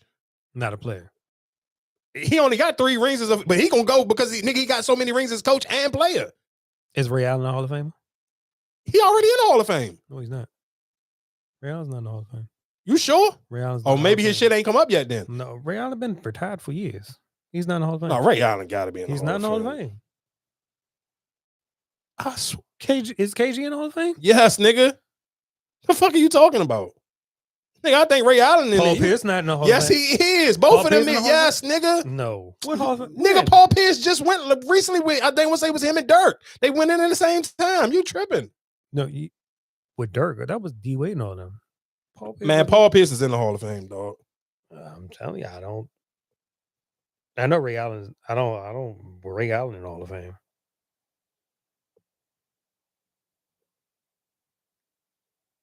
Nigga, and Ray Allen is in the Hall of Fame. The fuck are you talking about? What year? Nigga, 2018. Right here, Ray Allen delivers his Hall of Fame speech. You just talking. The fuck are you tripping? I'm like, I don't remember. That's what I'm saying. I don't remember who. But nigga, he in 2018. This right here. You can get Google. You can Google it. He got his fucking Hall of Fame speech. You got Ray Allen fucked up. No, what the fuck y'all? I didn't know. That's what I'm saying. I didn't know he was in the Hall of Fame. He in it, and I know Paul Pierce in it for a fact. Paul Pierce just recently went in it. I know Kevin Garnett in that motherfucker. I seen Kevin Garnett jump. Like, come on, y'all, you can't. That's why it's no way in hell niggas with 1 and 2 rings in there, and you telling me Klay Thompson and Draymond Green got 4 rings, and them niggas was the second and third best player on them championship teams, and them niggas not gonna be in there. Like, come on, dog. Like, that's what I get. That's why I understand why some niggas don't be wanting them other like podcasters don't be wanting to talk about sports. But I be feeling like as a man, sometimes you got to be able to put your big boy pants on and talk about sports. There ain't no way in hell you telling me Draymond Green or fucking Klay Thompson ain't a first ballot Hall of Fame. Them niggas got 4 fucking rings. That last ring that they fucking won, Draymond Green and Klay Thompson had bigger games than Steph Curry did. Yeah, Steph finally got his finals MVP, but if it wasn't for Game 6 Klay, it ain't no fucking championship that last 2022, Joe. Like, let's not get on this motherfucker and get fucking crazy. Like, Game 6 Klay is a thing. Like, nigga, Klay Thompson, nah, y'all niggas is crazy as shit. Niggas better actually fucking start. That's why I like these conversations, because I get to find out who really be watching basketball and who is a fucking Stephen A. Smith dick eating highlight watching nigga. Because them nigga, I'm a LeBron fan. I used to bet on them fucking championship games, and I know for a fact that Draymond Green and and fucking Klay Thompson is a huge and both of them niggas play both ways, and Steph Curry wasn't. Klay Thompson was checking fucking Kyrie Irving. Draymond Green was checking fucking LeBron James. Like, come on, dog. Like, y'all niggas be talking just crazy. Like, I don't, maybe because them niggas that played a little bit longer and you can see them look a little bit older now and they don't look as vintage as they used to, but don't get them 2 niggas fucked up. Both of them niggas is first ballot Hall of Famers for shit show. I feel like I missed some women conversations real quick before we get out of here. What I got? Oh, man. Here we go. Do you remember when I said I would never talk about my Hold on, personal? before I go to this one, I do agree with this lady when we talk about DMV I stuff. really fear that DC and DMV culture is dying within our youth. So if you don't know, I am a high school teacher, and me and my kids were having a conversation where they were like, Miss Jones, do you listen to like DMV music? And I'm like, the only DMV music I already listen to is go-go. My kid like, go-go? What's a go-go music? Like what? I'm like, where are you from? He's like, here, PG County. I'm like, you don't know what go-go music is? My other student talking about some, oh no, that's what old people listen to. Now I'm over here old and offended because like when I was in high school, we listened to go-go music all the time. Like that's all it is and that's all it was. And now it's getting to the point like, you don't know what it is? Like what? I pray that go-go music isn't dying because I love me some go-go music. So I guess my question real quick, huh? It's not dying. Just not on the radio. But I'm the only reason why I'm gonna sit here and say I think it's dying because I mean if it don't reach the youth, it's gonna eventually die out. And the reason why I say that is because you gotta think about it, just for that, I mean, even for the age group after us that may be like listening right now and they just like 30 on the nose, or you may be in 20s, shit, probably 30 on the nose. Because what fucking Shayla, how old now? 30, what, 32, 33, something like that. Yeah, even for either her age group, it's like they grew up on go-go because motherfuckers in their age group actually played in bands. Before you talking about for this, do. So that's what I'm saying. I don't think. I don't think. What's the young go-go band now? Well, you missing what I'm saying. When Shayla was in high school, when Matt was in high school, their peers who they went to school with played in actual bands. When Shayla was at Wise, Porkchop he went to Wise. Who ain't nobody in Wise playing in no go-go band now? It's only one, and then they got Annapolis. That's the only band that like a high school kids. Yeah. Oh, see, I ain't know nothing about it. Yeah, they got Annapolis. That's why I said I don't think it. It's not a. That's why I say I to me, go-go's not going to die, and like I said, because like we just talk about Hold the Wale, the radio is not the radio no more. Yeah, but the radio, not the radio. But then even for parent, like for even, and let's be clear, I don't think the bands have to take some of the blame for it as well, because bands don't put out as many live CDs as they used to. Because of course, it's all on YouTube. All this stuff on YouTube. I mean, cool, it's on YouTube, but it's not if it's not on it's not on streaming platforms. Niggas ain't in the house playing. But it is music on streaming platforms. Like that's what I'm saying. It is no. I what I would sit here and say with where go-go, what a lot of these bands are, yes, you are failing because so much stuff is digital now. You're not taking advantage of it. You was putting out more PA stuff back in the day than you are now, when it's a lot more easier to get it to reach. That's my point. That's that part. But people, but that's the biggest part, though. But you're right. But you can't put out music like an old motherfucker and think that it's going to eventually reach the youth if you still putting out music like it's the dinosaur ages. But like that don't make sense. But only reason why I say I think it might reach the youth, but I feel like it's not still a big thing in the youth because, like I said, because even when we was coming up, we never had no rappers perform at our proms or homecoming. It was go-go bands. So you proving the point. But because what comes with the go-go bands, like I said, that whole whatever the what's name that put the whole stink in it where you can't. Nigga, nothing worse comes with no go-go band than what come with these local rappers now. Yeah, you're right. But when they put that whole, all right, we're not doing this no more, and they cut all that shit off, that stopped it. So it's not, like I said, it's not the go-go, because the go-go bands are still playing. It was. Yeah, I know. I think you, but I hear you saying here, yeah, everything. Of course, they're still playing, but you missing the point of that, nigga. It's going to be a huge gap of people who don't give a fuck about go-go. I don't think people 27 and under give a fuck about go-go. Don't have a favorite go-go band. They may not even have a favorite go-go song. Right, and that's what I'm saying. So if you sit here saying 27 and older, 10 years from now, them motherfuckers gonna be 37, and the people who is fucking 17 right now, they gonna be 27. What fucking band are they going to listen to?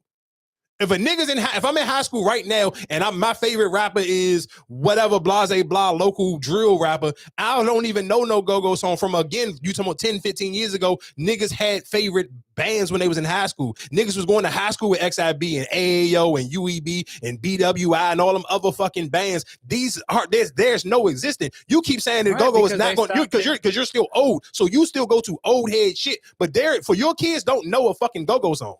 But what I'm trying to, but that comes down with the, like I said, when they stop that whole, what's name with the whole younger band, like when they stopped letting them go-go bands play and all that, and stopped all that stuff in PG County and cut it off, there's no other band, there's no newer bands. So that's what I'm saying. Like, but go-go still goes on, but there's no other bands. Like when they do the little art all night, people, they're young kids out there. Of course, but So those they still kids are out there, but them kids ain't out there because of the bands. So, but that's what I'm saying. So when they stopped the whole funding or whatever, letting them make their money, those bands fell apart.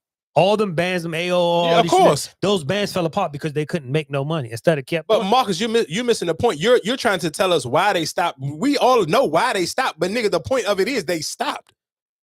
All you're doing is you just telling us the reason why it happened. We know why it happened, nigga. But you're missing the point. It happened now. It's too late. It happened. It's already done. There ain't no more fucking CFE. It ain't no lapel. So all of that shit is over. So guess what that means? There is no room for it to be for the 27-year-old when he becomes 37. Guess what I'm saying? When we was young, niggas was looking for like, damn, I can't wait to turn a certain age so I can go see back at this place. Like when we were coming up, you couldn't wait to be 21 or 25 to be able to go to the trade winds or nothing. You niggas is not looking forward to getting old to go see backyard anywhere no more.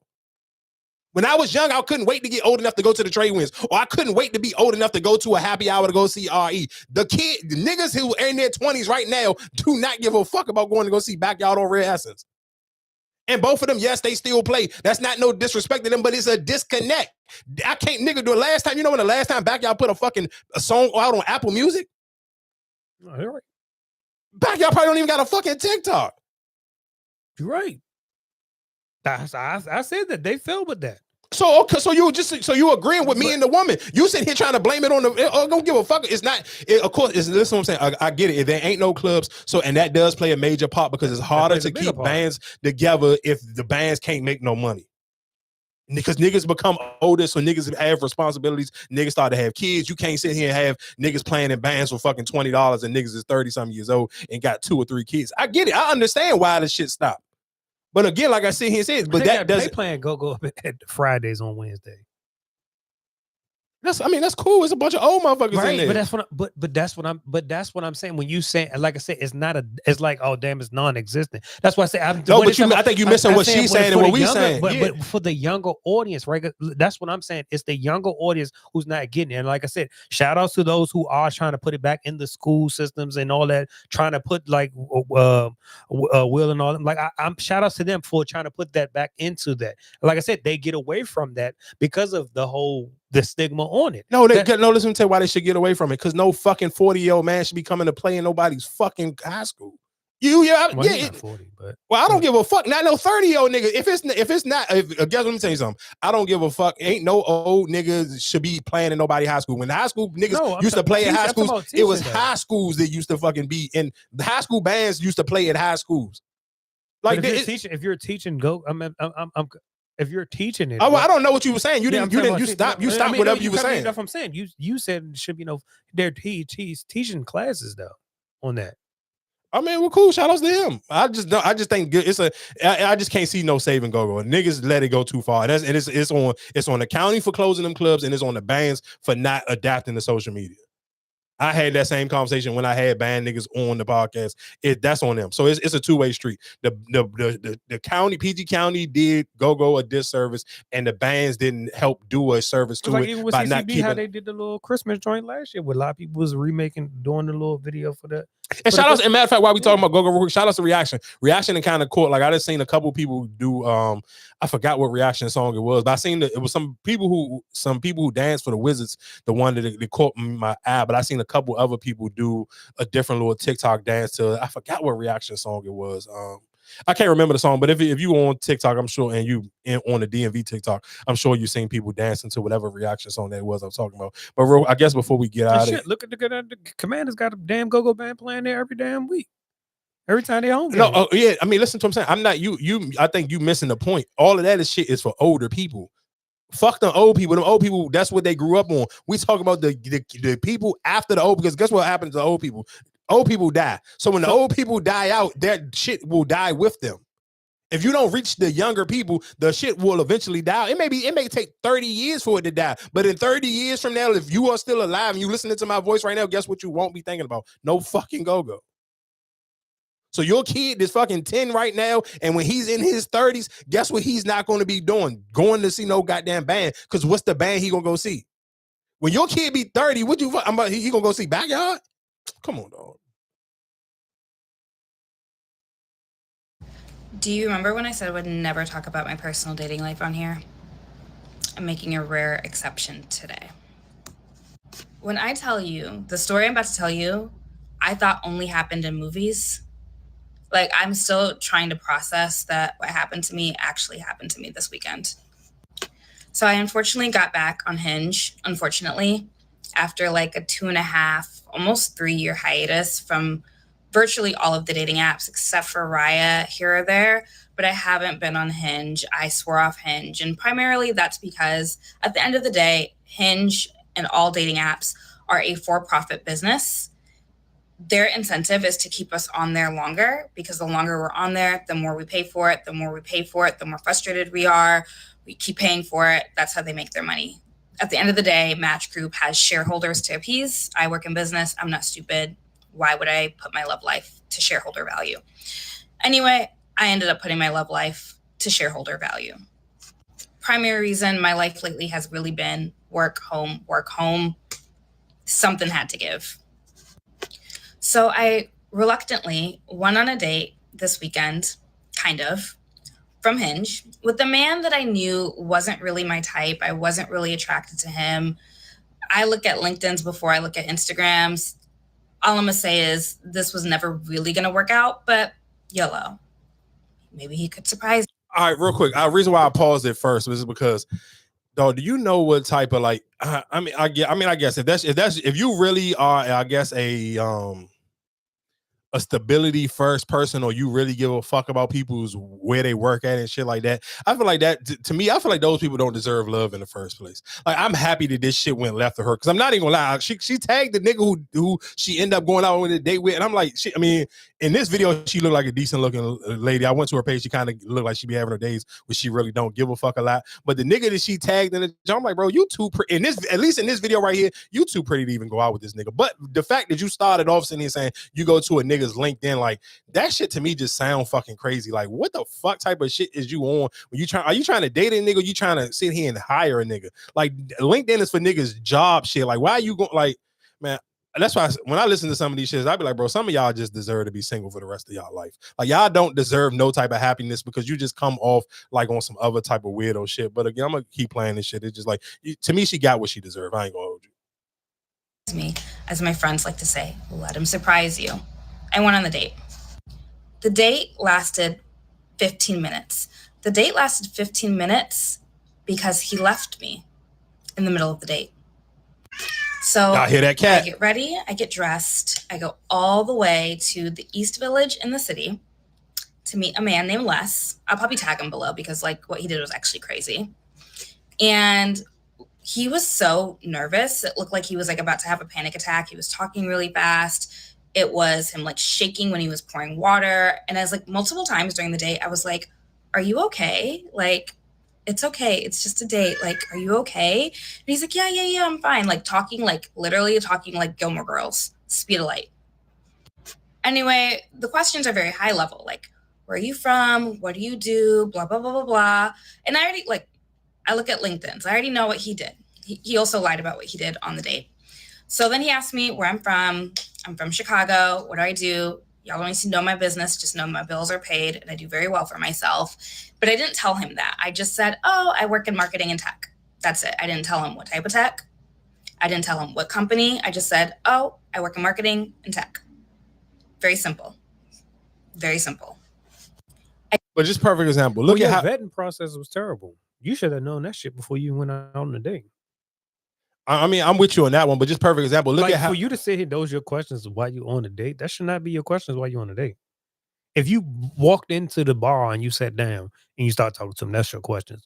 But if you're going on a date with somebody and you're asking those questions, why are you even on a date? You don't even know them.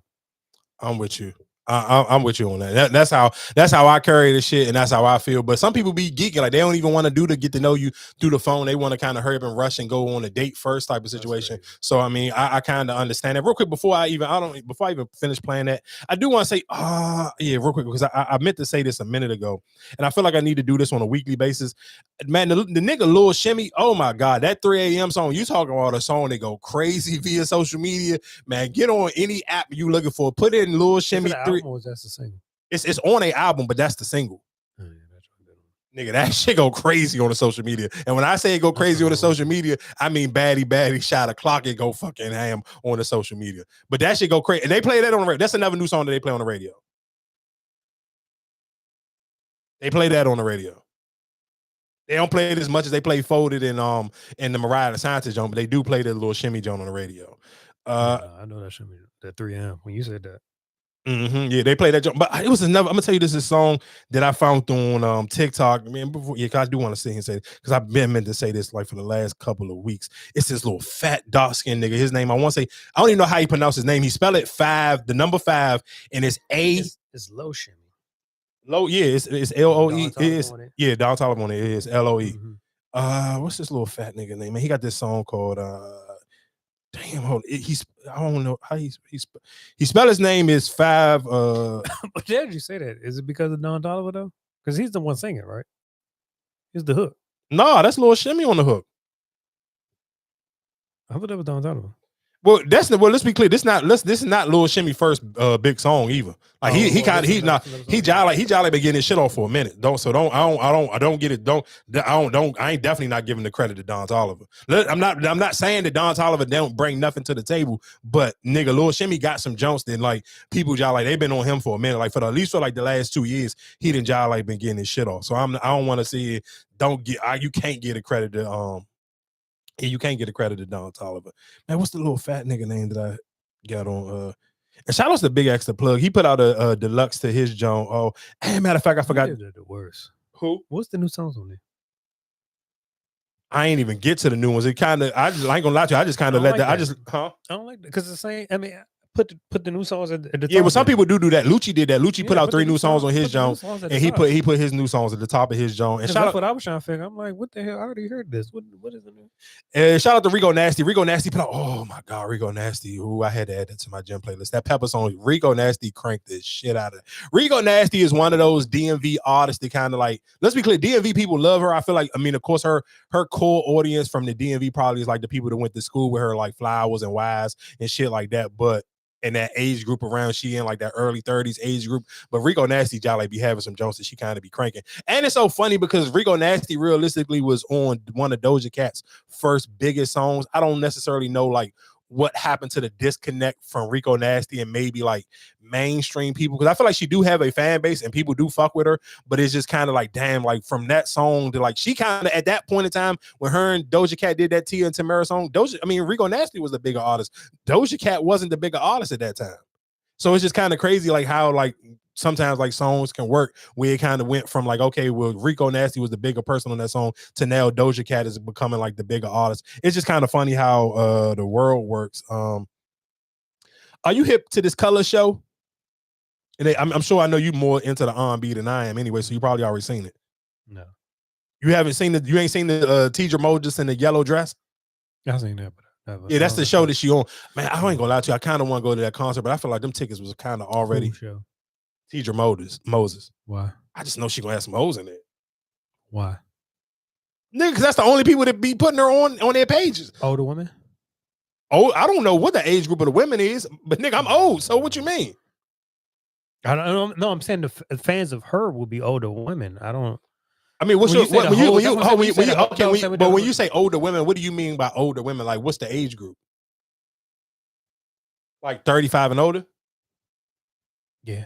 Yeah, that's what I'm looking for, nigga. I ain't trying to go nowhere with When a you bunch say of the fucking hoes, I don't. When I say the hoes, I mean old. I mean old women. I don't know, Nigga. I don't know. You just knew you then. Nah, nigga, you crazy as shit. You ain't never seen me with no young bitch. I don't know what the fuck you talking about. You can see and tell that bald face laugh you want. All right.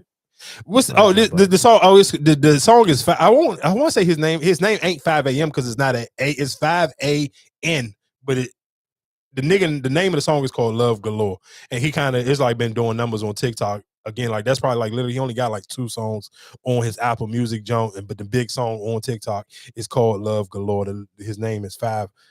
I'm gonna say 5 a.m., but it's 5 a.n. What other songs that I recently see on Get? I've been adding to my junk. I feel like that was one of the main jokes that I've been meant to talk about. Oh, what's this other lady name is? Her name is Olivia Dean. The song is called Couple in a Minute. Again, like I said, I got hip to it off this color show. Her name is Olivia Dean. And the name of the song is Couple in a Minute. Type of thing? Nah, it's more of what's the junk that they used to do here in the DMV where the people kind of used it used to be just a mic and it was what was it called? Amp at the time when they was doing it in the DMV. I want to say who was I want to say was it Angie what was the lady name who used to work at 93.9? It must be Angie on the mic. Yeah, I want to say she owned that company. Or she was the person who was like the main face behind that company. I want to say I thought it was. Yeah, I want to say it was called Amp at the time. But people, it was basically like it's like a silver screen. Like it's just like a it's literally like a plain background and it's just a mic right there. But a lot of singers just go there and sing. Like it ain't, but it kind of like it ain't a Tiny Desk because Tiny Desk got actual like the band playing. But this like it's a cool job. Like those are the 2 songs that I kind of got. Like I mean, of course, the Teacher Moses song is already a big song, but she just recently just redid that. She performed there in that yellow dress, and that kind of was starting to go viral. And then I seen this lady, this Olivia Dean. And y'all know I'm not even a huge R&B person, so if it's an R&B song that I talk about, like that shit gotta it gotta really slap. What else is going in the world, real quick?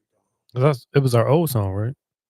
Oh, for Teacher Moses, yeah, whatever her big song is, whatever that like her biggest song is. Big songs back in the day. Talked about Kristen, talked about grandparents and playing TV shows. Nikki and Remy talked about Quavo, Thanksgiving, Russell Wilson, 50 Cent. I ain't gonna lie. Have you seen Remote Network?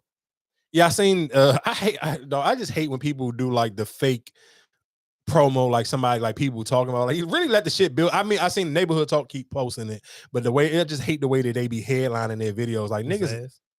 No, they be just like they posting like, oh, everybody talking about this, how this content is like up there with Tubi. Like nobody ain't said that yet. Like just promote this shit and let people get like allow people to get hip on their own time. Real quick, but I did want, matter of fact, I meant to say shout out to I Show Speedy. I Show Speedy is I want to say he about to start wrestling. He was wrestling what's this nigga name? Randy Orton. Randy Orton, that's WWE, right? Yeah, shout out to I Show Speedy. They was working out like practicing on a match or something. That to me, I fuck with this because content is tough. What he's doing, like no pause, no homo. Like that little nigga biggish. I mean, I ain't talking about height wise, but size, like muscle wise, that little nigga strong as shit. Like I seen him doing his little wrestling moves. He did a appearance before. Like that to me is tight because I don't know what his real backstory I think that's is. why a lot of people was with the whole, and that's why they felt out with Travis Scott because Travis Scott didn't want to do it. The whole training shit. Yeah, well, shout out to him. Shout out to Astro Speedy. What he doing, and that's why I say I kind of like. I think they should do more of that. And I was about to ask you, did you even notice it's a WNBA player? She I seen it, but I don't know who she is. I seen it. She ain't play that much. Oh, matter of fact, why we talking about WNBA? We should have said this like, and I kept forgetting like 2 weeks. Sometimes we be just talking and I just be forgetting. Man, shout outs to Kaiser. Oh my fucking god, for that Playboy cover. God damn, I forgot to talk about that. Man, shout outs to her, dog. God damn. No, it's talking about sex appeal, nigga. Oh my god, nigga. She is so fucking tough, dog. I swear to God, I meant to talk about this shit 2 weeks ago. Every time I put it on my topics for 2 weeks in a row, and I just kept forgetting to talk about it. But when you just said about a WNBA wrestler, man, shout outs to Kaiser and that goddamn Playboy cover, dog. She is so fucking fire. Like, and I'm mad because she really ain't like she's so small. Like, if y'all ever watch, like, if you watch when she played for the Chicago Sky, nigga, dog, her uniform was just so fucking big and baggy. Like, man, I don't even know if she actually even fucking good at basketball, but dog, she look good as shit. I ain't gonna hold you, dog. Like, man, shout outs to her. Oh, that's a tough shirt. That's tough. Shout outs to Kaiser.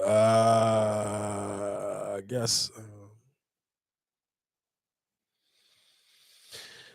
What I want to talk about? Oh man, rest in peace to 4 people. I don't even want to play that. I don't even know if it's a news clip, but it was basically a mass shooting at a kid's birthday party for one of the. I don't even know where this nigga rap from. It got to be somewhere probably in Texas, because I seen Say Cheese posted, and they normally only post like Texas, a lot of Texas people in their stuff, but it was 2 kids passed away at this joint. Like, that's my only thing. Like, dog, if you're gonna be in the streets and you really gonna be on like some super rah-rah internet street shit too, like, bro, don't go to nowhere with your family. Like, damn, that's fucking crazy. Like, bro, at a kid's birthday party, the age group of people who got shot was a 30-year-old, 22-year-old, a 14-year-old, and an 8-year-old. Like, they literally, like 10 people got hit, but the 4 people were 30, 22, 14, and 8. Like, an 8-year-old lost their life because of a fucking, like, come on, dog. But can I ask you this question? You saying don't do it, but if that's who you know I won't act on, and I keep being around them, do you be like, all right, enough is enough? What you mean? Say what you explain what you mean. Like even to use like the 6ix9ine situation or whatever, like with his mother or whatever the case may be. If I know like you keep being around them, like, you know, that's your safe net. So you, every time you go out, you around them. Yeah, I mean, you got to know this. Everybody don't respect it. No kids, no women. And shit. that's why I was about to ask. Like, yeah, everybody don't respect every that time I shit. catch you, you always with. Yeah, niggas not gonna give a. Some Yeah, niggas don't okay. give a fuck about that shit. Some people don't care. Some people don't care. So is it more fucked up on the person? It's fucked up. You No. It's fucked up on the person who keep bring. You shouldn't. If you know that you into that type of shit, you shouldn't be around. Yeah, you shouldn't be around. Yeah, You should. Yeah, you should love your kids and your family enough to not be around them. Okay. And if you want to see them, it shouldn't be nowhere public where people know where I can go look up your junk. Like, you have to be more careful with it. You shouldn't be posting your kids on those social media or none of that. Some niggas be thinking that you can't, like, you. Some people act like they untouchable. Nigga, ain't nobody untouchable. And you got to have enough respect and enough love for your family to kind of know, like, you know what you got going on in the streets. Like, everybody in your family may not know what got going on, but you know what you got going on. And you should have enough respect and love for your family to keep them away out of the shit like that. And if you gonna go to somebody's birthday party, that shit shouldn't be some shit that's on social media. You You gonna talk about Tommy? Oh, I didn't even. I don't even know. I haven't fucking got to find where I put my fucking remote at. I didn't even watch it. Didn't watch it. I ain't even watch it this week. It was good. Yeah, I need to watch it. I ain't even gonna get to watch that shit this week. I'm mad as shit. Oh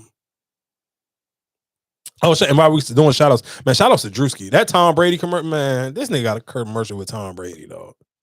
Like, nigga, man, shout outs to fucking Drewski, dog. Like, this nigga came a long way. Like, niggas really, like, dog, you gotta give this nigga a lot of credit, dog. Like, dog, for you to sit here and say, like, this is he is the definition of an internet nigga. For him to go from just being a nigga on the internet to having a goddamn real live commercial with Tom Brady, dog. Nobody wants to work this game in football. What if we could pass on coffee runs? Nobody wants to work the Monday after the biggest game in football. What if we could pass on coffee runs? Hard pass. Expense reports. Non-negotiable. I saw that. And office gossip. I got this one. Hey! I decided if we switch to casual. GoPuff is setting up a real political fund dedicated to making the Monday after the big game a national holiday. All you have to do is order on GoPuff. They'll handle the rest. That was fast. Yo, you gotta watch the commercial, man. They was fucking people up with these footballs, dog. But shout outs to Drewski, dog. That, I'm not gonna lie to you. That to me probably is like, man, that shit is so tight. Like, dog, this nigga come up on the internet is just so goddamn fire, man. Shout outs to Drewski. Who else had something? Did you see the video of the nigga going viral fighting the nigga in the barbershop? Like, it'd be some shit that I just be like, bro, I'm cool. Like, I don't even be like, I don't even. Hairline? Yeah, for the hairline. I don't know. I didn't know they fought. Well, they ain't fight. They got in a pushing match, but he went back to his car and got his gun, and it was kids in the barbershop. Like, he ain't end up shooting the nigga, but for the fact that you went back to go get your gun, it's like security. Man, the nigga, this shit was already bad. Yeah, that's what I was looking at. I'm like, ain't no way in the hell that nigga took your shit back that far. Like, if he took your shit, man, because dude shit was back. Like, let's be clear. His shit was pushed back like some Stephen A. Smith shit. But like, come on, dog. Like, what we talking about? Like, I done seen some niggas fuck up some nigga shit for content or whatever. But nigga, your shit was just natural, nigga. No, you know who you? I don't know if you ever seen the nigga. What's his name? Bando Dan. What I forgot the nigga name, but man, the light skinned nigga with the beard. He be with Drake sometimes, but I think Joe Budden played him freestyling one day when he went and did Casting that Joan. I forgot. I can't remember what's the nigga name, but I know him from doing a bunch of skits with Drake. And that used to be one of his Jones he used to do on TikTok. Like, he used to niggas used to let him literally cut their hair. He used to fuck niggas' haircut. Oh my God. He used to fuck niggas' haircuts up. I'm like, dog, I don't know how much money this is one joint I'm saying. It's a girl that be doing this shit. And she be talking to them like, nigga, sit your ass down. I got you. Like, you sit down. And then be fucking the shit up like, oh, you about to hit? You know what I'm saying? And the like shit she can't cut it all? No. But she looked like Snoop or whatever, like, you know what I'm saying? Like, nah, sit down, I got you. Oh, like a dyke jump? Yeah. Oh no, that's and she cut this joint and like she fucked and it'd be like some big ass nigga, like, I know you didn't just cut my shit like that. Nah, that's crazy. I thought you were about to say at least if she was Nah, hell no, she wasn't. No. At least if she looked like something I can kind of get a nigga. She wasn't. Yeah, that was it. I ain't got But she be frying like, man, sit your big ass down. You ain't gonna do nothing.